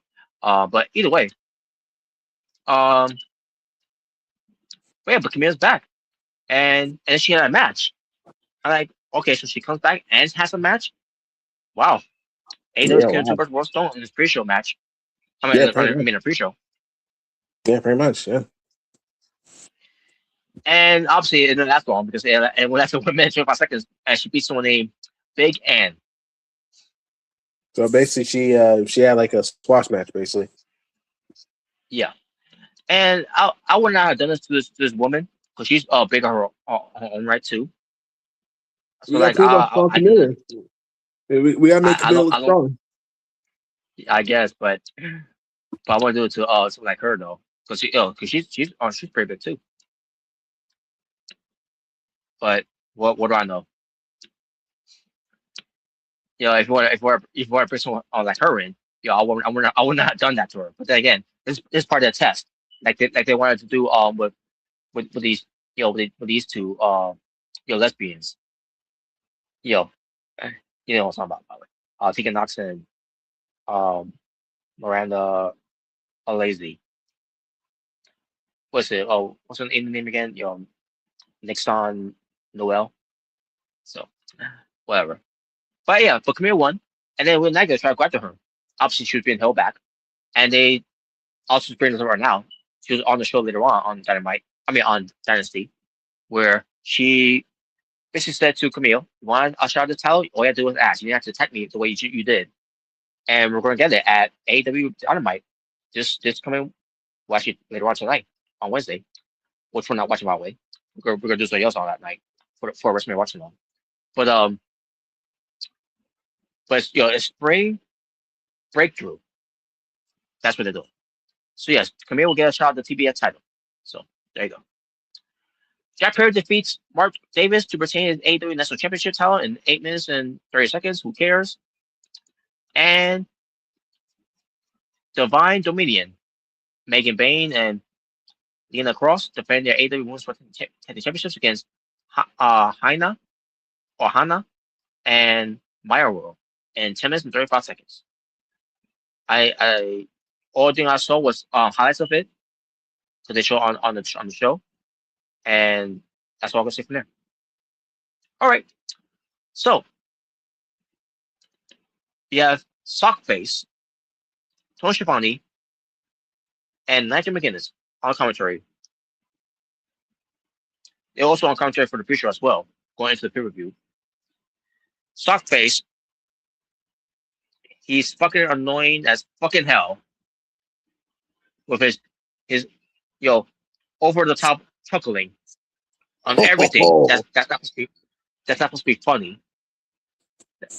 Dude, for example, Someone goes to a flaming table. Ho ho ho! What a spot! Well, for example, by the way, just back on Dynamite, the Golden Show. Those Mhm. are match with the United Empire and Death Rise in this chaos match they have. Basically their own version of Anarchy in the Arena. That's basically what it was. Yeah. Except there was any music in the background. But Yeah. so at one point, Sockface at one point said, Claudio and someone was on a table, right? All of a sudden, it didn't happen because it was a counter. And then someone, I can't remember who it was, I believe it was Will Ospreay, or maybe it was Francisco, puts Claudio to a table. And with Claudio going to a table, Sockface says Moxley went to a table. He said John Moxley went to a table, and like you just said earlier it was Claudio, you fucking idiot. Wow.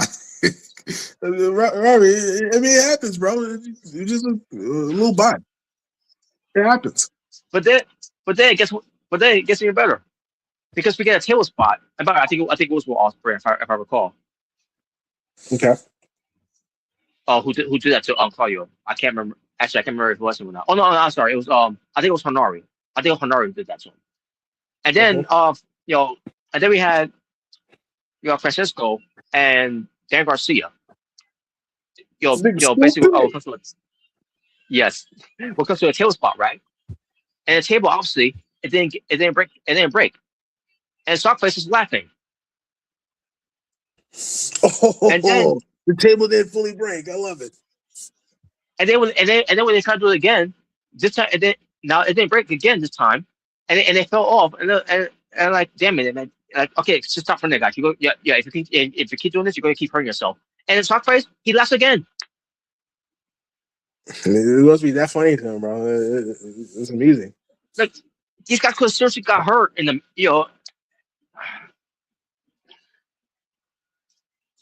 Just the was like, I can't take it anymore. Can't take it. I sure can't. I'm losing my fucking mind. Yeah. This fucking guy. He's like, yeah, calm down, boy. And then we get to the pay-per-view. He starts chuckling some other things that happened in there, which I'll get to that. I'll get to what was later. But as far as the opening of the show for Dynasty, you have the Cucamonga Fox. The Cup of Youth. The Cups of Feud. They went up against the Don Callis family members of Kazuchika Okada and Inosuke Tatsuka with Don Callis at commentary. 19 minutes and 55 seconds. Now, of why I briefly watched, I barely care about the match at all. Of what I saw, it was a good match. But there was a point where Nick Jackson was taken off of the corner by Okada. And Okada started wearing the Young Bucks' stuff, the vest and the headband. And then Matt Jackson, he's going for a tag. Yeah, and he's going to go for a tag, right? He turns around and then he quickly noticed that was Okada. And I'm watching this, I'm like, man, you suck at acting. You're fucking terrible at acting. You suck. Like fucking take your time, to make a tag, and then you could see who that is, and then you could be try to do your acting that you're not good at anyways. No, they deserve an Oscar. Well, forget that they deserve an Emmy. My God, man. Yeah. But nevertheless, but the match continues on, and then we have some communication with the Okada and Konosuke, and then obviously with Konosuke was an accident, and Okada it was also an accident too, but he showed no remorse. He was not so sorry, bitch. So then they was going, the fucking rules. They're going for the Meltzer driver, the TK driver, the Indie Taker, whatever you want to call him. The fuckery driver. So Konosuke, he gets Nick Jackson's ankle to stop him, right? But then he thought twice of it. He let go of Nick Jackson. It's like, go ahead, do it. I don't care. Because at the end of the day, it doesn't matter. He got what he wanted. He listened to Don Callis to agree of an agreement. He'll get a shot against Okada for the international championship at no nothing if he agrees to tag with him, which he did, and they did a good job of tagging with one another. And like, you know what? Doesn't matter. He's getting a shot anyways. So go ahead, take care of him.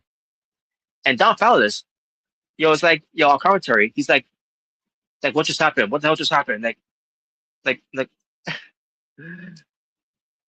he's trying to come up with a solution of why this happened. He tried to come up with an excuse of why this happened. Did he do that on purpose? All that and everything? Like, obviously he did do it on purpose. He's like, I gotta see a replay of this. Like, why did you see a replay of this? Like, it's clear what happened there. Konosuke didn't give a shit about the match at this point now. So yes, so the Cucamonga fucks, they won the match. Am I happy about them winning the match? No. Yeah. I don't give a shit. I don't give a shit about the matches either way. But they won, and yeah, there you go. The Don Falcon got screwed by Konosuke, so we got to up on Diamond for that win. Not that it matters because every time they do a follow up on pay-per-view, they don't follow up on it anyways. So yeah, that's the biggest. Yeah, that's the biggest problem. That's one of my main criticisms with AEW. Yep. So we got one match out of the way, which I was glad. At least for me, we got that out of the way first. Another thing that we also got out of the way first as well was his next match, which was that should have been the main event. Yeah, sure. But this next match, they got out as well, which I'm glad they did, which is Rickle shit, Rickle trash, Rickle bum, Rickle bitch, Rickle dump. Rickle job, Rickle troll. So he comes out with, Russell the man against Chris Generico. The Generico. El Grande. So yeah, Jericho. I think he's just going by Jericho now. Like, okay, whatever. So he's just going by Jericho. So I guess he's pulling the Rusev and Cesaro, I guess. I guess. But 14 minutes and 10 seconds lasted. Again, like the first match, I barely care about this match either. Because I got two guys who I don't like now. For obvious reasons. He's lying. And I don't give a shit.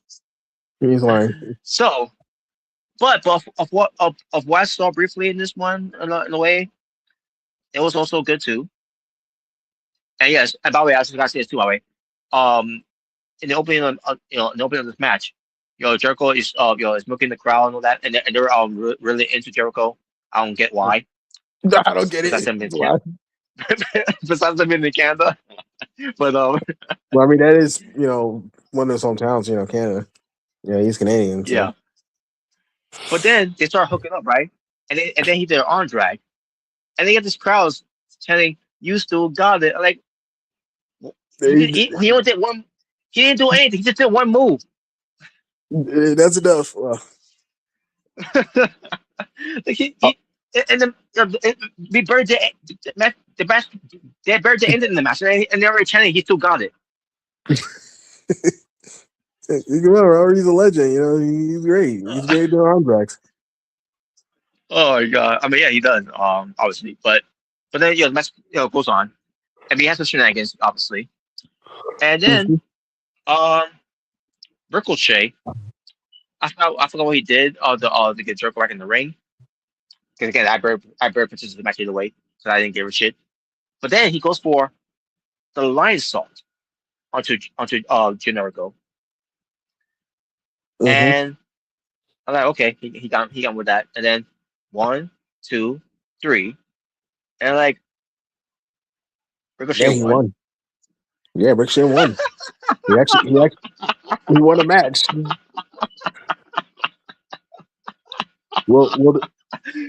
Will this do anything for him? No.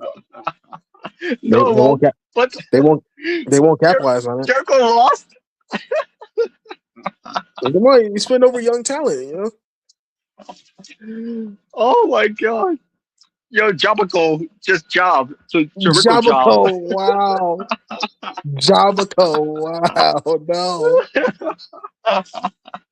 break the Oh, job now. Break down the a job, job. a jobber one. To someone who should not be jobbing. Hey, Robert, it's called putting someone over. Oh my god. Yeah, so that Young Bucks need to learn. Well, we don't play politics. Oh my. Yeah, we don't play politics. Oh, I thought that was hilarious. Jericho lost. He fucking lost. Not he didn't just lose. He lost in his home country, which It's his he own wasn't even born in finisher. this country, by the way. He wasn't even born in this country, by the way. He was born somewhere in New York.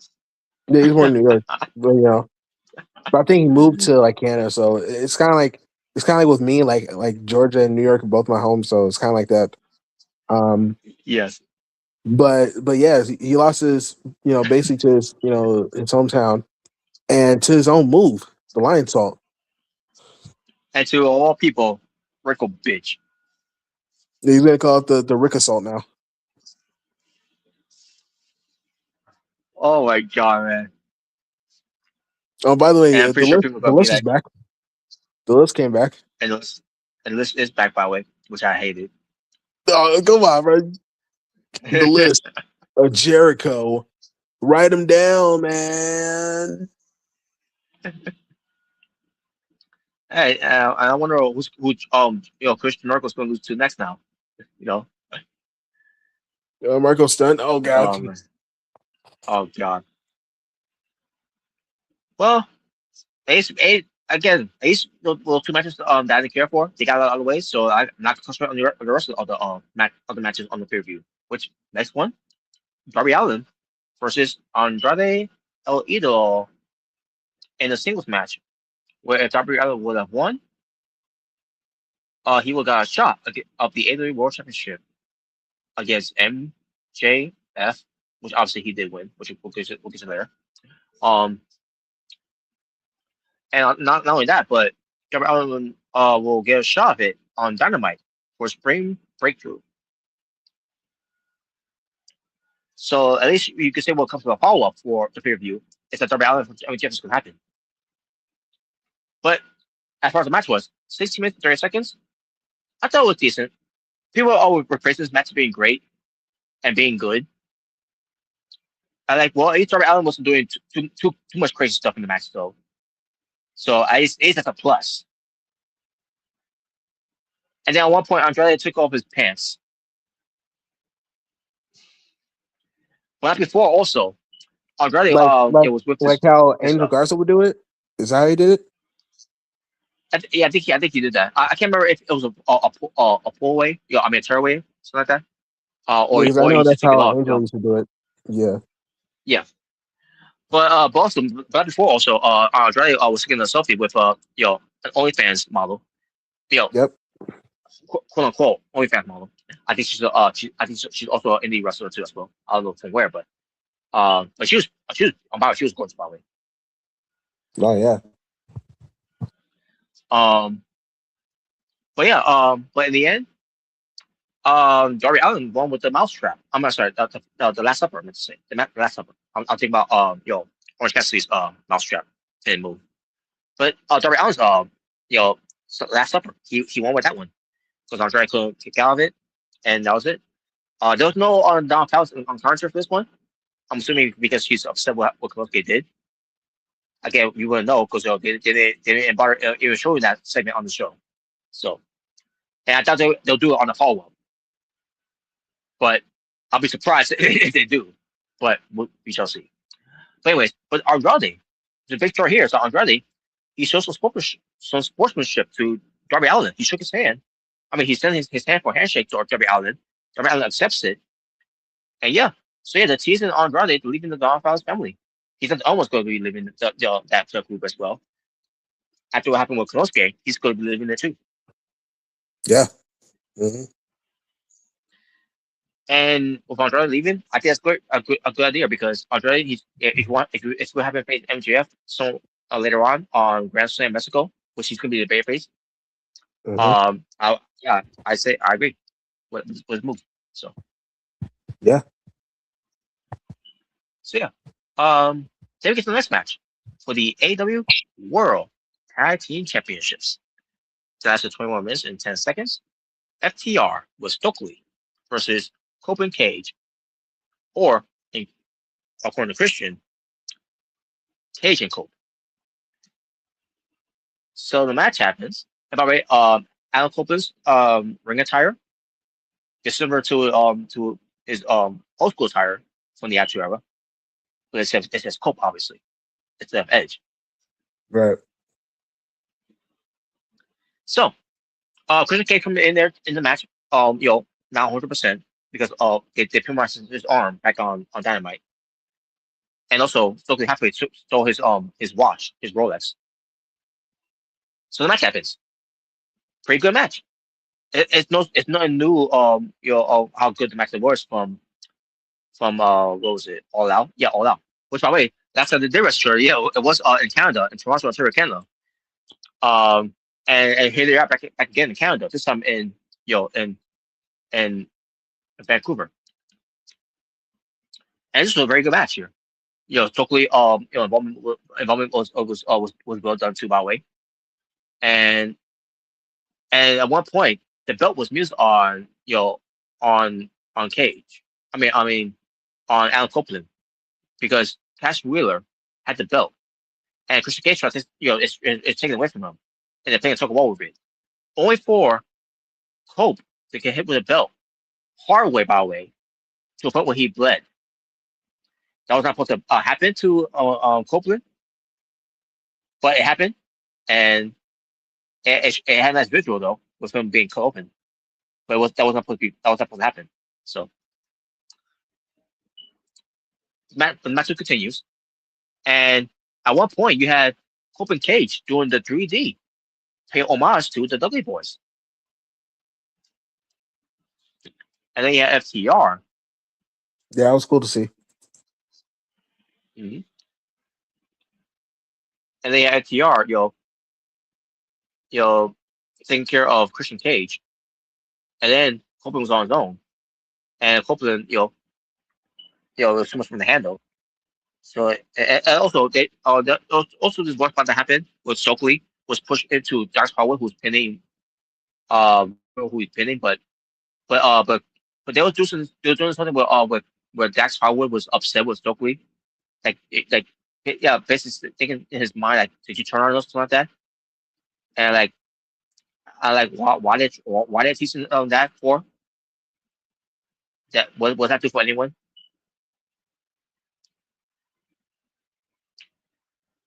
But nevertheless, it did work either way. Because Stokely ends up going to referee Paul Turner, push him another day, and then Paul Turner push him down. And there you go. But in the end, Copeland got in a sham machine onto him, and they got to win. And like, oh, okay. So Copeland Cage did not win here. FTR retains here. Very unexpected. So yeah. I'm wondering now. So what? So what are they waiting for? Are they going to do it at All In for Copeland Cage to win it? Are they waiting for Double or Nothing for them? Because was Stokely getting involved too much that they're going to get an opportunity, whatever. Because remember, you also got the Young Fox that's going to get involved too, by the way. So they want. I can see what they're doing here. They want to do a TLC match with these guys. Because FTR is to them, it's the Dudley Boys, because because the whole Sham Machine. Yeah, which I mean, that is a great move right there. Yeah, and then obviously the Good Uncle Fox for compared to the Hardy Boys, which by Corner calls them the Harley Boys. Yeah, I was gonna say the Hardly Boys. Hardly Boys. But yeah. Yeah. I mean, I mean, FTR versus Young Bucks versus Cope and Cage. That sounds like a match. So, and yeah, most likely would be a TLC match, most likely. So, again, maybe I Double or Nothing, or maybe I All In. I mean, it'll be a long way for them to milk it to All In, but we'll see. yeah, they really got to build this up, and really, really build this up. But we shall see. But it was surprising that they had it retained. But again, that's probably why they're doing it, because they want to do a three-way TLC match. Yeah, and maybe if Cope and Cage does win, they probably want to save it for a bigger stage. So yeah, which is no surprise when it comes to Cope and Cage, because whenever they are in these type of TLC matches, because as we saw in WWE, they always win these type of matches. Yeah, SummerSlam, WrestleMania twice. So yeah. All right. So then we get to the Casino Gauntlet match for the vacant AEW TNT Championship. That's 21 minutes and 5 seconds. You had Tommaso Ciampa, who's the number 1 entry, and then you have Rush, who's the number 2 entry. And these two were having at it, and boy, these guys were lining each other up with chops to their chests. To one point, they both shed some blood from their chests because they were doing the hard way in a way. I want to see a one-on-one match between these two guys. By the way, since they did that, I want to see a one-on-one match between these two. Will they do it? They probably will, but it'll probably be a collision with no one watches. So what a lost cause there. if we were to get it. So then the next participant, the Ring of Honor World Champion, Bandito. And then Speedball, Mike Bailey. And guess what, Jay Bird? Your favorite, El Clown.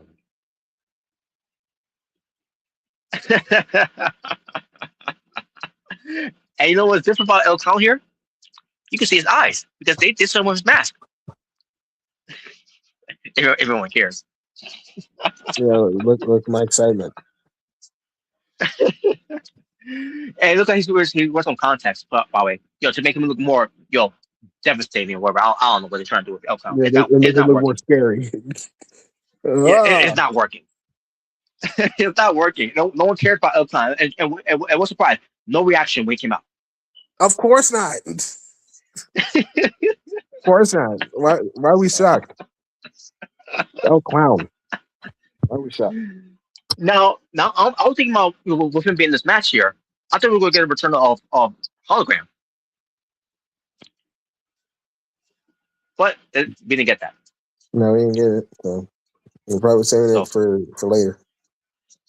Probably. And we don't know what his status is, by the way, when it comes to his injury status. Because again, I don't remember what injury it was that came out. Maybe his neck, whatever it's not that. I don't know. But either way, I hope he's doing well though.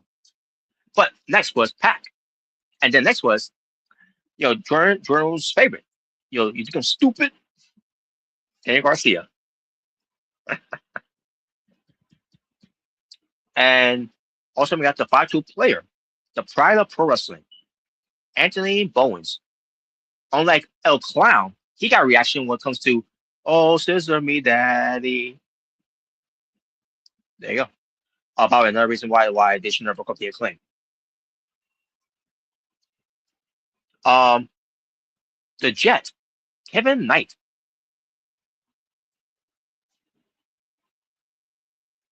Yep. And finally, Wheeler Yuta, because it was at this point where they're trying to go for for some of the go for a pin here, because again, because these type of casino gauntlet matches they do, which by the way they should do it once a year, because I don't care if Conflict did get hurt and he had to pick up the belt, which he's going to be gone for a good 6 months, I think it is, which is a damn shame. But I don't care. The point is, the casino gauntlet matches should be saved for All In. And when you do shit like this, it's not gonna feel special. But this is what we got. and nothing. I thought this match here, it was okay. I thought it was fine for what they did. You guys still got to do their things, that. Despite them, arrested too many times outside the ring, of the ring, they could have them, do something outside the ring, and then it was tough for them to get in there to the spot. Then then do so. But the fact you had them just lay out there, it's not good booking. It's just lazy booking. But anyways, but in the end, so you have Dan Garcia. He had on the his Dragon Tamer onto Speedball Mike Bailey. I think myself, oh no, don't give it to him. Don't give it to him. Because it didn't work out because that worked out last time with me being TNT champion, right? No, it didn't. But according to someone, Dan Garcia had one hell of a TNT Tower run. Wink, wink. What's the greatest? But Dan Garcia, he's about to win here, right? But to make look at my best to tap out here.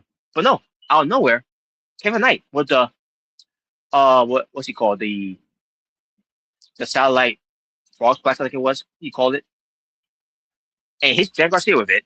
But in the process, also in a way squashed his tag partner there, Speedball, pinning Dan Garcia. And basically the moment I saw Kevin Knight hit that move, that's his finishing move. The moment I seen him hit that move, I like, so oh wait a minute, is he gonna win here? You don't know. So somebody come in to break it up. And sure enough, Kevin Knight, he wins. He is your new AEW TNT champion. Yep. Yeah, I'm happy that he's finally won the championship, a singles championship in AEW. Yeah. Yeah. So he went for losing the trios championship belt, only for like maybe 2 weeks later to win it back, and then losing the trios belt again, only 4 days later to go in there and win a singles championship. Wow, that's pretty amazing there. And Mike Bailey looking all like he's not happy with that. Not saying he's he's gonna turn. But I wish there would have been more of a story there afterwards. Maybe they could have met outside the ring, whatever, and Mike Bailey could have been happy with him, whatever, something like that. I don't know. But either way, I really hope they're not breaking them up. By the way, that's basically what I'm trying to say. They better not break them up. Last thing you need is to break up a tag team, which you desperately need a tag team, because obviously WWE ain't doing it when it comes to tag team division right now. So you need a tag team division, in AEW, even though you never really do much with Just Be. Let's be honest, they've been doing more with trios with them than anything. But nevertheless, good for Kevin Knight. I'm glad they're on there. They're doing something with him. Now, will it mean something with him being TNT champion? That's up to them. Because as much as it'll be up to the wrestlers to do something with it, even though they'll try to do something with it. But look what happened with Dan Garcia's run. Look what happened with Alan Cole's run. Look what happened with Kyle Fletcher's first run. Look what happened with Scorpio Sky's run. How disappointing that was. Look at the Wardlow's run. Look at the Powerhouse Hobbs run.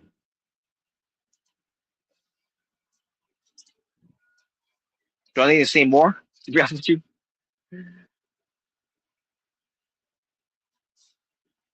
But anyways, hopefully they'll do right with Kevin Knight. That's all I'm trying to say. Will they do it? I mean, you have a better chance of him being booked as a strong TNT champion than they were Rico bitch as national champion. Anyways, next match. AEW Women's World Championship. 17 minutes lasted with Tekla, folks. Tekla, the Texas Spider, defending her title against Jamie Hayter. Which, by the way, before she got out there, because Alex Windsor said, "You're up, you're next," because she already did her job by beating Mirja Fear on the pre-show, and then Jamie Hayter, before she did, she decided to drink a cup of beer,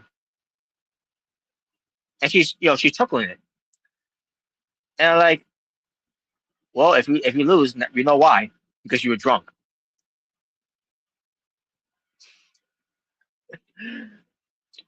Now, if you're a Sandman, you could get away with that shit. But I digress.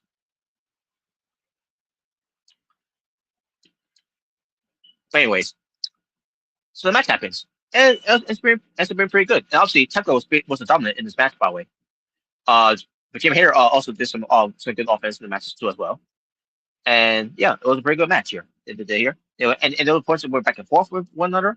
And then in the end, Tekla, she not only she won the match by bridging onto Jimmy Hader, and for a reason the referee didn't see this part, but Tekla also grabbed her hand on the rope for leverage and got the win. And then he had Alfonso coming out saying, that she had the ropes and everything.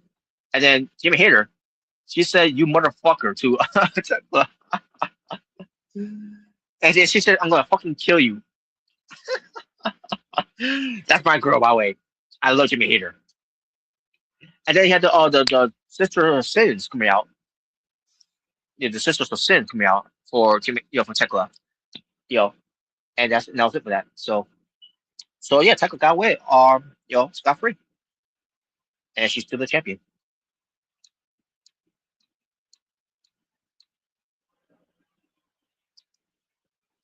Then we get to the next match. Jon Moxley defends his AEW Continental Championship against Will Ospreay in 18 minutes it lasted. And the match itself, it was decent. I enjoyed the match for what it was. But you had some, steel step spots that happened with basically with Ospreay's neck being targeted and everything. And when I saw that and all, I like to myself, if that's in the match somehow because of his neck issue and because he took a power driver on the steel steps, then I'm gonna have an issue with this match not being over. And when Moxley took care of Ospreay from there, the doctor was checking up on him, only for Ospreay to get back in the ring. He gets a paradigm shift, and then another paradigm shift, and Ospreay gets pinned by Moxley, but Ospreay kicks out. Will Ospreay kicks out.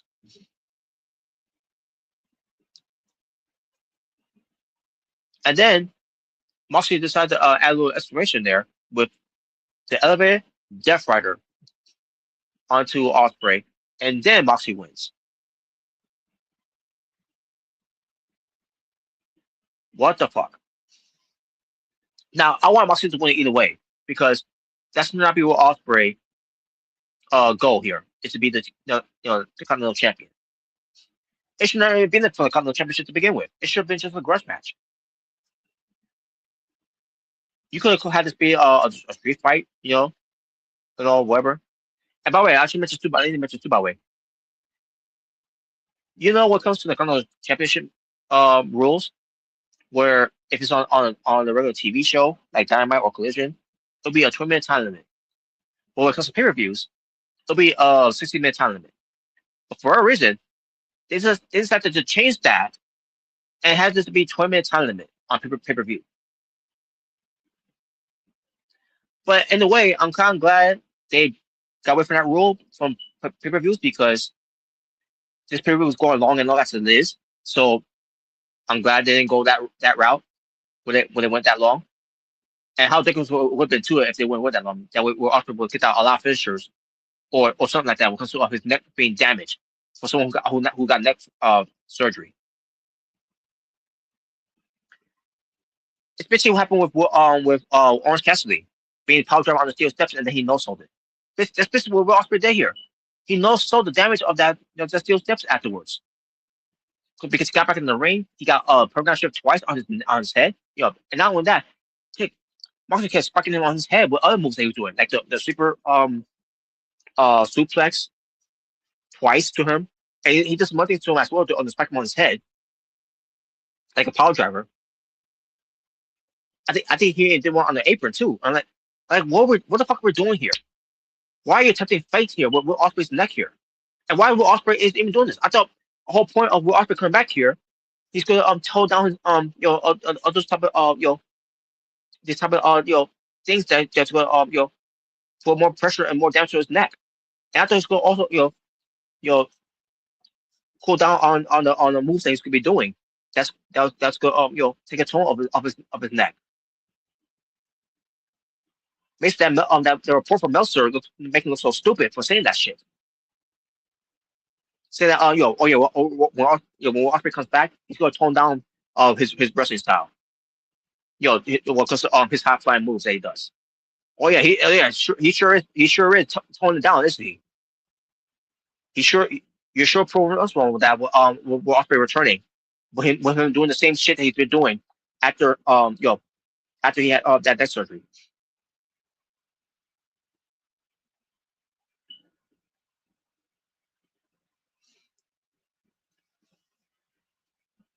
Yeah, so the ending of the match was that it pissed me off. With Osprey kicking out. What comes to two paradigm shifts. After taking a steel steps power driver on the outside. Ridiculous. But the match was decent. That's what I'm saying. It's decent. I'm being generous, and I'm gonna say it was decent. Then we get to the co-main event, was the trios match that came out of nowhere. I don't know why this was safe on the peer-review, to be honest with you. I don't know if they could just save it on Dynamite, but here we are. AEW World Trios Championship with the conglomeration of Orange Cassidy, Roger Strong, and the returning Kyle O'Reilly, who lives in Vancouver. And basically, this entrance where it's supposed to be like a sitcom entrance because of the conglomeration. Orange Cassidy was on the sofa, laying down, being lazy. Roger Strong comes in and yelling out his first name out loud like he always does. It's not funny. And he's not anymore, is it? It hasn't been funny for 3 years now. Has it been 3 years? I feel like it's been 3 years, but no, I think it's been 2 years. Whatever. Point is, it's not funny anymore. Oh, actually, I think it's been 3 years. Now that I think about it, wasn't it 2023? He started doing that. Yeah, it was. The same year was fired from the company. So yeah, okay, it was that year. All right, whatever. But anyways, it was a conglomeration. Orange Cassidy, Roger Strong, and Kyle O'Reilly versus the Dogs, who are the new trio champions, by the way. They defeated Jespy and Mythical on Collision, which was taped on that Thursday. But the Dogs are David Finley, Clark Connors, and Gabe Kidd. 10 minutes it lasted. I'm pretty sure it probably would have went longer, but it didn't because Gabe Kidd got hurt. Like, legitimately got hurt.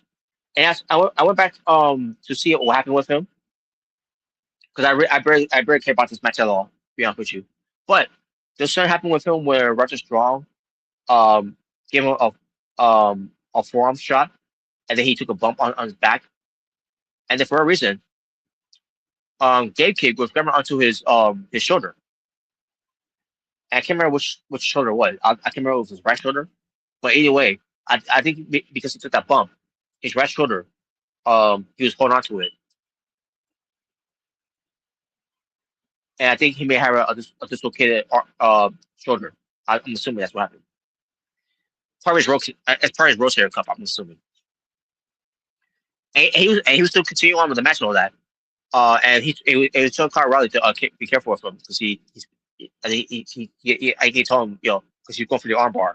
Yeah, be careful because I think his arm is dislocated, it's not that. And and Gekko was still wrestling. He was still doing what he's got to do. And to finally, where Orange Cassidy was trying to get him up, whatever. And then Gekko basically told him, I can't do anymore. I got leave me alone, it's not that. And then Dr. Sampson was there.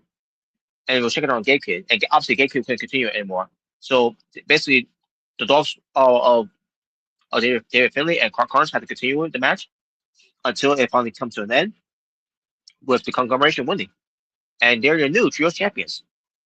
So I don't know if this is going to be the virtual outcome of it, or the Dogs was going to lose to the conglomeration because Kyle O'Reilly is back. I don't know, but at least they had to call an audible because what happened with Gabe Kidd. Again, even if that could be the original finish of Dog losing the belts either way, but either way, I feel bad for Gabe Kidd.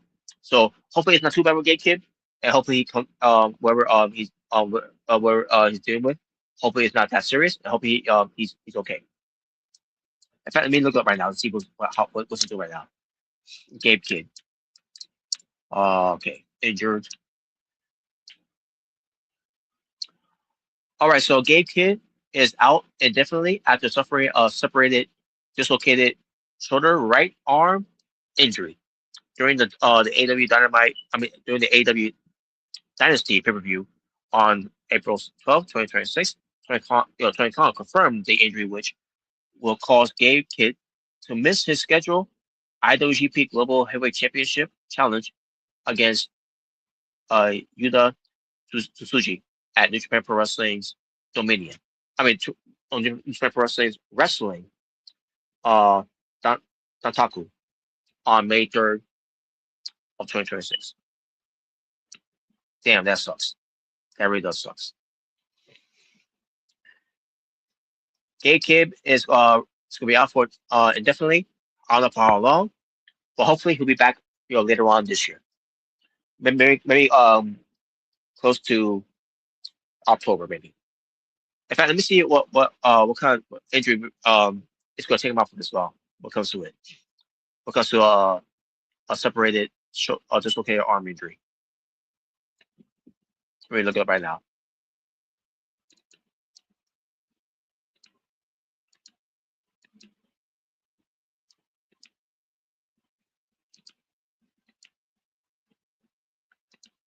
All right. Recovery. Let's see what it tells me here. What comes to it? All right. So dislocated shoulder potentially takes up to 3 to 16 weeks to recover, with full strength returning in 3 to 6 months. So let's see. We are in April right now. So we got May, June, July, August, September, October. I was right. October. He probably will be back around there. So, so he's gonna do a lot of rehabbing, with it. Now I don't know. Actually, that depends. Also, it also depends if he needs surgery too, because he's gonna be wearing a sling, for with it, and also he got to do some some therapy, psychological therapy, to restore our range of his motion and strength of his shoulder that he's unfortunately he's dealing with. So yeah, so he might not need surgery for this, which is why he's probably gonna be out for the next 3 to 6 months. Now, if he were to get surgery, it will still be a recovery time for 6 months for him to return into the ring. It's unfortunate too because he's got a dual contract for AEW and for New Japan Pro Wrestling, so it sucks that he's got missed out on those things. But hey, he still get paid. He still got the contract for AEW for being with the company for getting paid. So and on top of it, because he got hurt on AEW's watch here, which he is on contract with AEW, they'll take care of his medical bills. So there you go. All right, main event time. MJF versus Kenny Omega, where MJF defends his AEW World Championship. 39 minutes this match lasted, and it was damn good. Minus the table they kept bringing into it, which I could have done without that, but whatever. The entrance of Kenny Omega was pretty cool. With the music they played in the back, and then they went for a battle cry. Yeah, because he's the god of pro wrestling. And then you got MJF coming up from the ramp, from the ramp. From the stage. The stage, I should say. He's risen up from hell in a chair with his own robe, with a crown that look like it's Loki, from from Thor,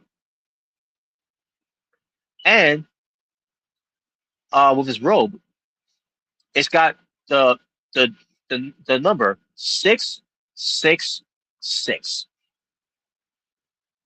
simulating Satan, the devil, because he is the devil. So basically, it's the devil versus the God. That's the on this. I mean, that's how they've been building up this whole time. But going to the review, but MJF went over the top of this one, which I'm pretty sure is going to piss a lot of people off. For those who are Christian or born again Christians, I'm pretty sure this pissed off the Young Bucks in a way. Um,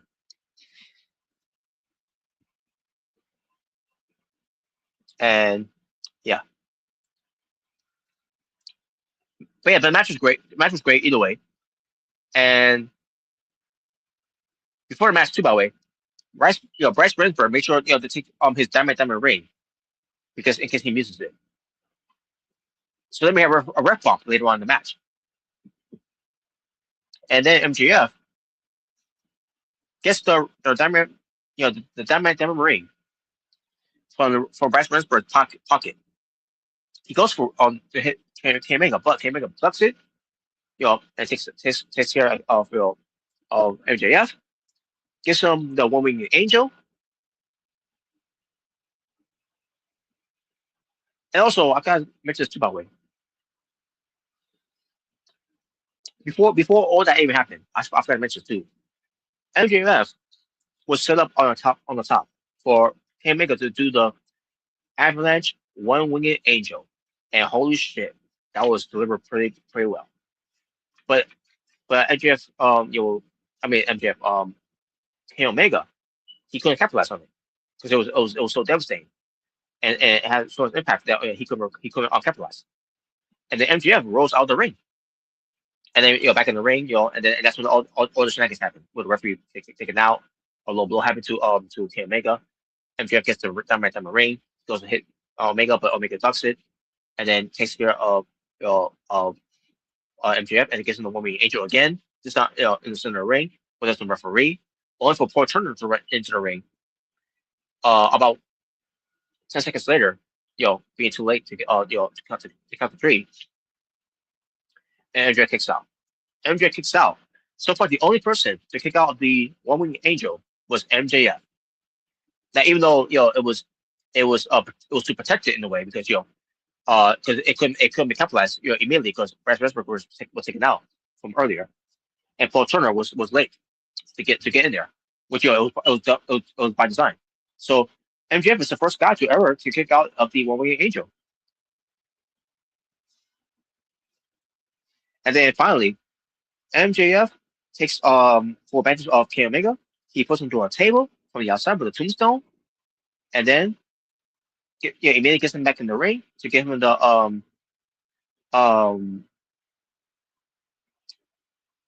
what's he called again? The power drive he does when he goes had them dangling on the second rope.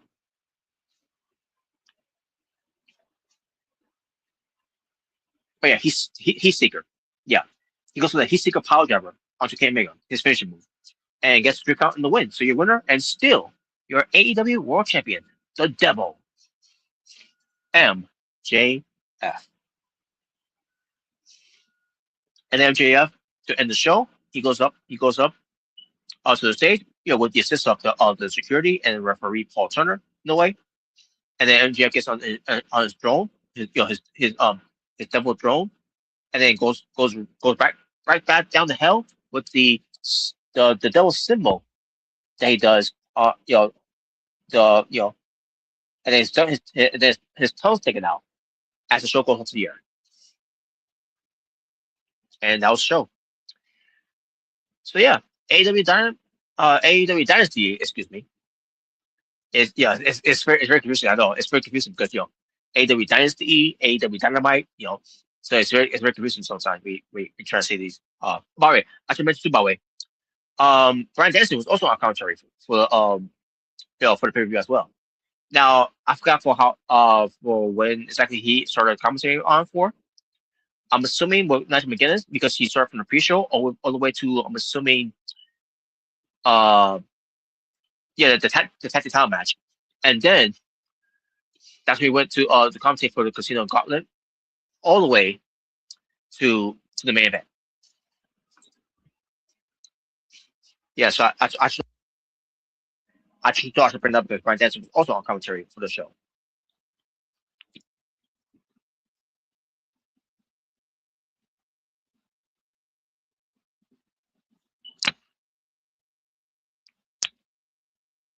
All right, so there you go, folks.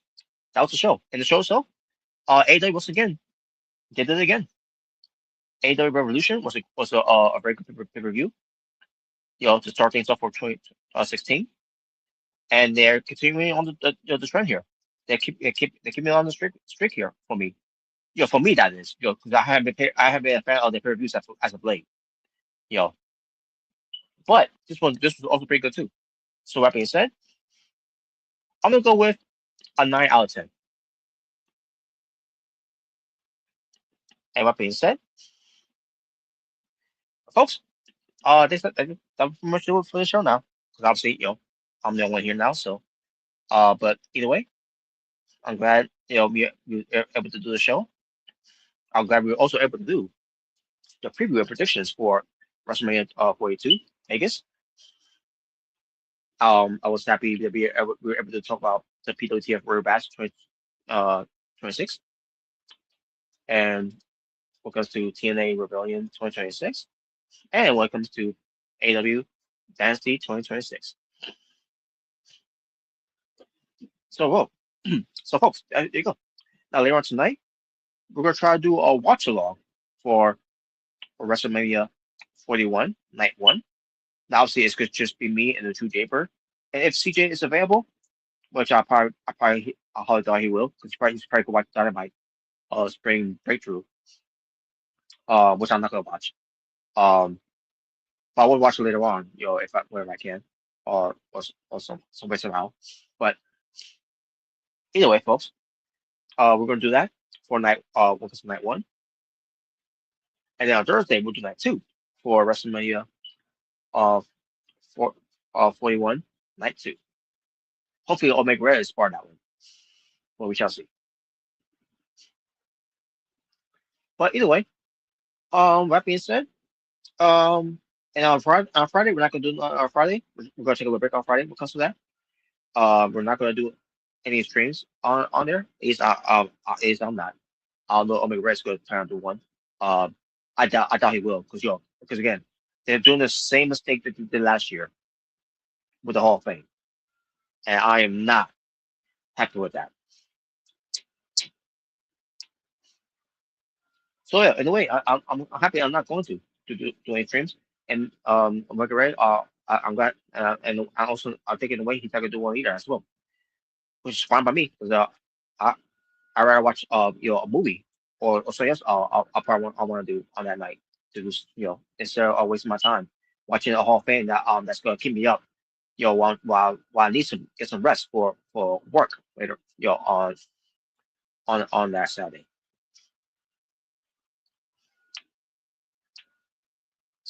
It depends if it's not raining.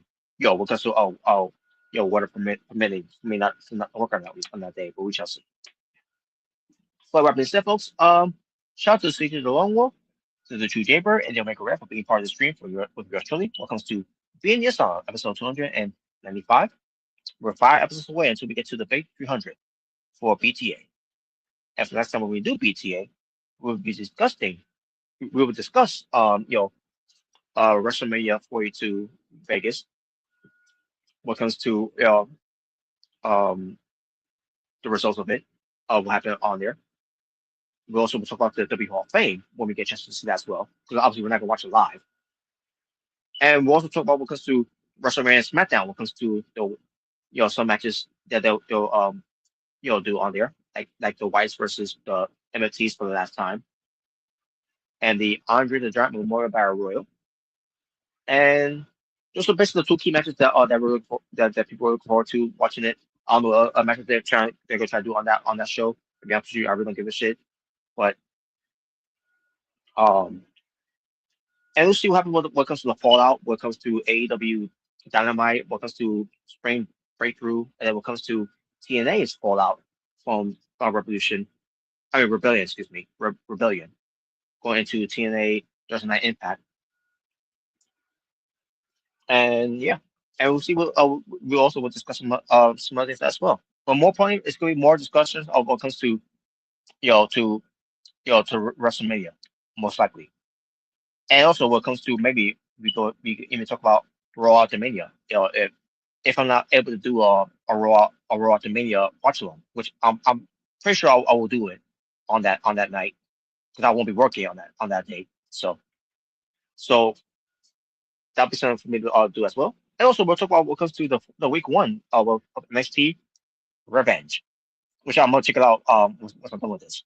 But folks, that being said, yeah, um, shout out once again to CJ Longwood for commenting on here, for for at least being part of the stream, but also being in the live chat.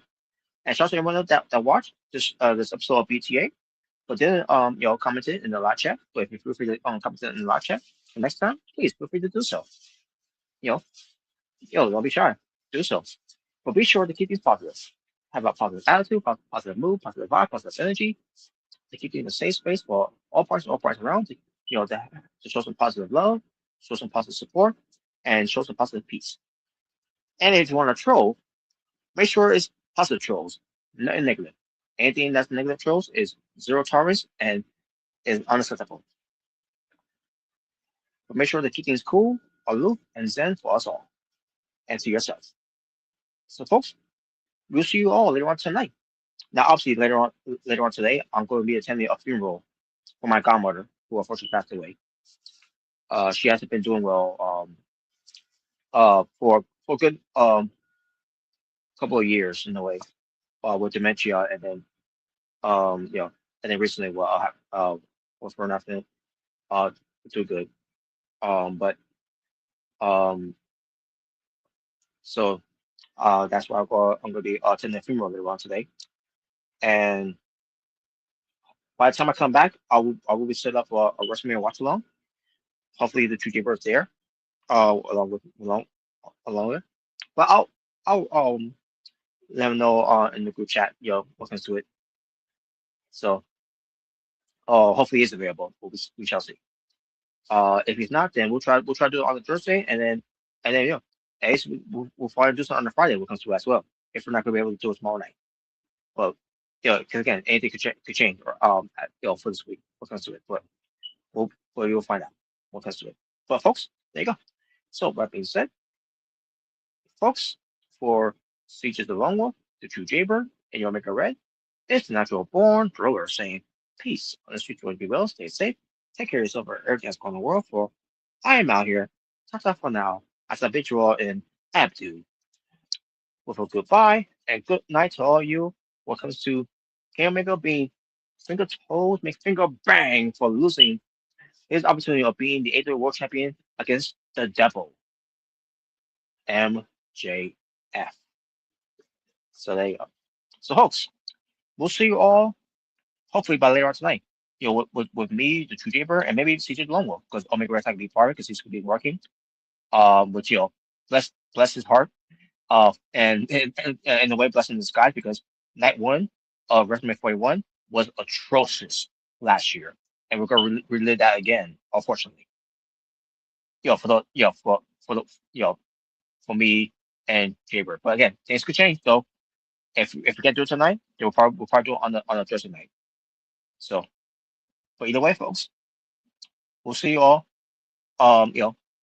Somewhere from either later on tonight or maybe tomorrow night. But until then, folks, take care of yourselves and each other.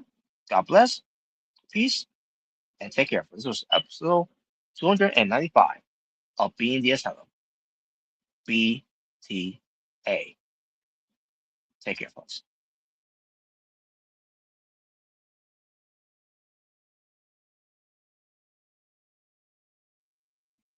And by the way, folks, shout out to my moderators, Rockstar Tokyo, and Joko Gamer 85. They're not part of the stream. They're not part of the live chat. But either way, those are my two moderators who help moderate the channel of my Natural Born Driller channel. So I just want to give Rockstar Tokyo and Joko Gamer a big shout out. Joko Gamer 85 to be exact. But yeah, big shout out to those two moderators of my channel. Take care, folks.